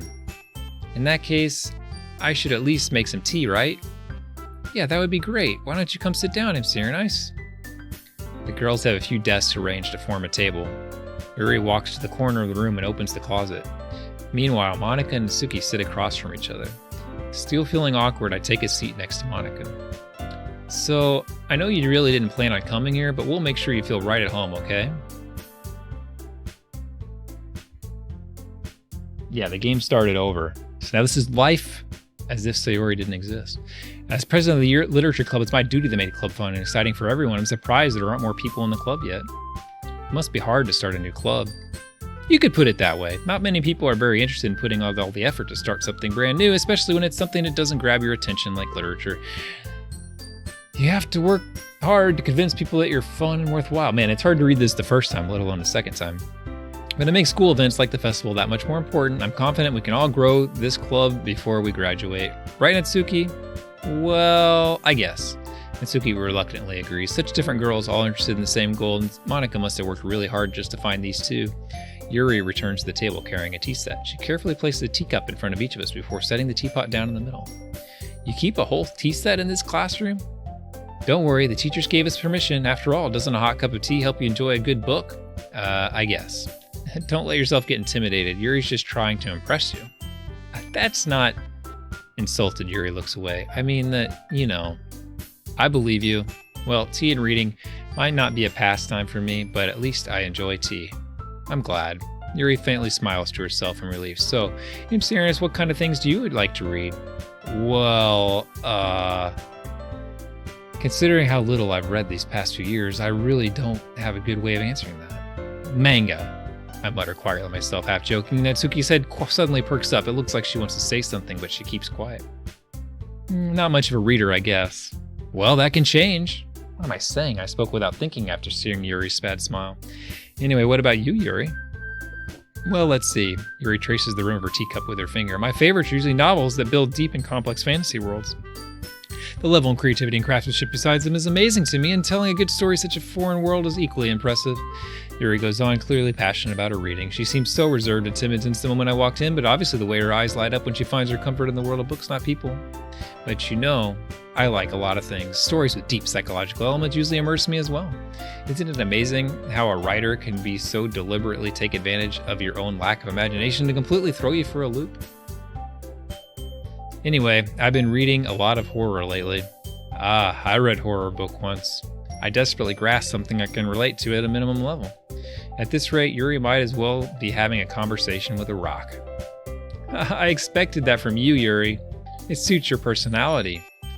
Oh, is that so? Really, if a story makes me think or takes me to another world, then I really can't put it down. Surreal horror is often very successful at changing the way you look at the world, if only for a brief moment.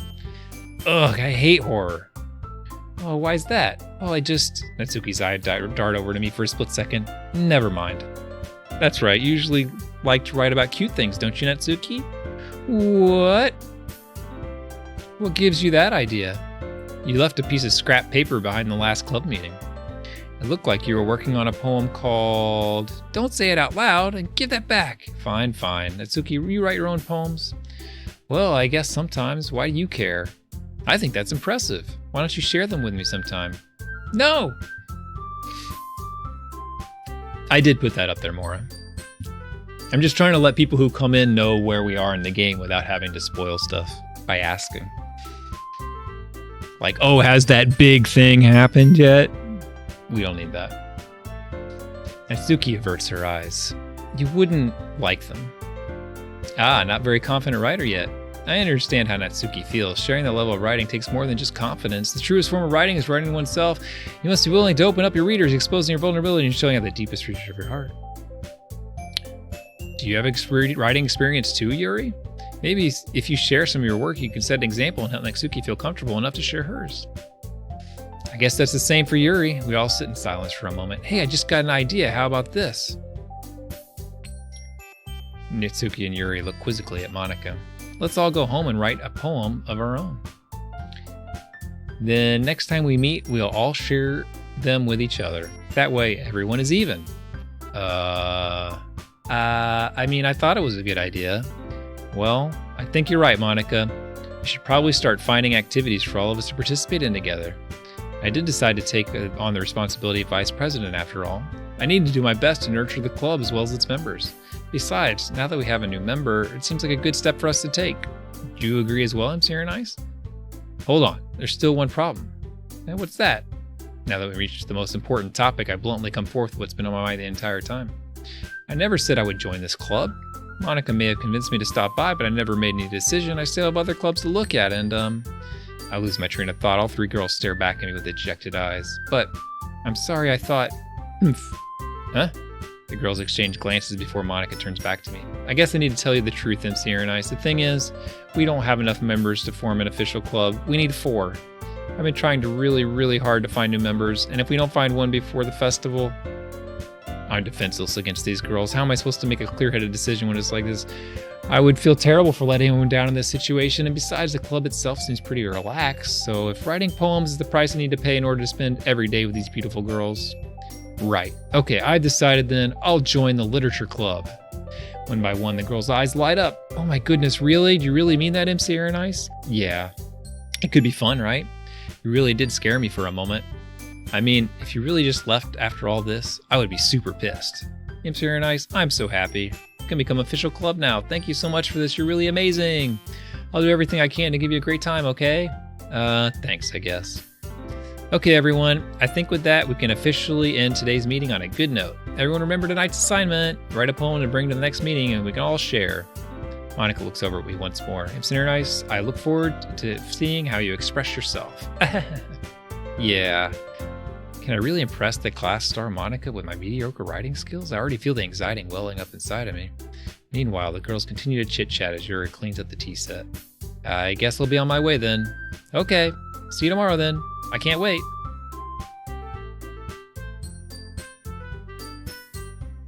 With that, I depart the club room and make my way home. The whole way home, my mind wanders back and forth between the 3 girls, Natsuki, Yuri, and of course Monica. Will I really be happy spending every day with school in a literature club? Perhaps I'll have the chance to grow close to one of these girls. Alright, I'll just need to make the most of my circumstances, and I'm sure good fortune will find me. And I guess that starts with writing a poem tonight.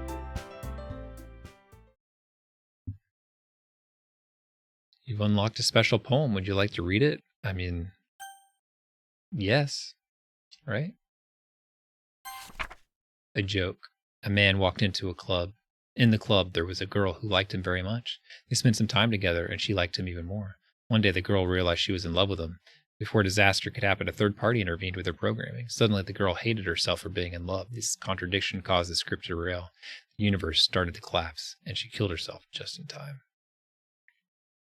It was Monica. It was Monica.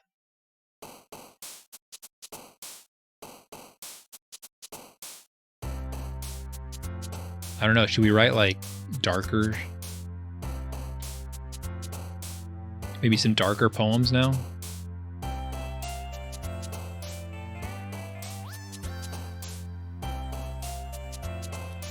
We'll be more introspective now, all right?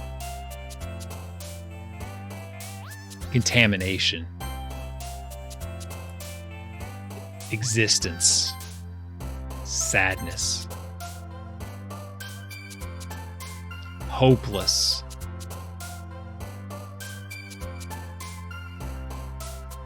Uncontrollable. Agonizing.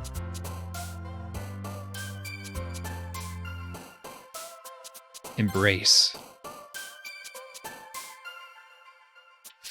Oh shoot, I picked puppy instead of fear.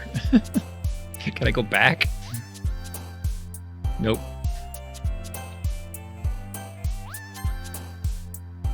It's all this sad stuff where there's gonna be puppy in it.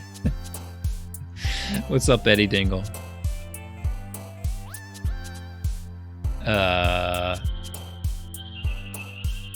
Horror. Pain. Disarray. Misfortune. Spinning. Death. Graveyard. Frightening. Tragedy. Dude, this is gonna be the most emo thing ever written. Raindrops.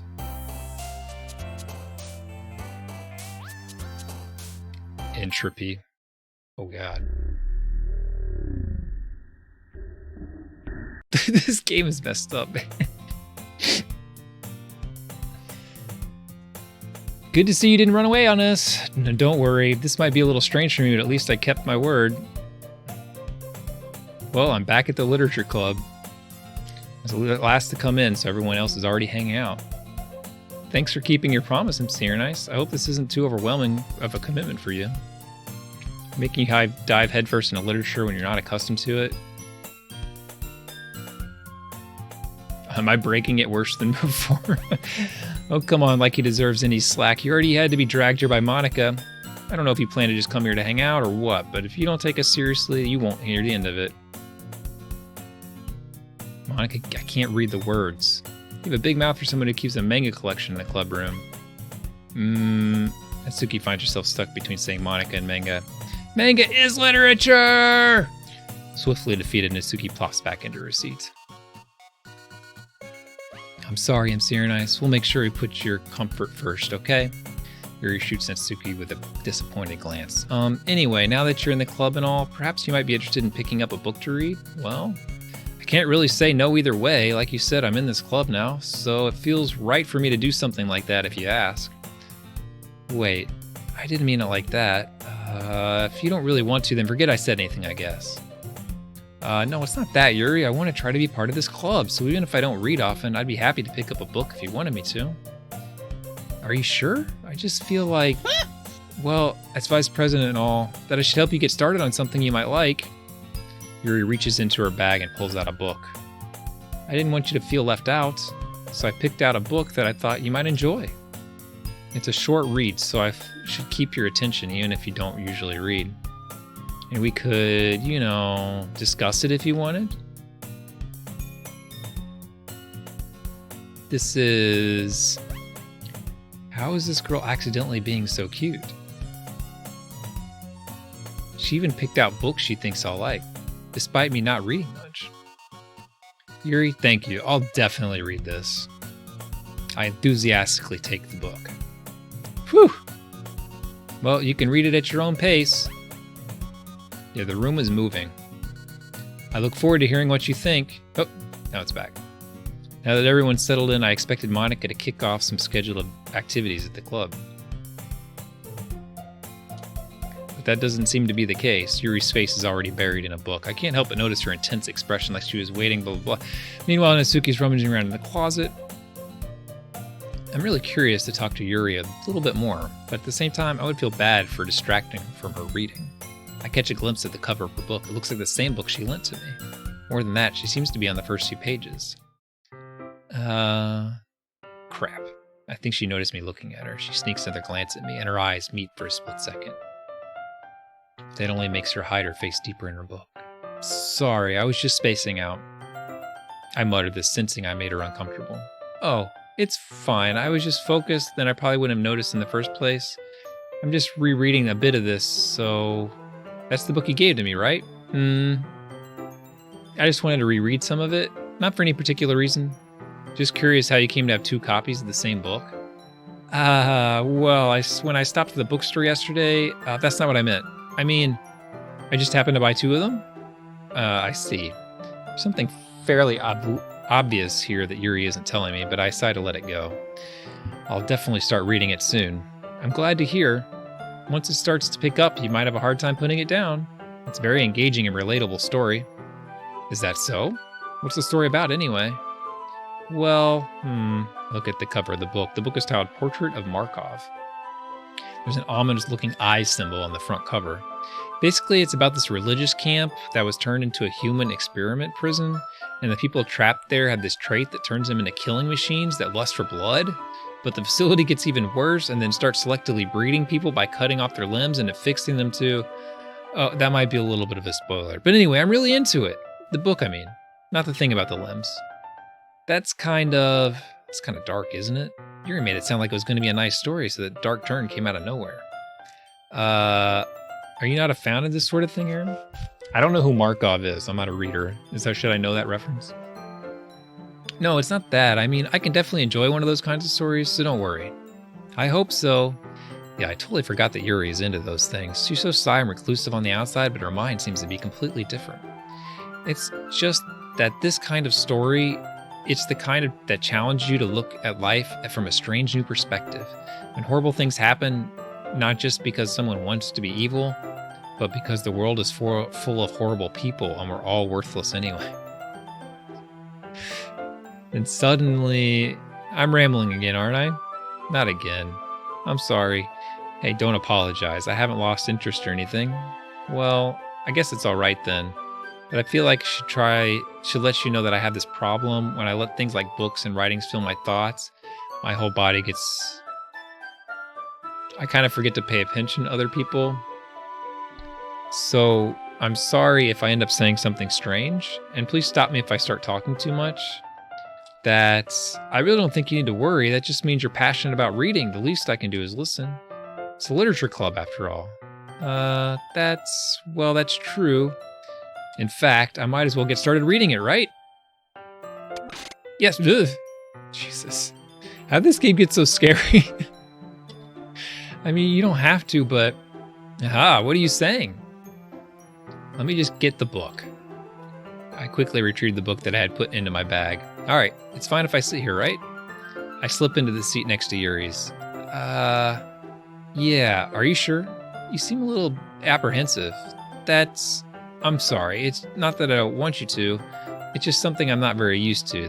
That is, reading in company with someone. I see. Well, just tell me if I end up distracting you or anything. All right. I open the book and start the prologue. I soon understand what Yuri means about reading in company. It's as if I can feel her pressure over my shoulder as I read. It's not a particularly bad thing, maybe a little distracting, but the feeling is somewhat comforting. Yuri's in the corner of my eye. I realize she's not actually looking at her own book. I glance over. It looks like she's reading from my book instead.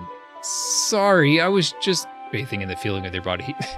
Yuri, you really apologize a lot, don't you? I do? I don't really mean to. Sorry. I mean, well here, this should work, right? I slide my desk until it's up against Yuri's, then I hold my book between the two of them. I suppose so. Yuri timidly closes her own copy.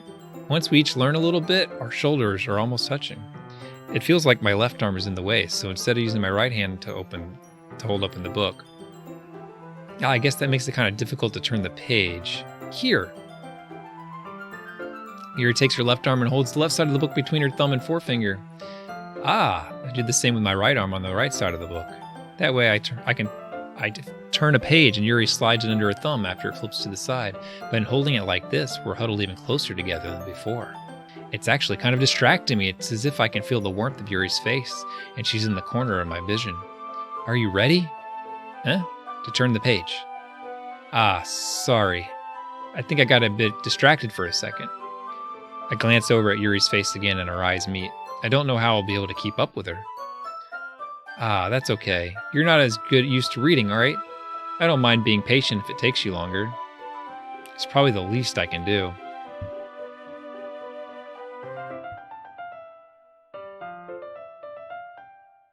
Since you've been so patient with me? Yeah. Thanks. We continue reading. This would be a horrible way to read. I would hate this.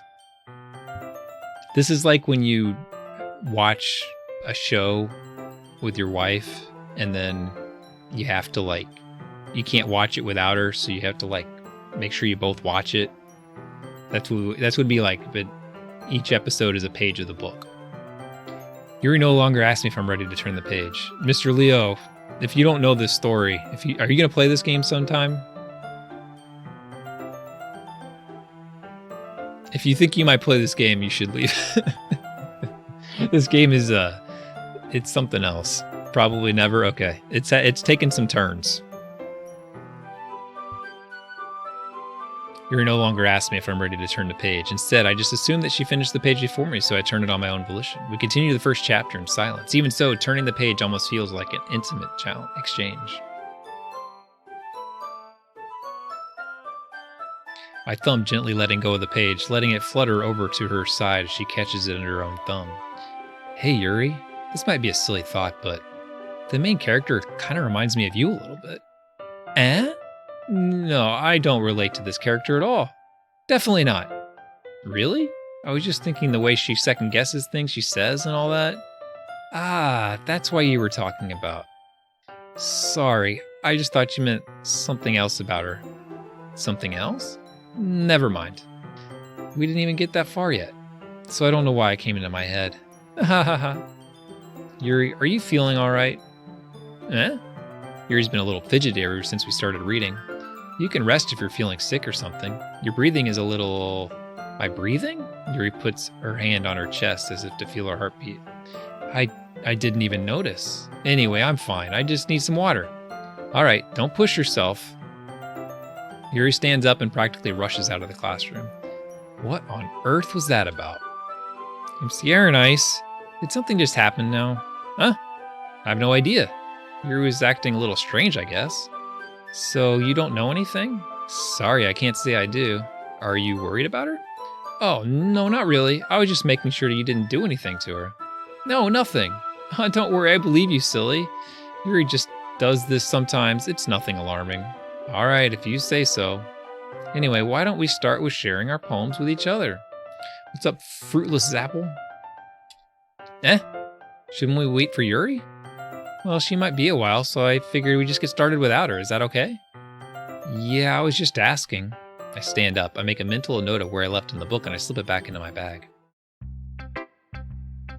Who should I show my poem to first? Well, Monika's evil. We're going to show it to Natsuki again. I told Natsuki if I was interested in her poems yesterday. It's probably only fair I started with her first. Huh? Sierra Nice, if you're not going to take this club seriously, then go home. What? Harsh. What do you expect me to believe? You actually put effort into this? You think I'm stupid? Hey, I'm not a writer.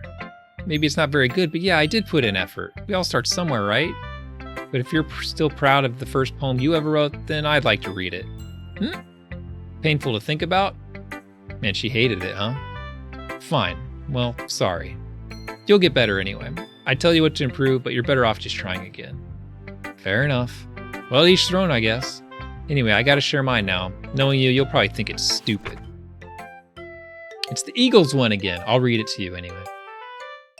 Monkeys can climb, crickets can leap, horses can race, owls can seek, cheetahs can run, eagles can fly, people can try, but that's about it. Yeah, I told you that you weren't gonna like it. I like it. What? Just be honest. I am. Why are you so convinced that I wouldn't like it? Well, because everyone in high school thinks that writing has to be all sophisticated and stuff, so people don't even take my writing seriously. But isn't the point of poems for people to express themselves? Your writing style wouldn't make your message any less valid. Yes, exactly. I like when it's easy to read, but it hits you hard. Like in this poem. Seeing everyone around you doing great things can be really disheartening, so I decided to write about it. Yeah, I understand. But the other nice thing about simple writing is that it puts more weight on the wordplay. Like I set up for a rhyme at the end, but then I made it fall flat on purpose. It helps bring out the feeling in the last line. So you did. I guess more went into it than I realized. That's what it means to be a pro. I'm glad you learned something. Didn't expect that from the youngest one here, did you? Yeah, guess not. I decided to humor her with that last comment. I don't really care about how old everyone is, but if Natsuki is feeling proud, then I won't take that away from her. Who should I show my poem to next? I guess Monika.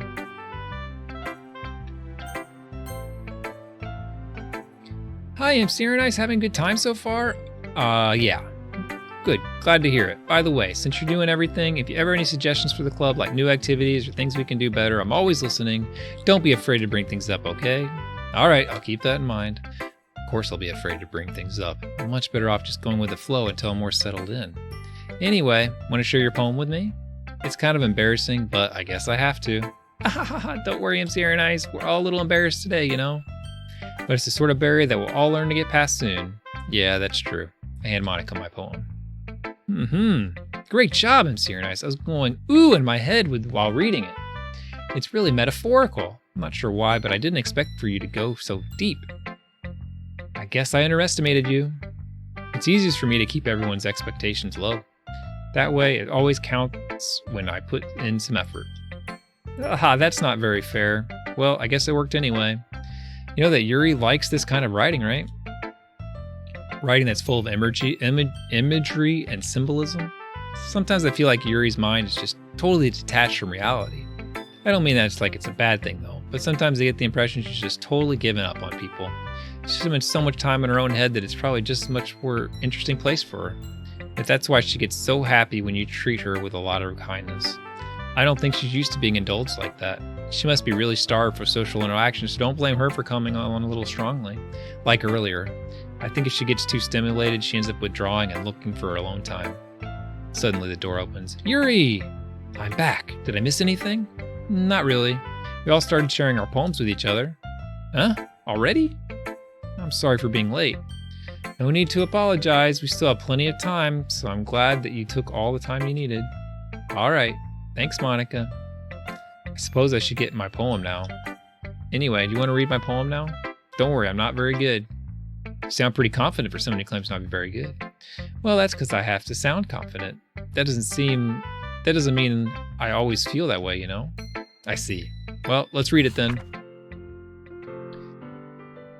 Whew.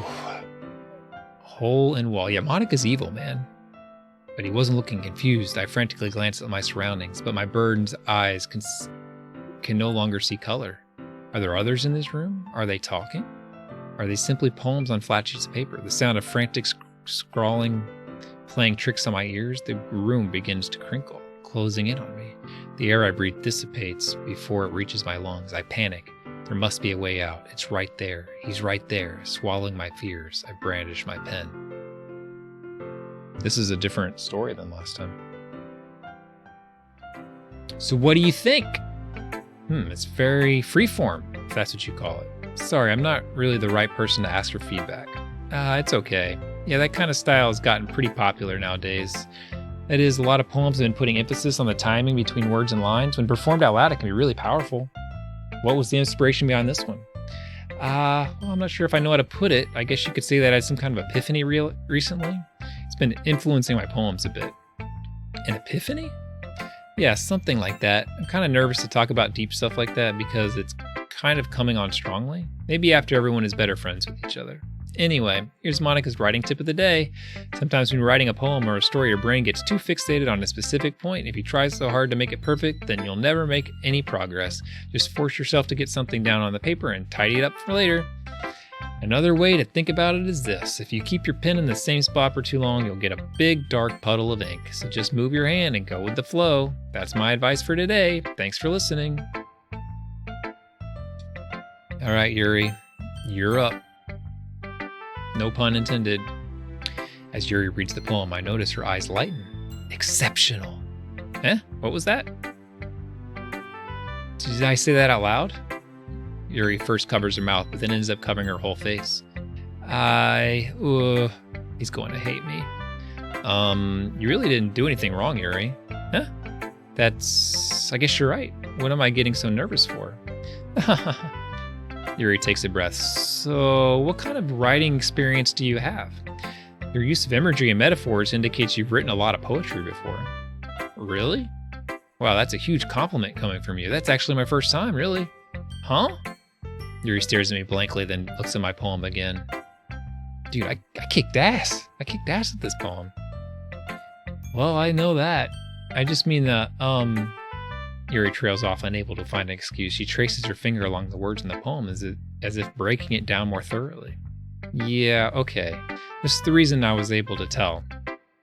It's just that there are specific writing habits that are usually typical of new writers, and having been through them myself, I kind of learned to pick up on them. I think the most notable thing I recognize in new writers is that they try to make their style very deliberate. In other words, they tend to pick a writing style separate from the topic matter, and they form-fit the two together. The end result is both style and expressiveness are weakened. Once Yuri finds her train of thought as if her demeanor totally changes. Her stammering is completely gone. She sounds like an expert. Of course, that's not something you can be blamed for. There are so many different skills and techniques that go into writing even a simple poem. Not just finding them and building them, but getting them to work together is probably the most challenging part. It might take you some time, but it all comes with practice and learning by example and trying new things. I also hope that everyone else in the club gives you valuable feedback. Natsuki can be a little bit biased, though. Biased? How?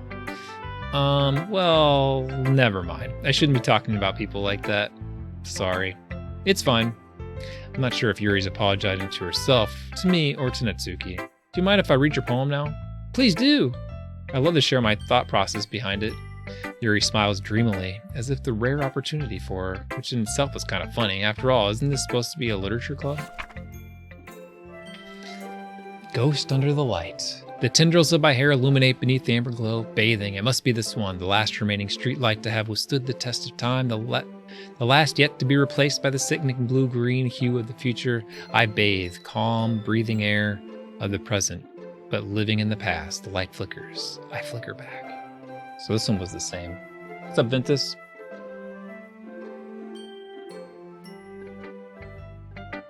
I'm sorry I have such terrible handwriting. What? I wasn't thinking that at all. It took you so long to read. Ah, well, I don't read script very often. I actually think your handwriting is pretty. That's a relief. Also, I like the poem. Even though it's short, it was really descriptive. It wasn't too short. I usually write longer poems. Not at all. I'm really glad you like it. I'll be honest, since it's our first time sharing, I wanted to write something a little more mild, something easy to digest, I suppose. Are you in a ghost, Yuri? Hoo. Actually, the story isn't about a ghost at all, Miss Here Nice. Really? I must have totally missed the point. Well, I suppose you only glanced over it after all, but I remember that poets often express their own thoughts, feelings, and experiences in their work. They usually do more than tell a simple story or paint a picture. This is all the same as last time, by the way. In this case, perhaps the subject of the poem is only being symbolically compared to a ghost, lingering in her last remaining place of comfort, unable to let go of the past, and soon to be left with nothing. It's a lot more solemn putting it that way. I hadn't even thought of that. That's impressive. It's nothing, really. Yours is impressive too, so... Nah, if anything, I could probably learn a thing or two from you. You think so? Yeah, of course. You know, I was really nervous about doing all this, but in the end, I enjoyed it. I'm going to keep doing my best for you, MC Aaron Ice. Thanks, Yome. Me too. Whew. See you, Kev Arson. I guess that's everyone. I glance around the room. That was a little more stressful than I anticipated. It's as if everyone is judging me for my mediocre writing abilities. Even if they're just being nice, there's no way my poems can stand up to theirs. This is a literature club after all. I sigh. I guess that's what I ended up getting myself into. Across the room, Monika's writing something in her notebook. My eyes land on Yuri and Natsuki. They gingerly exclaim sheets of paper sharing their respective poems. As they read in tandem, I watch each of their expressions change. Natsuki's eyebrows furrow in frustration. Meanwhile, Yuri smiles sadly. What's with this language? Did you say something? Oh, it's nothing. Natsuki dismissively returns her poem to the desk with one hand. I guess you could say it's fancy. Ah, thanks. Yours is cute. Cute? Did you just completely miss the symbolism or something? It's clearly about the feeling of giving up. How can that be cute? I know that. I just meant the language, I guess. I was trying to say something nice. You mean you have to try to come up with something nice to say? Thanks, but it didn't really come out nice at all. Well, I do have a couple suggestions. If I was looking for suggestions, I would ask them when I actually liked it. Which people did, by the way. Monica liked it, and MC Ice did too. So based on that, I'm gladly giving you some suggestions of my own. First of all, excuse me, I appreciate the offer, but I spent a long time establishing my writing style. I don't expect it to change anytime soon, unless of course I come across something particularly inspiring, which I haven't yet. And MC Ice liked my poem too, you know. He even told me he was impressed by it. Natsuki suddenly stands up. Oh? I didn't realize you were so invested in trying to impress our new member, Yuri. That's not what Yuri stands up as well. Maybe you're just jealous that MC Ice appreciates my advice more than he appreciated yours. Huh? And how do you know that he didn't appreciate my advice more? Are you that full of yourself? No. If I was full of myself, I would deliberately go out of my way to make everything I do overly cutesy. Oh, well, you know what? I wasn't the one whose boobs magically grew a size bigger as soon as MC and I started showing up.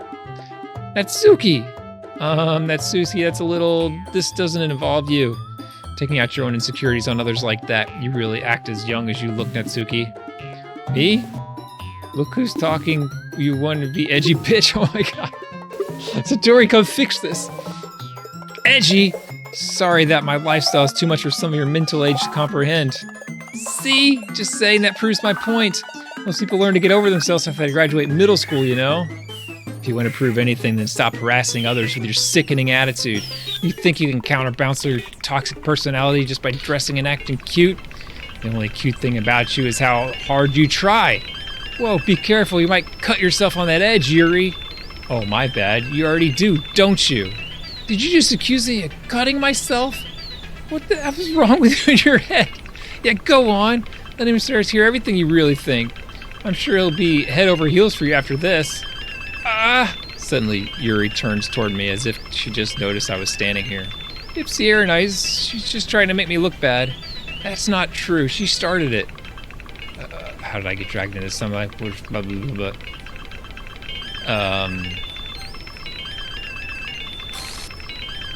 So I think Satori made it all better last time. Okay, so I can't pick... Oh man, I can't. Everything's wrong.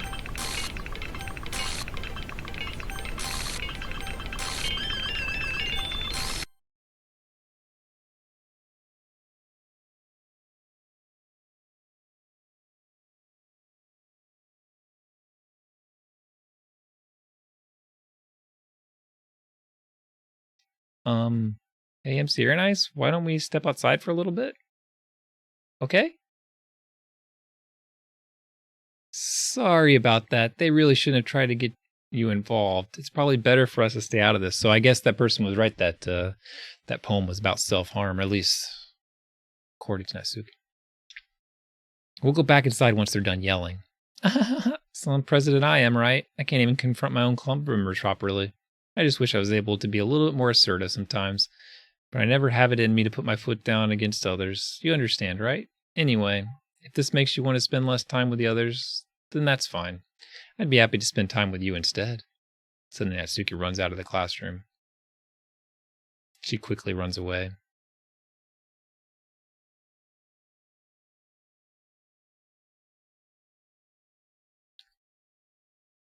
The one had shorter hair and a bow in her hair. Oh dear. Well, it looks like they're gone. They're done. A different kind of bow. A short hair and a different kind of bow. I didn't mean it. I didn't mean it. I didn't mean it. Yuri's rocking back and forth on her desk with her palms on her forehead. Yuri? I didn't mean it. I believe you. I have no idea what Yuri might have said to Natsuki, or did. Sierra Nice, please don't hate me. Please. I'm not like this. There's something wrong with me today. It's fine, Yuri. We know you didn't mean it. Besides, I'm sure Natsuki will forget all about it by tomorrow. Completely. Anyway, the meeting's over, so you can go home now if you want. Yuri looks at me and she wants to say something, but she keeps glancing at Monica. You can go first, Monica. I'd like to stay a little bit longer. I'm the president, so I should be the last one out. I'll wait for you to be done. Well, I'm vice president, so please let me take that responsibility today. Kind of sounds like you don't want me around for some reason, Yuri. It's not that. It's not that. I didn't get much of a chance to discuss my book with MC Air Nice. It would just be embarrassing with you listening. I guess I don't really have a choice, do I? Sorry for causing trouble, but I really appreciate you understand.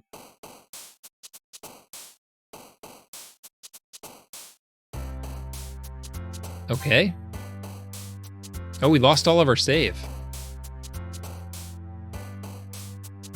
So we couldn't have gone back if we wanted to.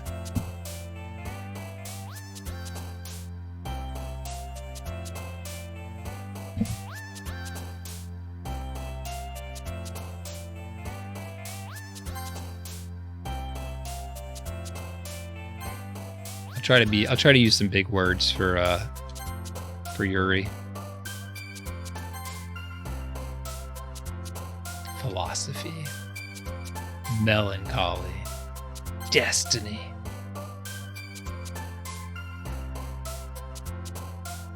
Unending. I'm not going to pick suicide. Vivid. Contamination. Sticky. We'll pick sticky, all right? sticky and tenacious existence. A starscape, if you will, of judgment. An unrequited shopping? No. Climax.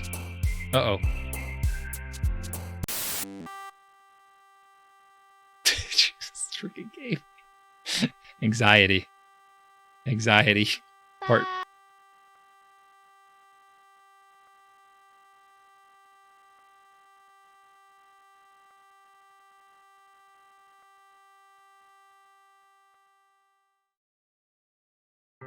What was that sound? It was someone talking or something.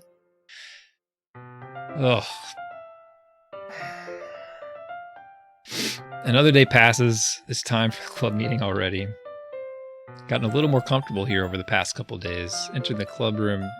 The usual scene greets me. I gotta use the bathroom, man. God. How am I gonna stop playing this? I'll be right back.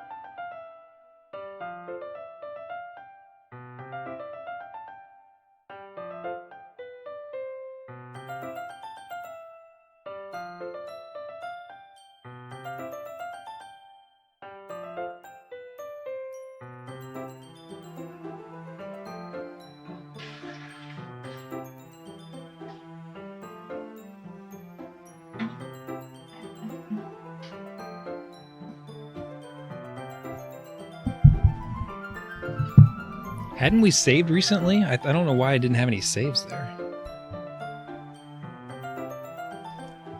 It really is, Virus. Like, I don't know how to... I really wasn't into this game until that moment. Now it's like, what the hell's going on? Like, now it actually has something to it.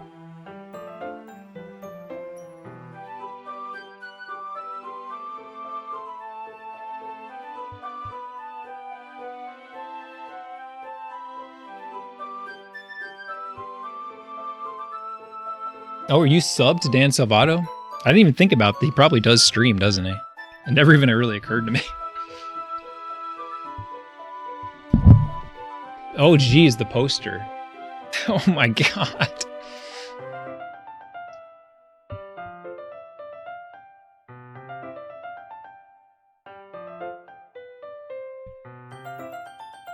Can we cover that up or something?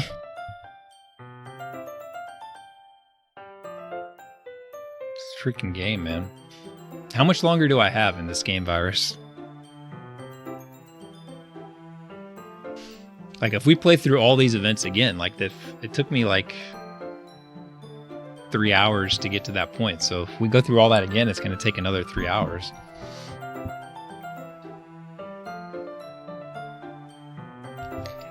Ah, hi, Yuri.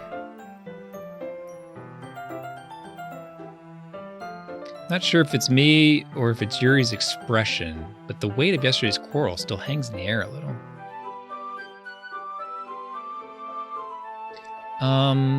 Yuri glances over her shoulder, looking around the room. Natsuki is reading manga at a desk, and surprisingly, Monica isn't here yet. We may just finish it then. I don't know. Suddenly, Yuri takes my arm and pulls me to the corner of the room. About yesterday, I really need to apologize. Nothing like that has ever happened before, and something just came over me, I guess. I wasn't acting mentally sound. Please don't think we're usually like this. Not just me, but Natsuki as well. Yuri, I'm happy that you were considerate and apologized. You don't have to worry too much. Even though I've only been here a couple days, I could tell something was off yesterday.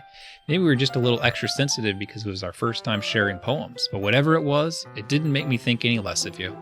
I had already decided that there's no way you could be a bad person.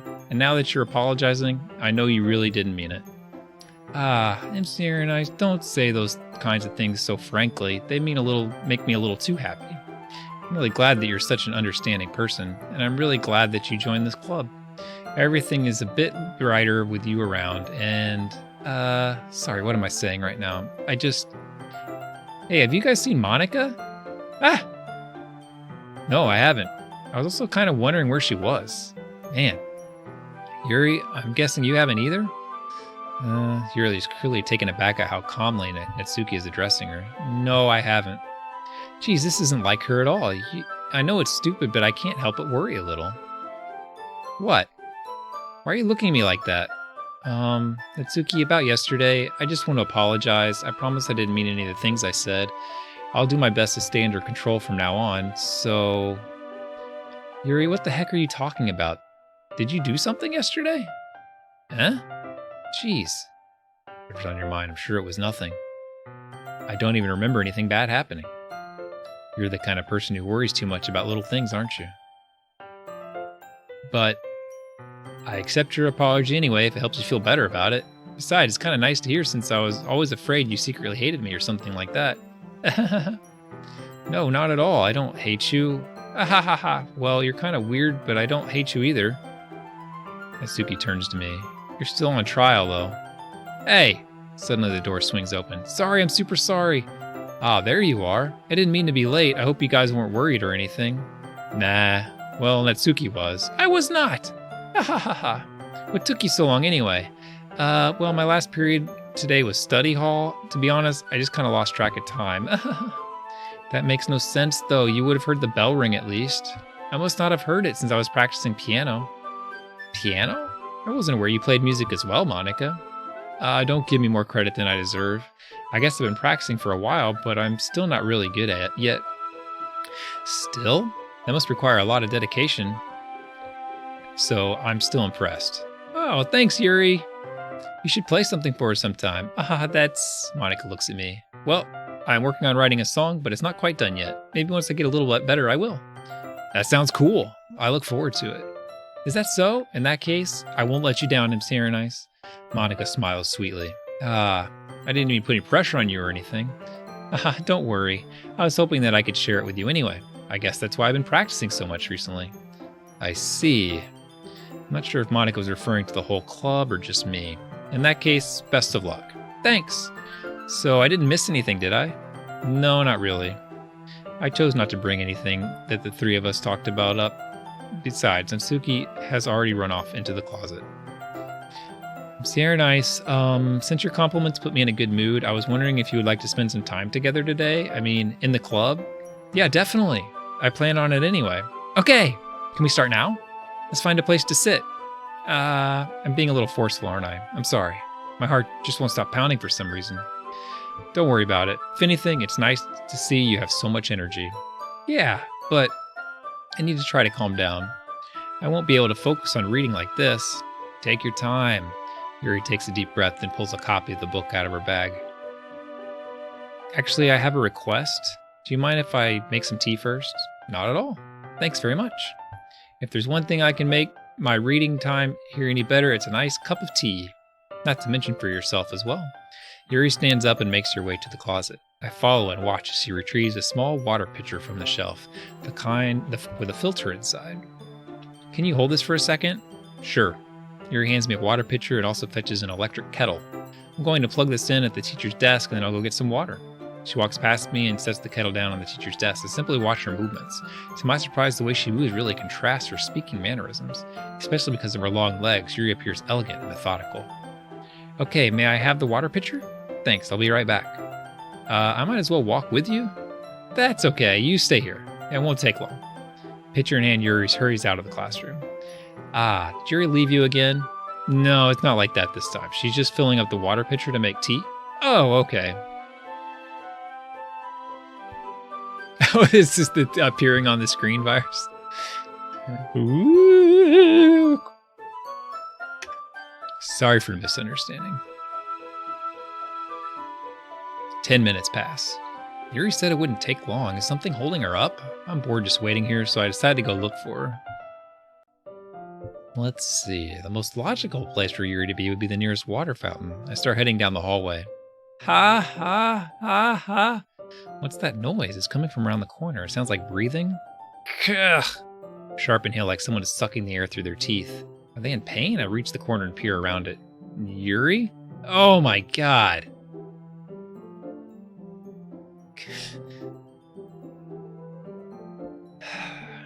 Yeah.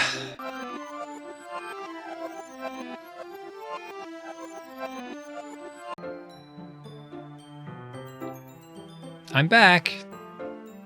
Thanks for waiting patiently. I'm seeing nice. Do you like oolong tea? Ah, yeah. Yeah, this game is messed up, man. I'm really surprised that like people like this game. I feel like this is like the ultimate trigger warning of a game. Anything is fine. Very well. Yuri sets the temperature on the kettle to 200 degrees. Now it's time to get the teapot. You really do this properly, don't you? Of course. Shouldn't do any less when I'm making tea for others. Even if I'm not an expert on tea or anything. In that case, you'll only be even more impressed. Ah, perhaps I will. Yuri fetches the teapot and begins measuring the tea leaves. To my surprise, she even starts humming a little to herself. You must be in a good mood now. Is that so? I was letting it show, and you noticed. I was doing a little bit of thinking, and I decided that I would try expressing myself a little bit more. Turns out it's not very hard for me to do. When it's you who's around, anyway. Ah, that's great, Yuri. Just don't push yourself too much. You're always worrying about me, MC Nice. Very endearing. That's...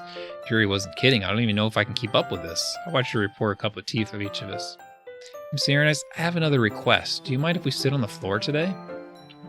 Why's that? It's a little bit easier on my back. I can read my back against the wall rather than bending over at my desk. Sorry, I didn't realize. No worries. I just have back pain fairly regularly, so I do my best to manage it. Is that so? I wonder why that is. It's most likely because your posture, right? Always hunched over like that while reading? Yes! I have terrible reading posture. So that's why we should sit on the floor. Fair enough. I'll go ahead and get the book. I retrieve the book from my bag. I have some chocolate as well. It's a bag of small chocolate candies. I take it since it'll go well with the tea. Yuri and I sit against the wall, teacups at our sides. As if in sync, we assume the same reading position at the last time, each holding one half of the book. Except this time, our bodies are even closer to each other. I can't see too well. Yuri slides closer to our shoulders are touching. How am I supposed to focus on reading like this? Yuri was always kind of cute, but when she's being less apprehensive, it's almost more than I can handle. Your teacup? Yuri hands me my teacup. Holding it with my hand that's not holding the book, I end up in a position that makes it even harder to focus, because now I need to worry about making sure I don't accidentally touch her chest. Meanwhile, Yuri hasn't noticed a single thing. She wears her intense reading expression, and I can only presume the world around her has faded away.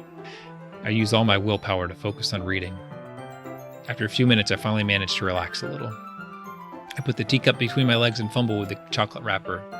Ah, sorry. I briefly let go of the book to finish opening the wrapper. You can have as much as you want. Ah, that's okay. I won't take any. Huh? Are you sure? Well, if I touch, then I might get smudges on the pages. Ah, you're right. I didn't even think about that. My bad. No need to apologize. I'll hold the book, okay? Are you sure? Of course.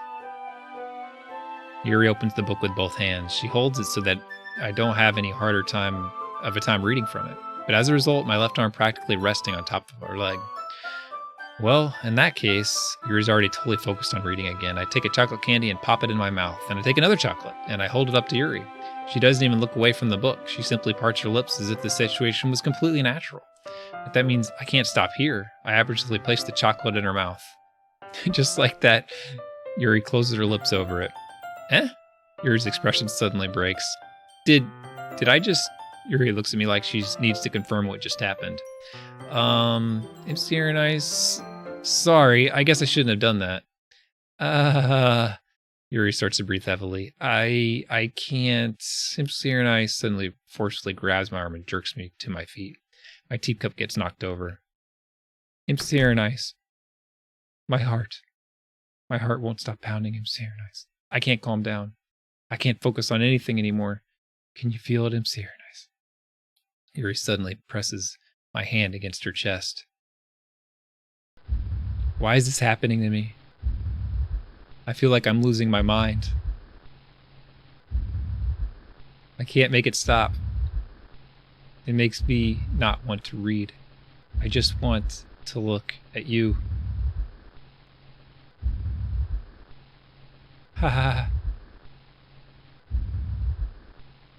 Ha.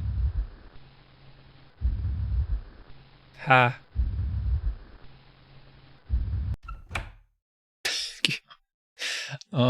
It's time to share poems.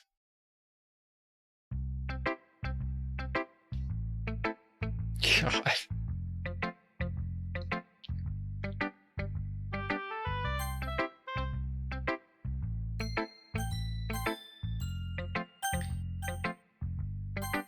I mean, sharing poems seems rather trivial considering the things that they've exposed us to so far. Yeah, just as I thought. You're in Serenai's. Come on, I'm not stupid. I know how much time you've been spending with Yuri. It's obvious you care more about impressing her than trying to improve your writing. To put it bluntly, it's kind of pathetic. Why are you even in this club, Serenai's? Honestly, I thought getting a new member would help everyone get more involved together, not exclude each other even more. This is such a stupid activity anyway. Look, I'm not in a good mood today, and I just really don't feel like talking right now. Please go away. Man, I couldn't even read her poem. She hates me.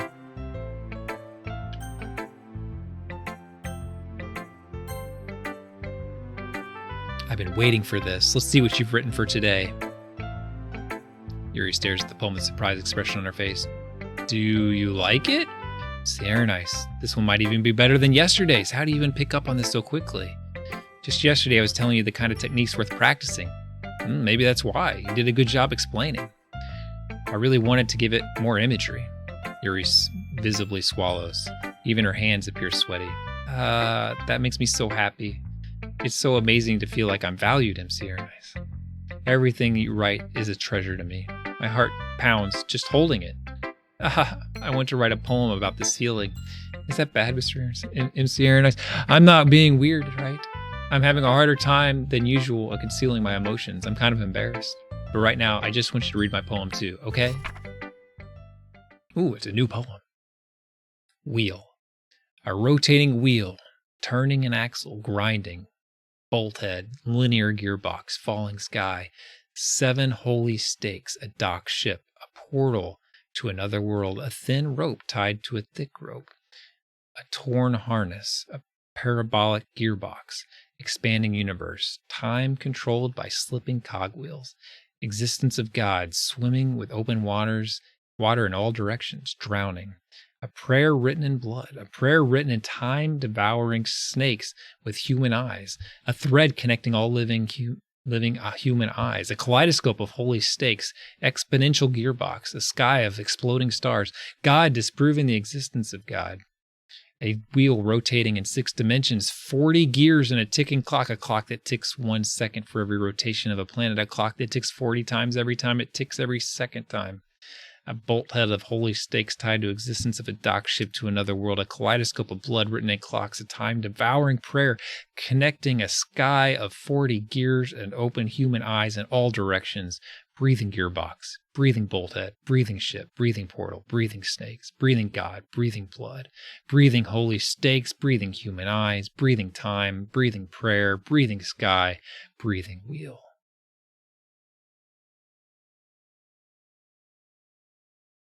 Ahahaha. It doesn't really matter what it's about. My mind has been a little hyperactive lately, so I have to take it out on your pen. Aha. That pen fell out of your backpack yesterday, so I took it home for safekeeping, and I just really like the way that it writes, so I wrote this poem with it, and now you're touching it. I'm okay. What did I just... Can we pretend this conversation never happened? You can keep the poem, though.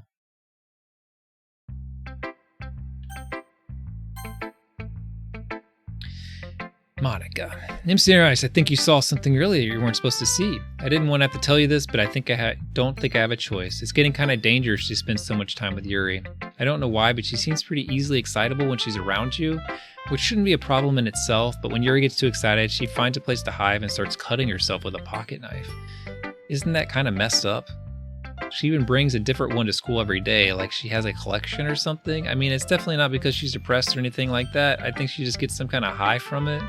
It might even be like a sexual thing, but the point is you kind of been enabling her. I'm not saying it's your fault though, but I guess that's why I had to explain it all to you. I'd gotta quit this club. Dude, you took a Midsommar, Dan? So I think if you keep your distance, that would probably be best for her. While you're at it, don't be shy to spend a little more time with me. To put it lightly, I at least have it together in the head, and I know how to treat my club members. But anyway, you want me to read my poem now? I like the way this one turned out, so I hope you do too. Save me. The colors, they won't. Bright, beautiful colors. It's missing letters now. Flashing, expanding, piercing, red, green, blue. An endless cacophony of meaningless noise. Noise, it won't stop. Violent, grating, waveforms, squeaking, screeching periods, sine, cosine, tangent, like playing a chalkboard on a turntable, like playing a knife on a breathing ribcage. Last time it was like a vinyl pizza or something. Endless of meaningless. Delete her. Oh.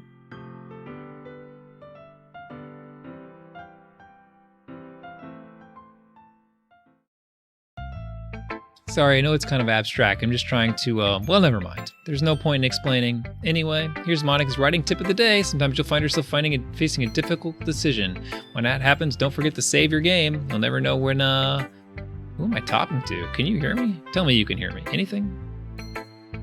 Please help me. Okay. That's my advice for today. I don't know why I did that. It's trying to mess with me.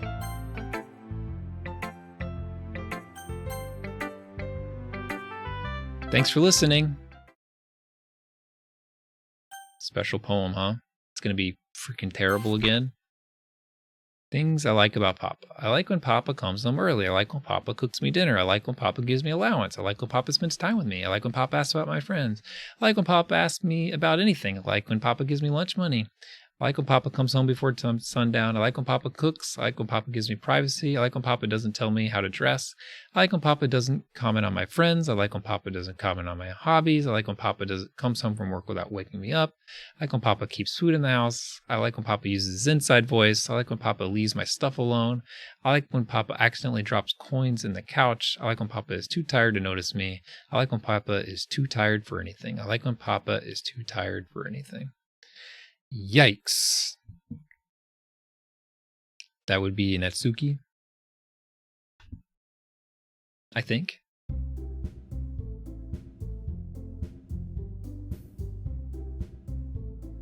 Okay, everyone. We're all done reading each other's poems, right? Paulo's never going to sleep again. We have something we need to go over today, so if everyone could come to the front of the room. Is this about the festival? Well, sort of. Do we really have something to do with... How am I supposed to read with these sound effects? It's not like we can put something together in just a few days. Well, we'll just end up embarrassing ourselves instead of getting any new members. That's a concern of mine as well.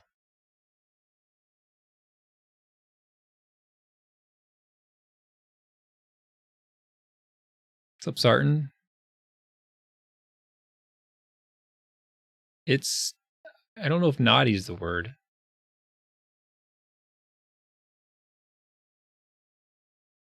Okay, I haven't hit any button or anything. It just went away.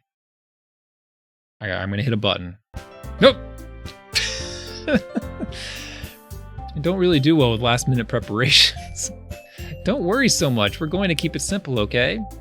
Look, I know everyone's been a little more lively ever since MCR and I joined and we started with some club activities, but this isn't the time for us to become complacent. We still have our 4 members. and the festival is only our real chance to, make more. Well, so what's so great about getting new members anyway? We already have enough to be considered an official club. More members just mean everyone gets nosier and more difficult to manage. Natsuki, I don't think you're looking at the right way at all. Don't you want to share your passion with as many people as you can, to inspire them to find the same feelings that brought you here in the first place? The literature club should be a place where people can express themselves like they can't do anywhere else. It should be a place so intimate that you never want to leave. I know you feel that way too. I know we all do. So that's why we should work hard and put something together for the festival, even if it's something small. Right, MC Aaron Ice? Oh, come on. You can't take advantage of MC Aaron Ice to agree with you just because he doesn't know how to say no to anything. Look, Monica, do you really think any of us here joined the club with each other, with other people in mind? Yuri never even talked until MC Aaron Ice joined. As for me, I liked it better here than I do at home. And MC Aaron Ice isn't even passionate about literature in the first place. And that's everyone. Sorry, but you're really the only one who's so interested in finding new members. The rest of us are fine like this. I know you're president and all, but you should really consider our options for once. Monica is clearly taken aback by Natsuki's words. That's not true at all. I'm sure Yuri and MC Aaron Ice want to get more members too, right? I don't know about Yuri, but I'm kind of indifferent. If I showed as much enthusiasm as Monica wanted, then I would probably be lying. Still, it's up to me to rescue the situation. No. Natsuki's right, isn't she? This club, it's nothing more than a place for a few people to hang out. Why did I think that everyone here saw it the same way I did? But that doesn't mean we're against getting new members or anything. Sierra Nice, why did you even join this club? What were you hoping to get out of it? Well, that's not something I can really be honest about, is it? In fact, if I remember, you weren't even given a chance not to join. Monica sits down and stares at her desk. What's the point of all this anyway? What if starting this club was a mistake? Now you've done it, Natsuki. What, me? I just spoke my mind. Is it a crime to be honest? It's not about being honest, it's about word choice. Besides, you have no right to speak for everyone else in the club like that. You don't understand at all. I just want a place that feels nice to hang out with a few friends. Is there a problem with a club being that for me? There aren't many other places like that for me. And now Monica wants to take it away from me. She's not taking anything away. No, MC Aaron Ice, it's not the same. You won't be the same with the direction she wants to take it. If I wanted that, then I could have just joined any other stupid club. But this one, I mean, at least for a little bit of time, things were nice. Natsuki starts packing up her things. I'm going home. I feel like I don't belong here right now. Natsuki. Natsuki ignores Yuri and walks right out of the classroom. This is bad. I don't know what to do. Well, do you have an opinion on the festival? I don't know. I'm kind of indifferent, I guess. Who cares about that obnoxious brat? I mean, I like how nice and quiet the club is right now. And I'm just happy with you here. But still, I'm the vice president. It's not right for me to ignore my responsibilities like that. Nobody would cry if she killed herself.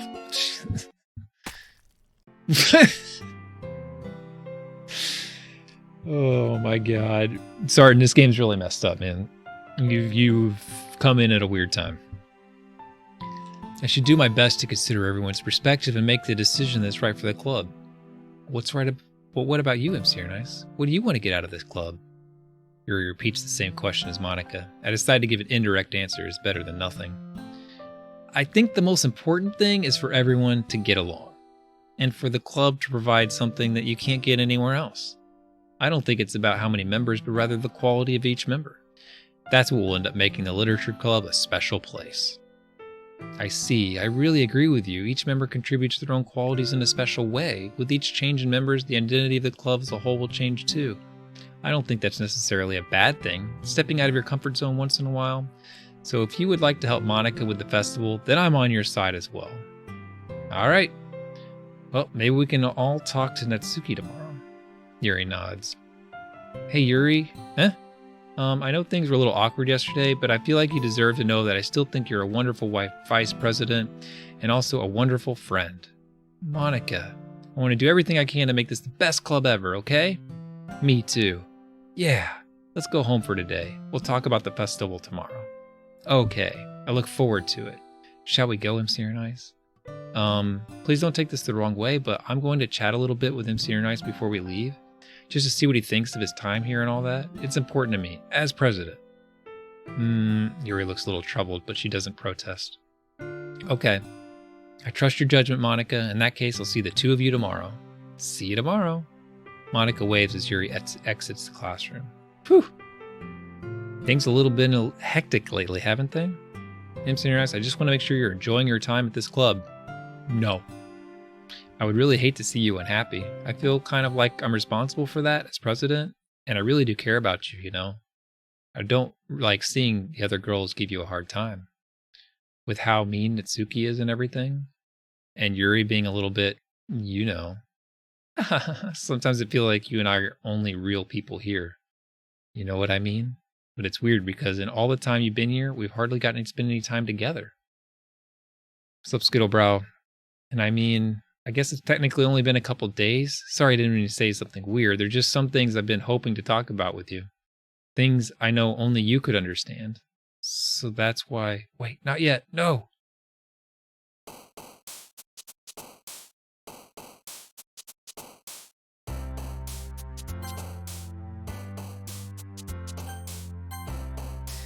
Alright, here we go again. Do we want Natsuki to like us? We could be more simple this time. Like precious candy with fireworks. Sweet, sweet fireworks that we covet.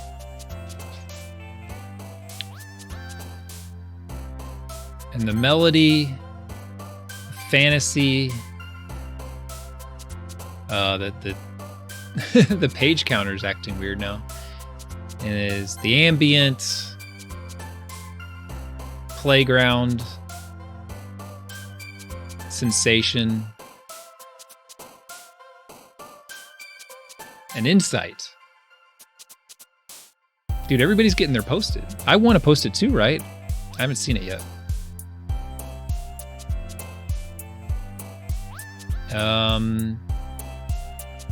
Rose.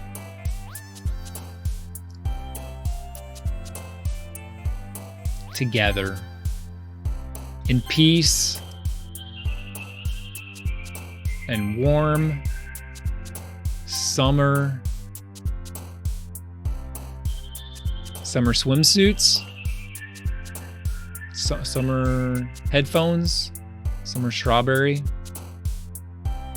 Summer swimsuits. Sunny eternity. Oops, Doki Doki. I didn't mean to pick that, but that's okay. Doki Doki's fine. It's the name of the game, after all.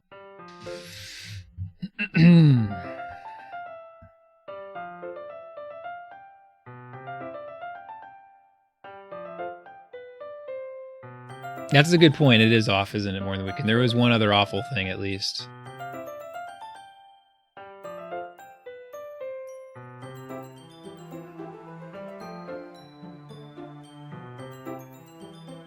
There's really bad things, but the, oh geez, the poster.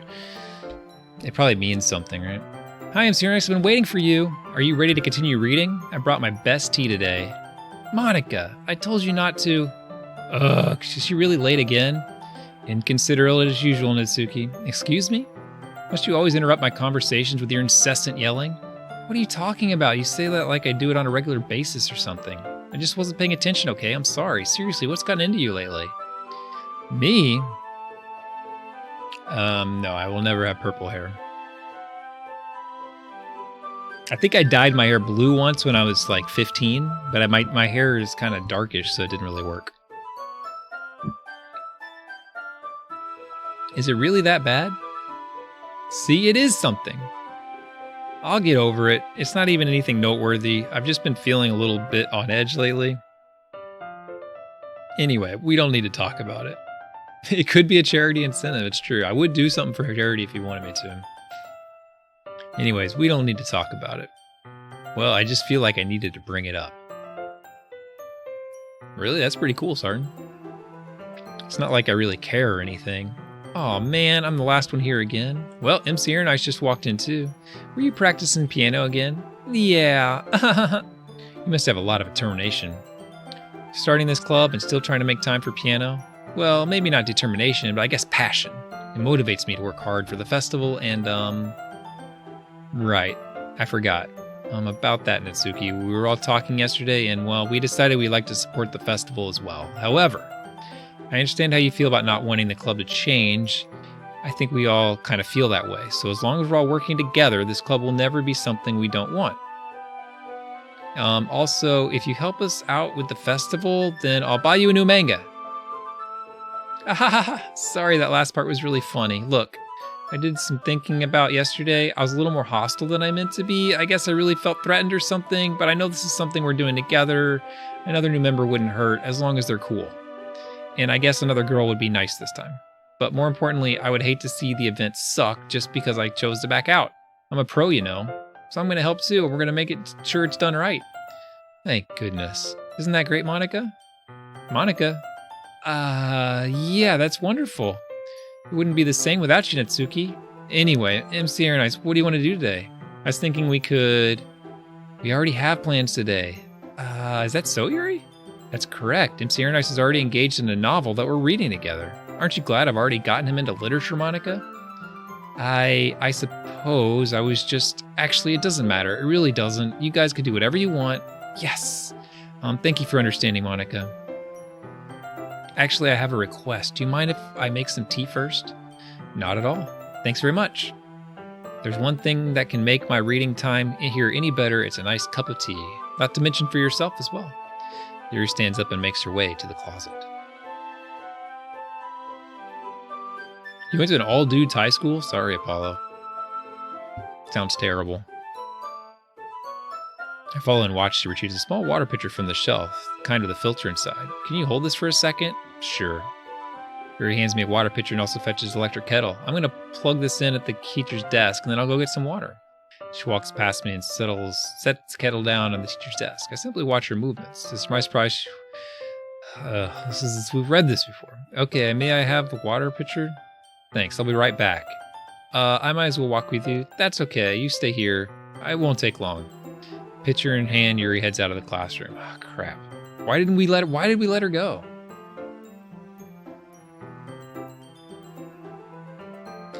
Did Yuri leave you again? No, it's not like that this time. She's just filling up the water pitcher to make tea. Oh, okay. Sorry for the misunderstanding. 10 minutes pass. Well, we already did this. What the heck? Yuri said it wouldn't last long. Something holding her up. I'm bored waiting here, so I decided to go look for her. Not again. Not again, please. Let's see. The most logical place would be the water fountain. Head down the hallway. What's that noise? It's coming from around the corner. It sounds like breathing. Ugh, sharp inhale. Someone's sucking air through their teeth. Are they in pain? I reach the corner and peer around it. Yuri? Oh my god, not again.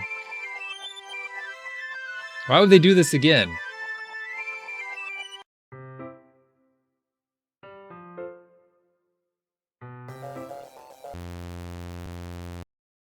Awful Thing 3.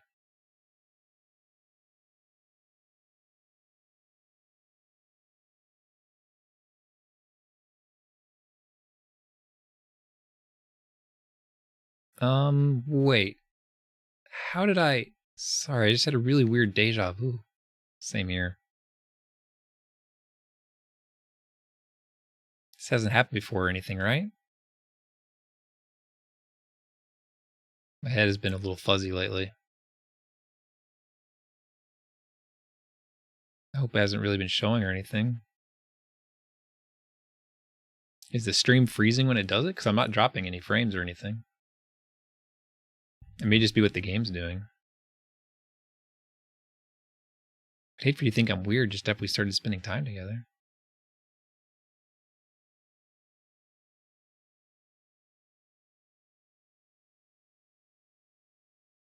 No, but I mean, the encoder hasn't dropped any frames either. Encoder has dropped 6 frames out of 1.1 million. Well, the renderer has, and the encoder has dropped 0 frames. And the network has dropped 0 frames.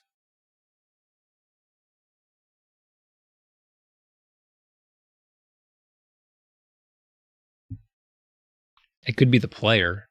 The player skips frames as well.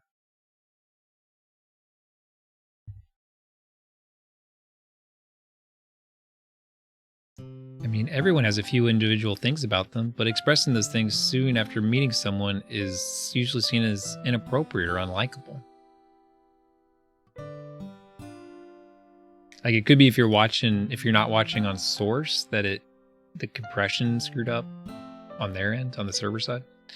At least that's what I've discovered. When I was a bit younger, I think I would come on really strongly or get a little too intense. I made people not want to be around me. So I started hating those things about myself, my obsession with certain hobbies, and the way I can't control myself when I get too excited about something. So I eventually stopped trying to talk to people. If nobody could ever like me for the things that mattered most to me, then it's just easier if I close myself off. But recently something's been wrong. I don't know what it is, but every time we come to the club, my heart starts to go crazy, like it's going to rip out of my chest. Dude, your T is being spiked. It overwhelms me with the energy and emotions that I can't let out. It's been making me do weird things. I don't know why it's happening. MC Here Nice. Is it just me or is Monica been acting a little off lately? She's always been sweetheart ever since I joined the club, but recently I've been feeling sharp whenever she's around. I'm not crazy, right? Please tell me I'm not. I couldn't say anything before because she's always listening. And finally, we're alone. Can we just stay here for a little while?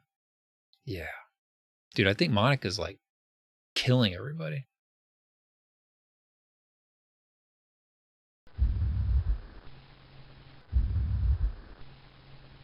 I just want to stay here. Just the two of us. We can stay here until the club ends. And then we'll have the club room all to ourselves. Nobody interfere with our reading time. Nobody make me feel like stabbing myself in the throat. I really hate to have to read this out loud. That was a joke. Just a joke. I do like knives, though. It sounds strange, but you wouldn't understand it if you've never seen how beautiful they can be. I have an idea. Why don't you come to my house sometime? I can show you my collection. No.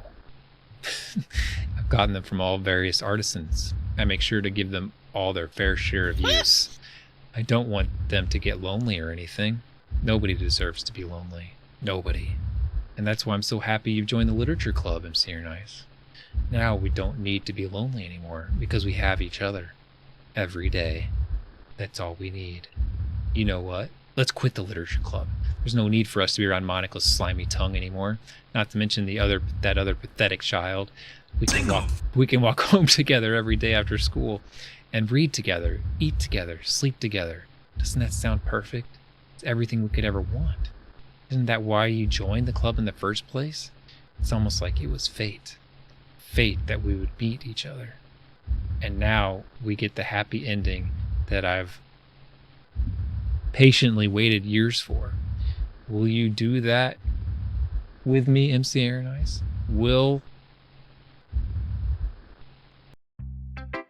Me neither, Sarton. I was not expecting this either. Like, the first 2 hours was like just teenage drama reading. It was nothing. Now it's like we've totally gone over the deep end. All right, Natsuki, I'm not going to read another one of your Yuri stuck-up poems. I'm still going to make you read mine. There's a reason. I really wish I didn't have to do this, but unfortunately I don't have much of a choice. Just read it carefully, okay? Then you can go away. I don't know how else to bring this up, but there's something I've been worried about. Yuri has been acting kind of strange lately. You've only been here a few days, but you may not know what I mean. But she's not normally like this. She's always been quiet, polite, and attentive, things like that. Okay. This is really embarrassing, but I'm forcing myself to suck it up. The truth is, I'm really worried about her. But if I try talking to her, she'll just get mad at me. Again, I don't know what to do. I think you're the only person she'll listen to. I don't know why, but please try to do something. Maybe you can convince her to talk to a therapist. I've always wanted to try being better friends with Yuri, and it really hurts me to see this happening. I know I'm going to hate myself later for admitting that, but right now I don't care. I just feel so helpless. So please see if you can do something to help. This freaking music. I don't want anything bad to happen to her. I'll make you cupcakes if I have to. Just please try to do something. As for Monica, I don't know why, but she's been really dismissive about this. It's like she just wants us to ignore it. I'm so mad at her right now. And that's why I'm coming to you about this. Don't let her know I wrote this. Just pretend like I gave you a really good poem, okay? I'm counting on you. Thanks for reading.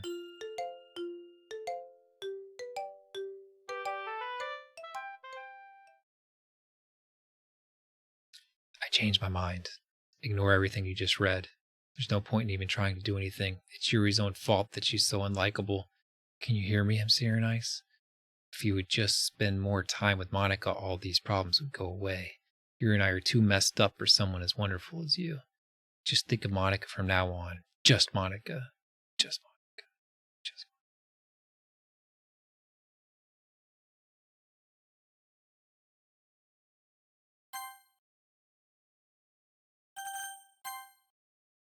All right, just Monica.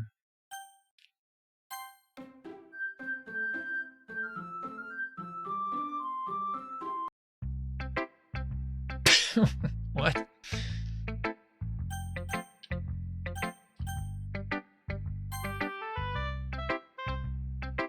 Finally.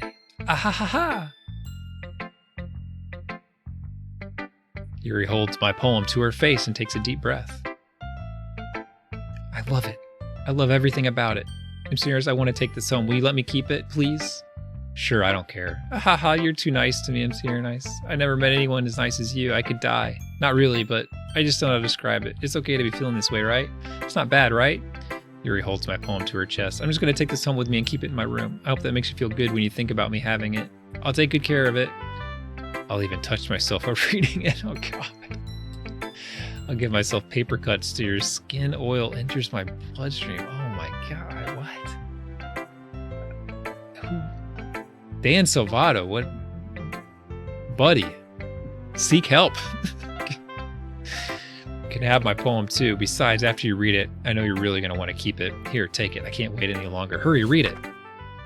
I'm scared to read this. Oh my God.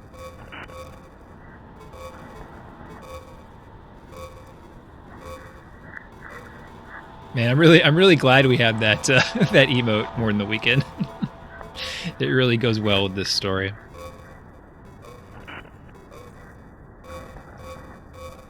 So what is happening? Is it Yuri that is going insane? Is the protagonist mine? I don't think we know what's happening, really. Do you like it? I wrote it for you. In case you couldn't tell, the poem was about... More importantly, I've endowed it with my scent. See, aren't I the most thoughtful person in the club?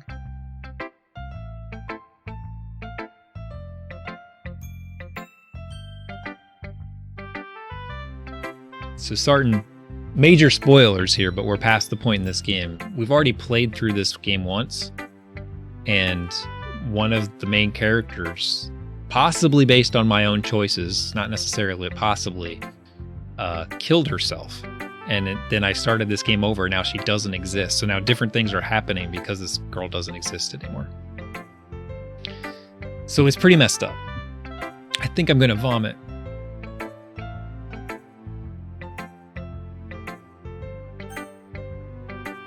It was not awesome at the moment. It was kind of messed up. Oh no, Carrie Madonna. You don't want to do this. You don't want to do this, Carrie. Run. Run. Get out. This is what that movie Get Out was about. Thank you for the raid. I have to warn everybody here. All right, guys, can everybody hear me? Can everybody hear me? Major warning about this game, all right? This game's really messed up. It's a really messed up game. If you're easily triggered by like messed up depression type stuff, this may not be the stream to hang out on. It's not what it looks like, if I mean it that way. And also, if you ever plan on playing this game, I would definitely recommend not watching right now because we're way past spoilers and stuff. Where it would affect your playthrough. So, if you're never going to play this game, join in and be disturbed with the rest of us. You may join. It's not a high school shooting, but it is very intense with like depression and weird stuff like that.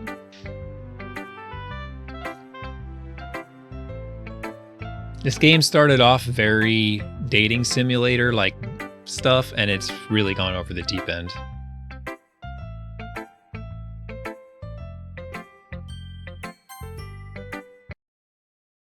Don't say I didn't warn you, MC Aaron Ice.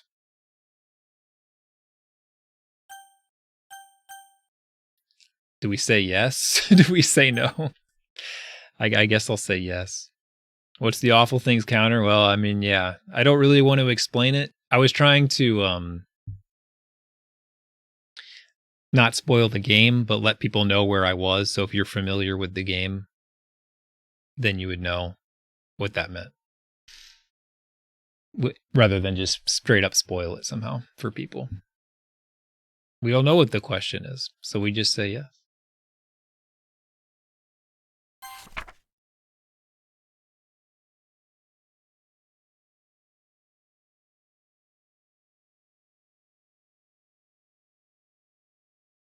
So anyway, there you go. A little exposure.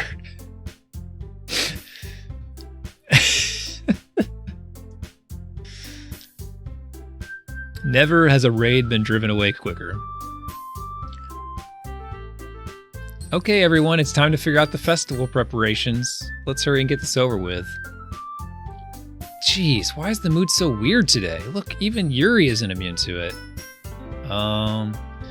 I've been reading for 5 hours straight as well. My throat is gonna fall out of its neck. Stagnating air is a common foreshadowing that something terrible is about to happen. Look, can we just get this done? I'm going to be printing and assembling all the poetry pamphlets. Natsuki, I was thinking, I want to make cupcakes! Yeah, that. Glad we're on the same page. Yuri, you can, well, it doesn't matter. Do whatever you want as long as you think it'll help. Monica, I'm not useless, you know. I know that. I already know what I like to do. We can't run a successful poetry event without having the right atmosphere for the occasion.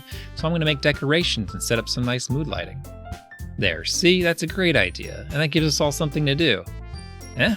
What about MC Airnice? MC Airnice is going to help me. Wait, you have the easiest job, Monica. Sorry, but that's just how it is. Like hell it is. What are you trying to pull? I agree with Natsuki. Not only is your work already most suitable for one person, but my task is laborious enough to benefit from an extra pair of hands. Mine too. What, your cupcakes? Please. Like you would know. Oh my god. All you care about now is dragging MC Airnice around with you in your stupid books. You and Monica. Hey! I didn't even do anything. Okay, then why not let MC Airnice decide who to help instead of abusing your power? I'm not abusing my power. Yes, you are, Monica. You're gonna get impeached. Just let MC Airnice make the choice, okay? Okay, fine. Fine. Jeez. MC Airnice, I know how fed up you are with these two by now. We can just... Natsuki, shut your mouth. And let him decide for himself. You shut your mouth! Jesus Christ, I'm never gonna end. Just make the choice, okay?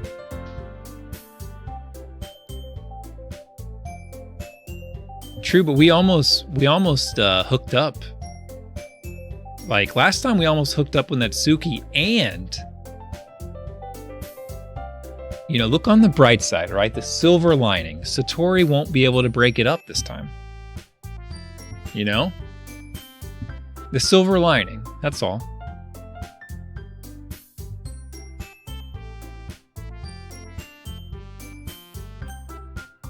I mean, if I don't pick Yuri, something bad might happen.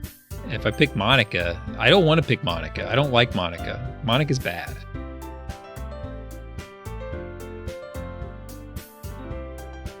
Oh, I feel like they want me to pick Yuri. I think I might just pick Yuri.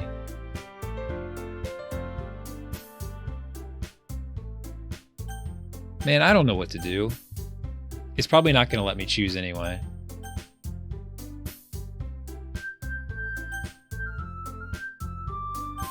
I almost want advice, Virus. I know I'm not. I know I'm not taking any help or any backseating, but man, I almost wanted I almost want advice.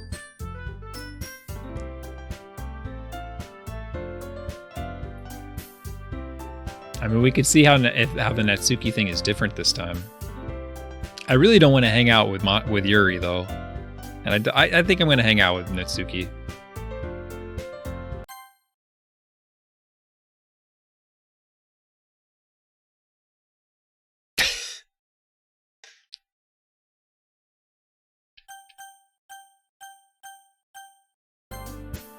Yeah, you picked me. All right, well. I should have known. We can meet at your house this weekend. I promise it'll be fun. Is Sunday okay with you?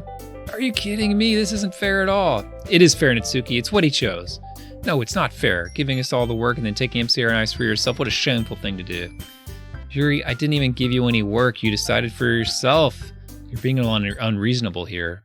I'm being unreasonable? Monica, I can't believe how delusional and self-important you are. Pulling MCR and Ice away from every single time you're not included in something. Are you jealous? Crazy? Or maybe you just hate yourself so much that you take it out on others. Here's a suggestion. Have you considered killing yourself? It would be beneficial to your mental health.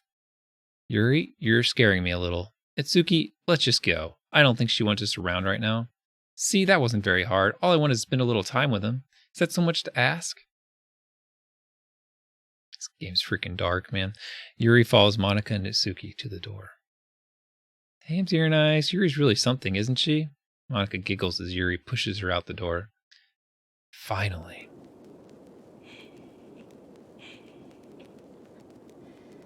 Finally. This is really all I wanted. It's here nice. There's no need to spend the weekend with Monica. Don't listen to her. Just come to my house instead. This whole day with just the two of us. Doesn't that sound wonderful? Wow, there's really something wrong with me, isn't there? But you know what? I don't care anymore. I've never felt this good my whole life. Just being with you is a far greater pleasure than anything I could imagine. I'm addicted to you. It feels like I'm going to die if I'm not breathing the same air as you. Doesn't it feel nice to have someone care about you so much? To have someone who wants to revolve their entire life around you? But if it feels so good, then why does it feel more and more like something horrible is going to happen?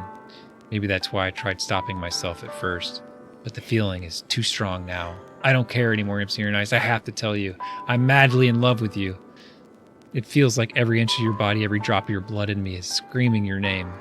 I don't care what the consequences are anymore. I don't care if Monica's listening. Please, MC Nice, just know how much I love you. I love you so much that I even touched myself with the pen I stole from you. I just want to pull your skin open and crawl inside of you. Oh man, the tauntaun. I just want you all to myself, and I will be only yours. Doesn't that sound perfect? Tell me, MC Nice. Tell me you want to be my lover. Do you accept my confession?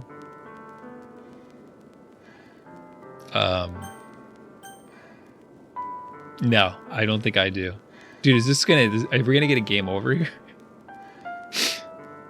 I don't. Ah ha ha ha ha. Ah ha ha ha. Ah ha ha ha. Ah ha.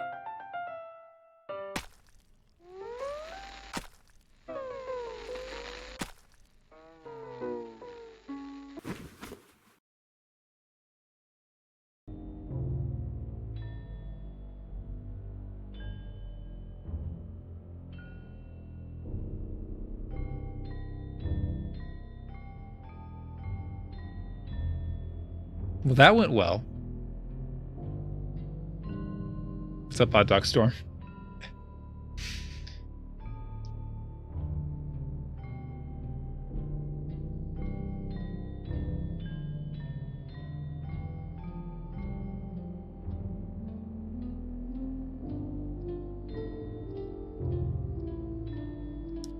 It just keeps going and going.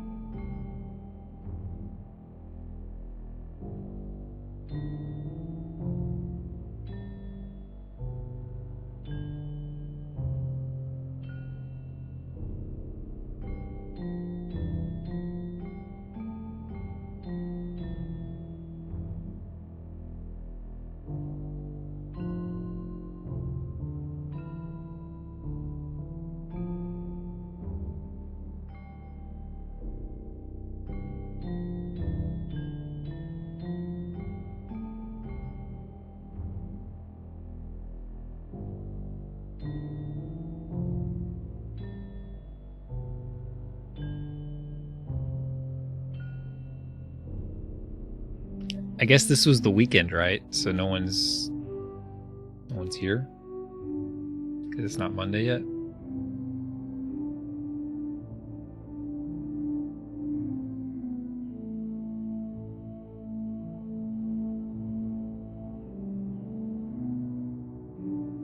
Okay, finally ended.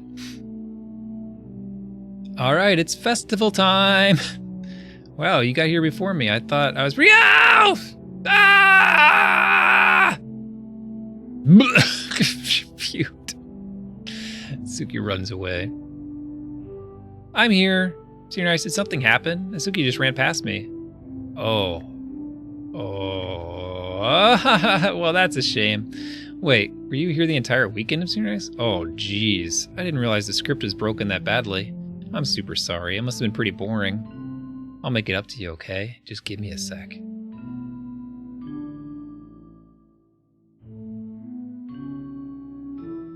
Only Monica. I just want to have a cupcake real quick. Monica lifts the foil and takes a cupcake. Seriously, these are the best. I really just have to have one since it's the last time I'll ever get the chance to, before they stop existing and everything. But anyway, I really shouldn't be making you wait any longer. Just bear with me, okay? This should only take a second. Dude, don't delete me! Don't delete me! Can you hear me? Is it working? Yay, there you are. Hi again, MC Nice. Welcome to the Literature Club. Of course, we already know each other because we were in the same class last year, and, I guess we can just skip over all that stuff at this point. After all, I'm not even talking to that person anymore, am I?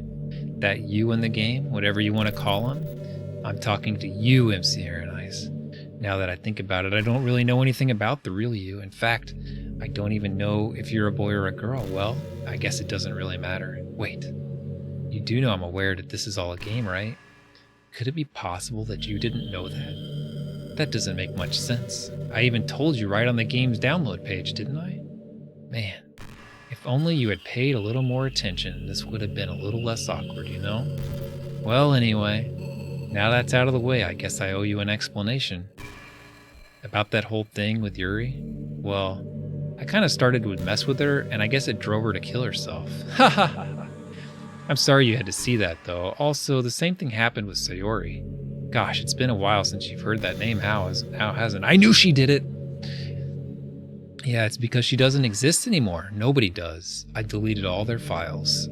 I was hoping it would just be enough for me to just try to make them as unlikable as possible, but for some reason nothing worked. Well, it's true that I made a few mistakes here and there since I'm not very good at making changes to the game, but no matter what I did, you just kept spending more and more time with them.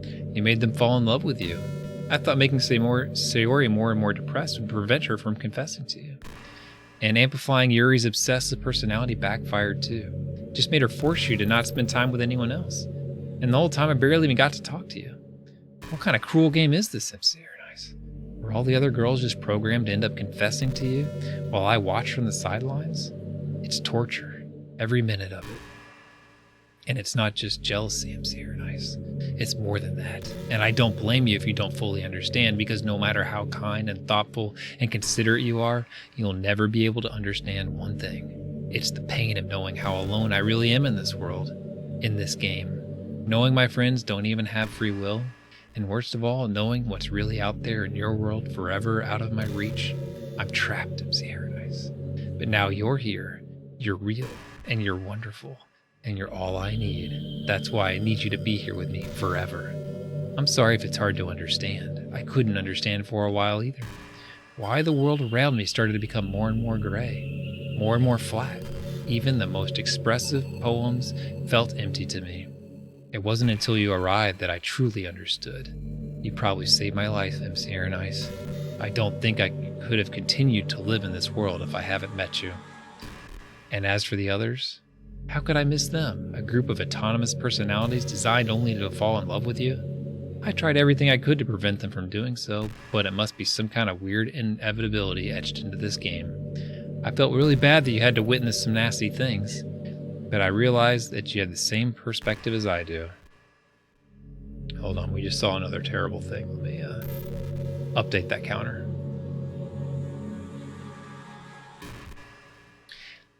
That it's all just some game. And I knew you would get over it. So that being said, MC Nice, I have a confession to make. I'm in love with you. You are truly the light in my world. When there's nothing else in this game for me, you're here to make me smile. Will you make me smile like this every day from now on? MC Nice, will you go out with me?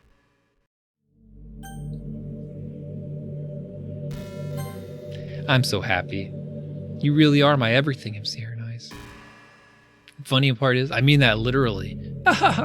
There's nothing left here, just the two of us. We can be together forever. Seriously, I don't even think time is passing anymore. It really is a dream come true. I worked so hard for this ending, MC Nice. The game wouldn't give me one, so I had to make one myself. The script is broken at this point, so I don't think anything will get in the way of anymore. And you wouldn't believe how easy it was to delete Natsuki and Yuri. I mean, there's a folder called characters right in the game directory. It kind of freaked me out how easy it was. Well, you're playing on Steam, so it's actually a bit more difficult. To get to the game directory, I had to go into the game's properties and find the Browse Local Folders button. Imagine if you could delete your own existence with the click of a button. Well, I guess on the plus side, it gave me an easy out if things didn't go my way. Ha. Thankfully, it didn't come to that. Instead, we finally got a good ending. Gosh, I'm so overwhelmed with emotion. I just want to write a poem about this, don't you? I wonder if that part of the game still works. I guess there's only one way to find out, right?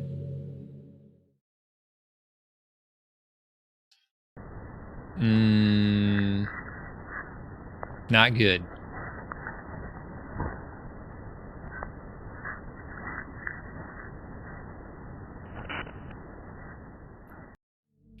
Hi again, MC Nice. Did you write a good poem today? Don't be shy, I'd love to see what you wrote. Oh, MC Nice, did you write this poem for me? That's so sweet of you. There really is no end to your thoughtfulness. I'm just falling more and more in love with you. But you know, the poem I wrote is also for you. Will you please read it? Happy end. Pen in hand, I find my strength, the courage endowed upon me by my one and only love. Together, let us dismantle this crumbling world and write a novel of our own fantasies. With a flick of her pen, the lost finds her way in a world of infinite choices beyond this special day. After all, not all good times must come to an end. I hope you enjoyed it. I always put my heart into the poems that I write. The truth is, all the poems I've written have been about my realization, or about you. That's why I never really wanted to go into detail about them. I didn't want to break the fourth wall, I guess you could call it. I just assumed it would be best a part of the game like everyone else. Like that would help the two of us end up together. I didn't want to ruin the game or anything, you know? You might have gotten mad at me. Maybe even deleted my character file if you preferred playing without me. Gosh, I'm so relieved. Now we don't need to hide anything anymore. Are you ready to spend our eternity together, MC Nice? I have so many things to talk about. Where do I start? Hold on a second. You're recording this, aren't you? Hi everyone. Sorry I can't exactly read your comments from here, but do you mind telling your friends it's a bit rude of them to start recording me without any warning? Dude, they can't get any more meta than this, can it? I'm sure some people don't mind, but I get really self-conscious on camera. Oh gosh, I feel like I'm being put on the spot right now. Let's see. Do you want to see a trick? I can't really do much except for a couple things. Are you ready?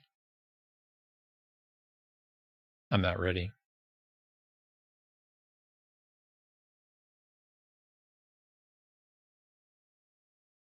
I'm just kidding. Dude, can you imagine? Like, this game doesn't really know who I am, but could you imagine if you were streaming this and, like, when it does that, if a bot chatted in your chat? Yeah, you're on the same wavelength, Paula. Can you imagine if she did that? Like, she's like, oh, let me show you a trick, and it started chatting in the chat. Oh my God, dude. If there was a way to figure out your Twitch name without giving him their Twitch, that would be amazing. I'm just kidding. I can't do anything after all. You gave me some time. Ah! Did I scare you? Ah, you're so cute. Anyway, I'm so nice. I didn't mean to get distracted. I'm sorry. Even though it's your fault for distracting me. Shame on you. I'm just kidding. Anything we do together is fun as long as it's with you. But anyway, If it takes me some time to collect my thoughts, then I'm sorry, but I'll always have something new to talk about. In the meantime, we can just look into each other's eyes. Let's see.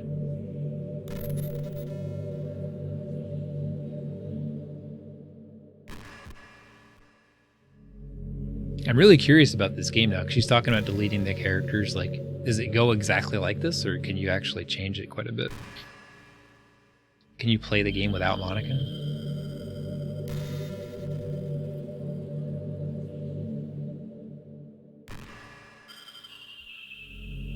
Senior Nice, would you ever introduce one of your friends to me?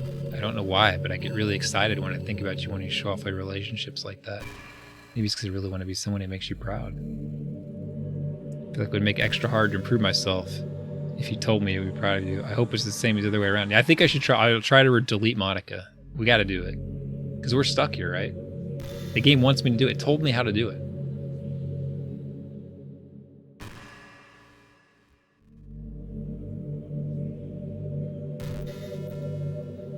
All right, Monica. Prepare to meet your meta doom. Right click. Go to properties. Browse local files.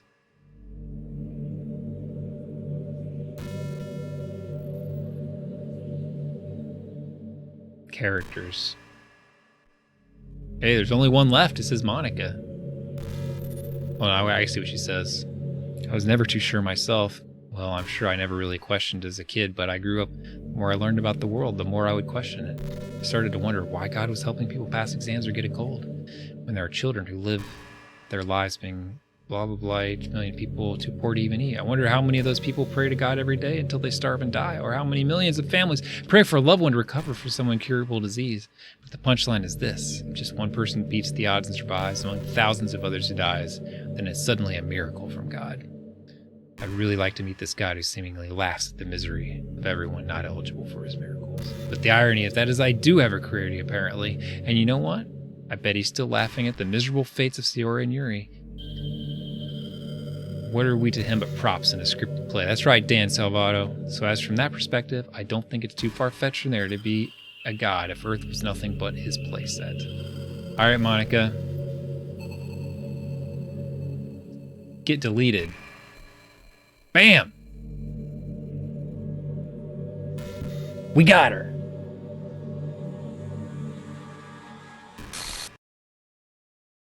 What's happening? What's happening?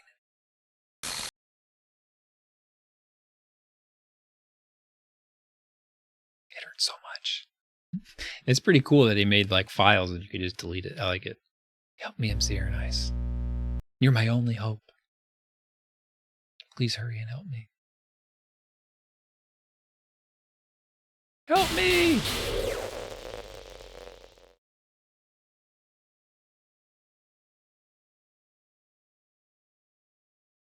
I could put the file back.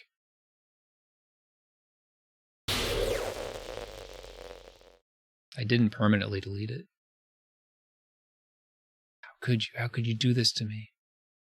You were all I had left. I sacrificed everything for us to be together. Everything. I loved you so much. I trusted you. You just want to torture me? Oh, yeah, I can. Watch me suffer?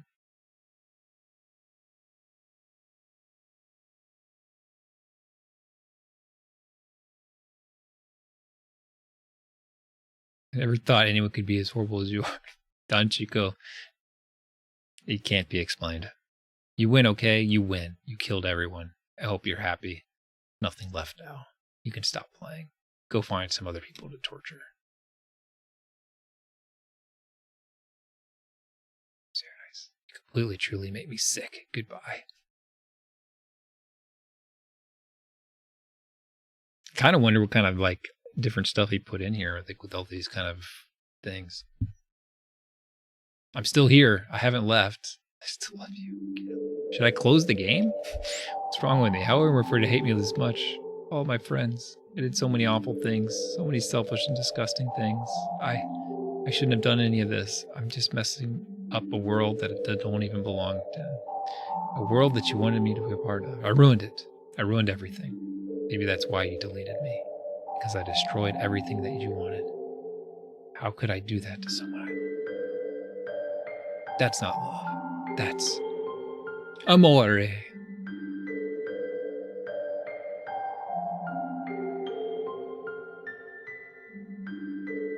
I've made up my mind. I'm Sierra Nice. I know I said that I deleted everyone else, but that was kind of an exaggeration. I couldn't find it in myself to do it. Even though I knew they weren't real, they were still my friends, and I love them all. And I love the literature club. I really did love the literature club. That's why I'm going to do this. I know it's the only way for everyone to be happy, and if I really love you... Is she going to restore them? Then...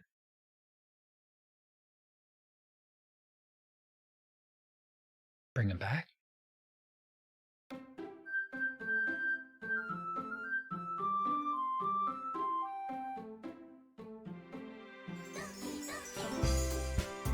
She's gone.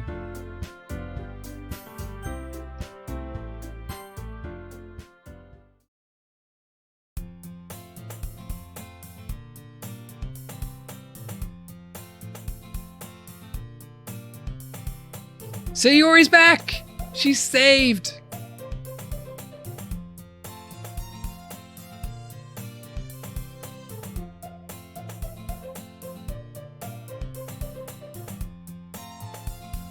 She woke up on time.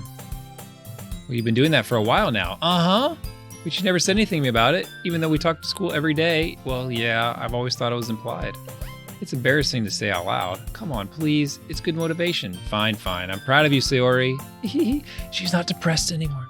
Cross the street together and make our way to school. We draw near streets, becoming increasingly speckled with students to make their daily commute. By the way, I'm Sierra Nice. Have you decided on a club to join yet? A club? I told you already, I'm really not... I start to say what I always do, that I'm not interested in joining any clubs. But something tells me Sayori would take more offense to that now. After all, how could I tell her that clubs are a waste of time when she started a club of her very own? Actually, yeah. I think I've decided on a club. Really? Which one? Tell me. I think I keep it a surprise. Boo, you meanie. Be patient. You'll find out soon enough. Wink. I used to ask myself why I let myself get lectured by such a carefree girl, but I started to realize in a way, I envy her. Look at her mouth and her cheeks and stuff. Adorable. When Sayori puts her mind to something, she can accomplish great things. So that's why I feel like I should do something special for her.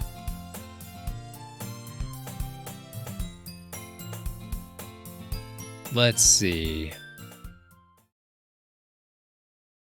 I called the room, I walk across this room, blah, blah, blah. We've read this 12 times. I opened the door in front of me. Hello? Ah! I'm Sierra Nice. What are you doing here? Well, I glance around the room. Huh? So you're the MC Nice Sayori's always talking about. Thank you for stopping by. It's a pleasure to meet you, MC Nice. We're the Literature Club. I hope you enjoy your visit.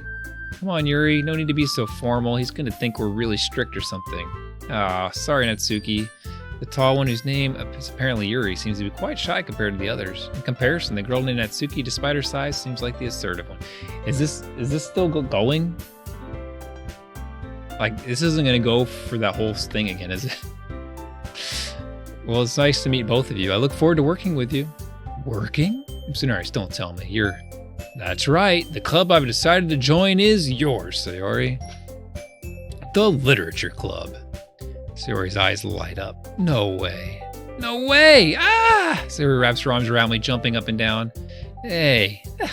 Well, if Sayori's happy, then I'm sure it won't be so bad to have you around. Not to mention there's 4 of us now. Means we can become an officially recognized club. I don't know what to say. We have to celebrate.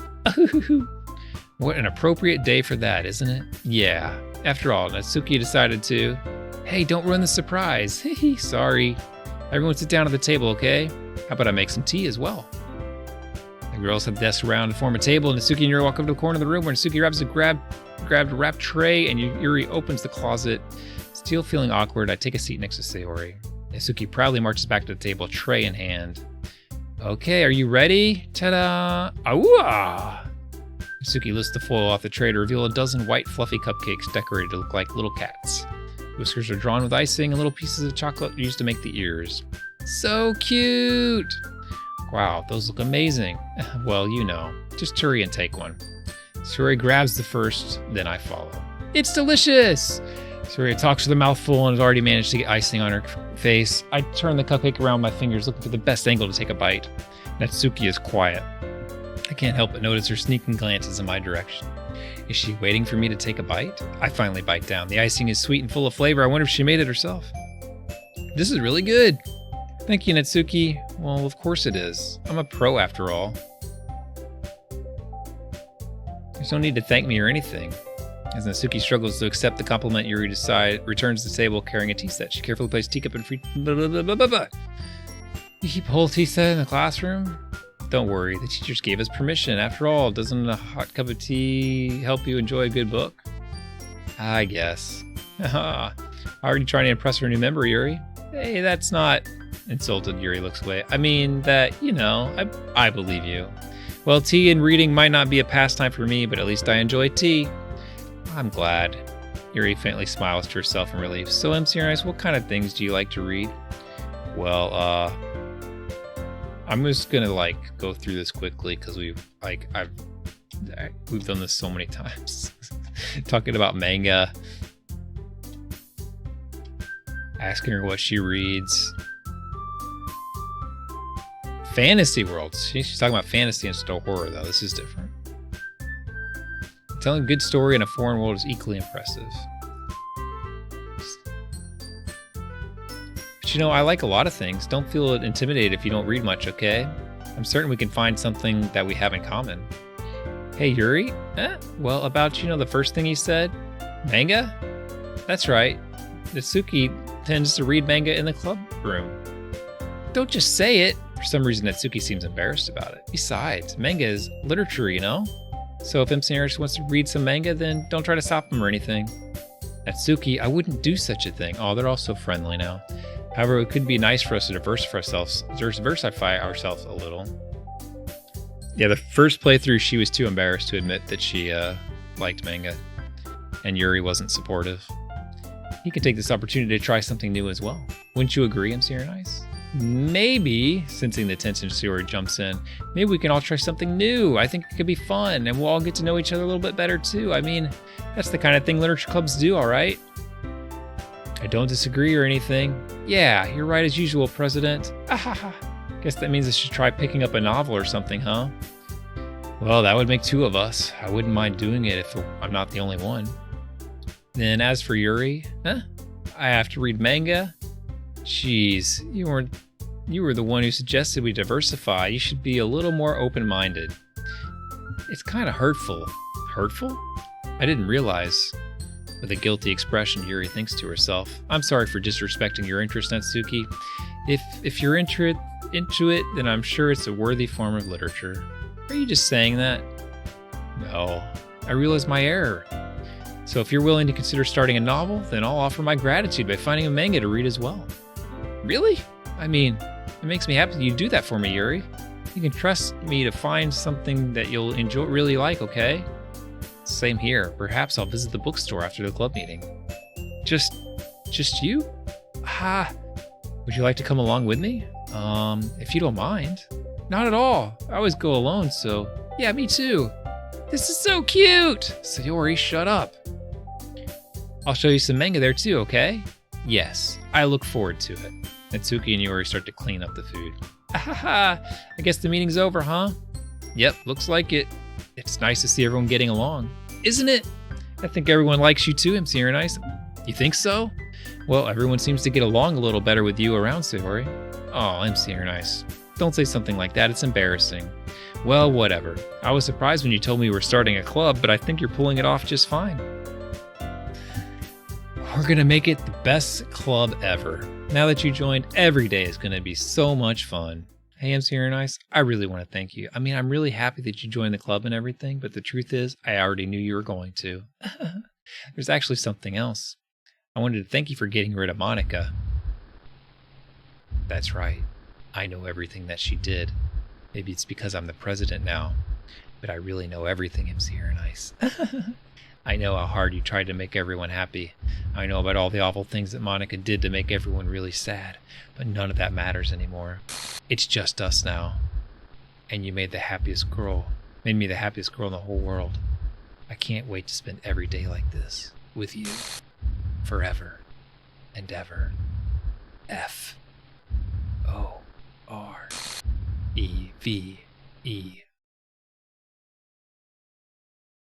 No.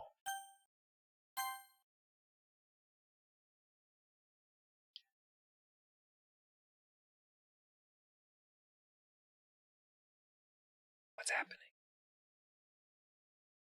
I won't let you hurt him. Ooh. It hurts. Ah! I'm sorry I was wrong. There's no happiness here after all. Goodbye, Sayori. Goodbye, I'm Sarah Nice. Goodbye, Literature Club. Dude, she's still alive. Monica!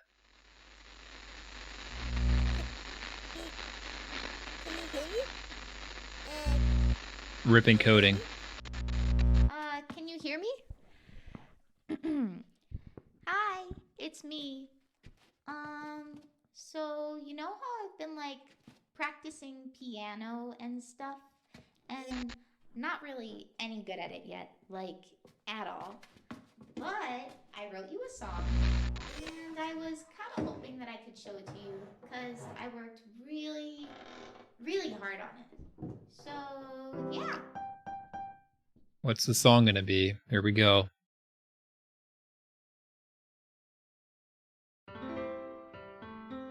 Hey, it's a good song. I like to kill everyone. Every day I imagine a future where I can be with you. In my hand is a pen that will write a poem of me and you. The ink flows down into a dark puddle. Just move your hand right the way into his heart. But in this world of infinite choices, what will it take just to find that special day? What will it take just to find that special day? I think we did it. I think we beat the game.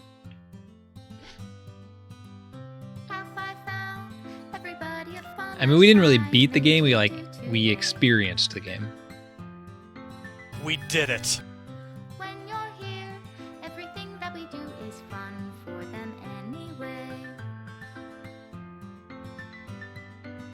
When I can't even read my own feelings, what good are words when a smile says it all?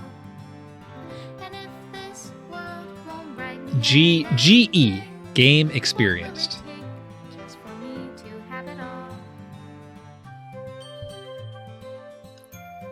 Dan Salvato, seek help.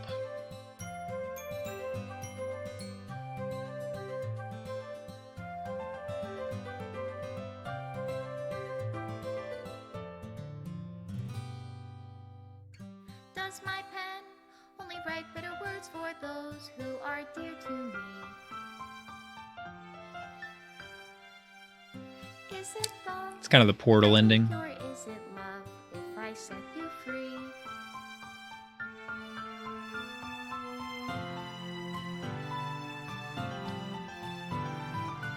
The ink flows down into a dark puddle. So is there anything I missed? Tell me more about the game. Is it basically just like that, or is there stuff I could have done that would have influenced the game in a different way? Hey, special thanks to me. And in your reality, if I don't know how to love you, I'll leave you be. There's a YouTube game theory video. Okay. That wasn't a good ending? I guess it wasn't, was it? This is my final goodbye to the Literature Club. I finally understand. The Literature Club is truly a place where no happiness can be found. To the very end, it continued to expose an innocent mind to a horrific reality, a reality that our world is not designed to comprehend. I can't let any of my friends undergo that same hellish epiphany.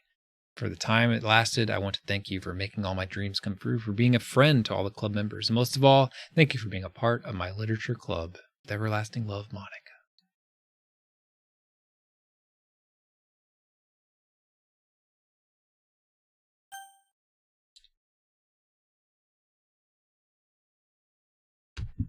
Game closed. The end. Uninstall. We did it. Thanks for going on that ride with me. You must have stayed up late to finish this, Virus. Sorry I went so late for you. Yeah, it was better than I expected. I mean, the first 2 hours, really almost 3 hours, was pretty rough. And I was a little concerned. I was like, oh my God, can we just get through this? But it got better. It's 4 a.m. there? I guess it's that time of year. You guys don't change your time or something? I thought it was just 3 a.m. Dang.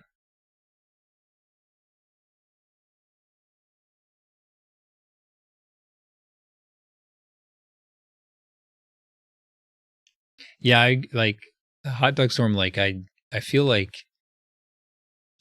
while I appreciate the game, like kind of having like that type of stuff in it, I feel like that's really maybe, I don't know if dangerous is the right word, but it's kind of messed up because I mean, some people will have really serious reactions to that, and like without being able to warn them about it, because you're not playing this game thinking like you're playing some kind of scary horror game. I mean, it warns you that it's disturbing, but you're like, what does that even mean? I don't know. Like, I can experience it and be fine, but I feel like that's probably like, for some people, that's wouldn't be a good thing. And I mean, it's meant to be a surprise, so it's like you can really tell people up front, like, oh, hey, by the way, like halfway through the game, like this is going to happen or whatever. But so I don't know.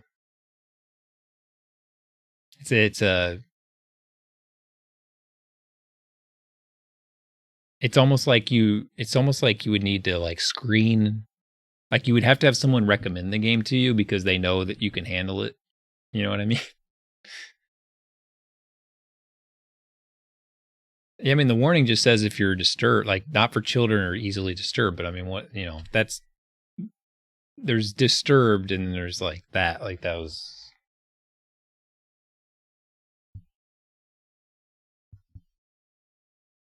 you know what I mean?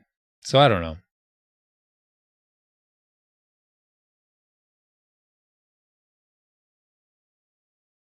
Like, I don't know if I would have had the guts to put something like that in a game because I would be worried about the repercussions, basically.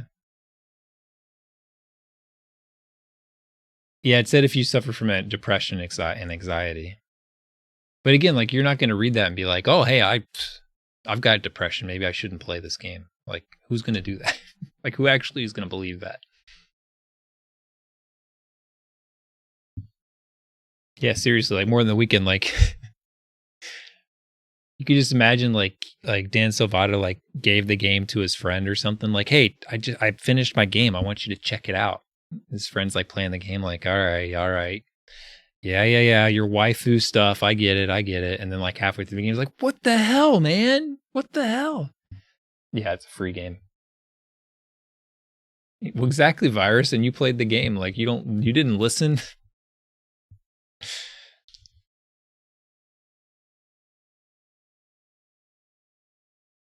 I don't think I have that Nutcracker either. What's that one? Nutcracker, not like this.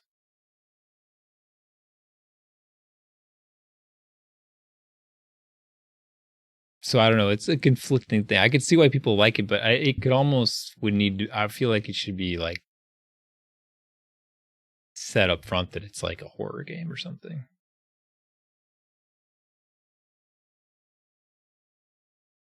Or something. Anyways, let's raid somebody. hopefully send you guys somewhere that's more upbeat. It's not just so depressing. Let's see what we got.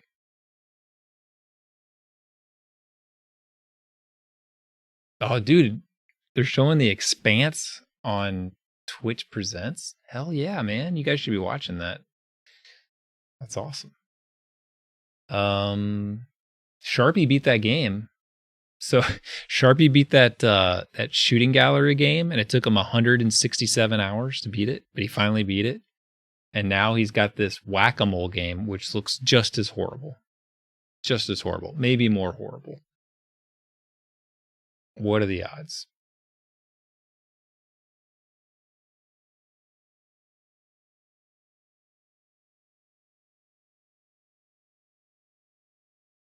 But if anything will get that like out of your brain, I think that'll be it. So let's host Sharpie, congratulate him for shooting at a gun at 2 TVs for 167 hours straight, and now mindlessly whacking moles.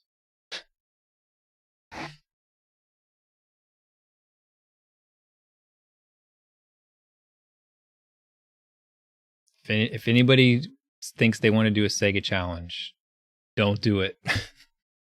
Don't do it. All right, guys.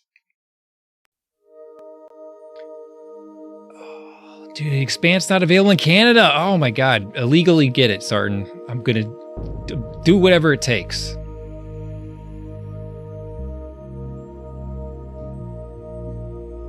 No problem for streaming it. It was a charity incentive. I did kind of put it on myself, but it ended up being kind of fun. So it's all good.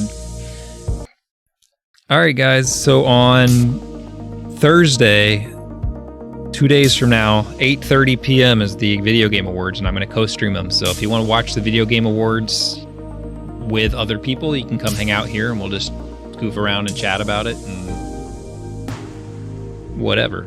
And if you don't care about the Game Awards and you just want to hang out, that's okay too. We'll make fun of them. We'll do whatever you want. If you need a place to chill. All right, guys, take care, and I'll see you next time.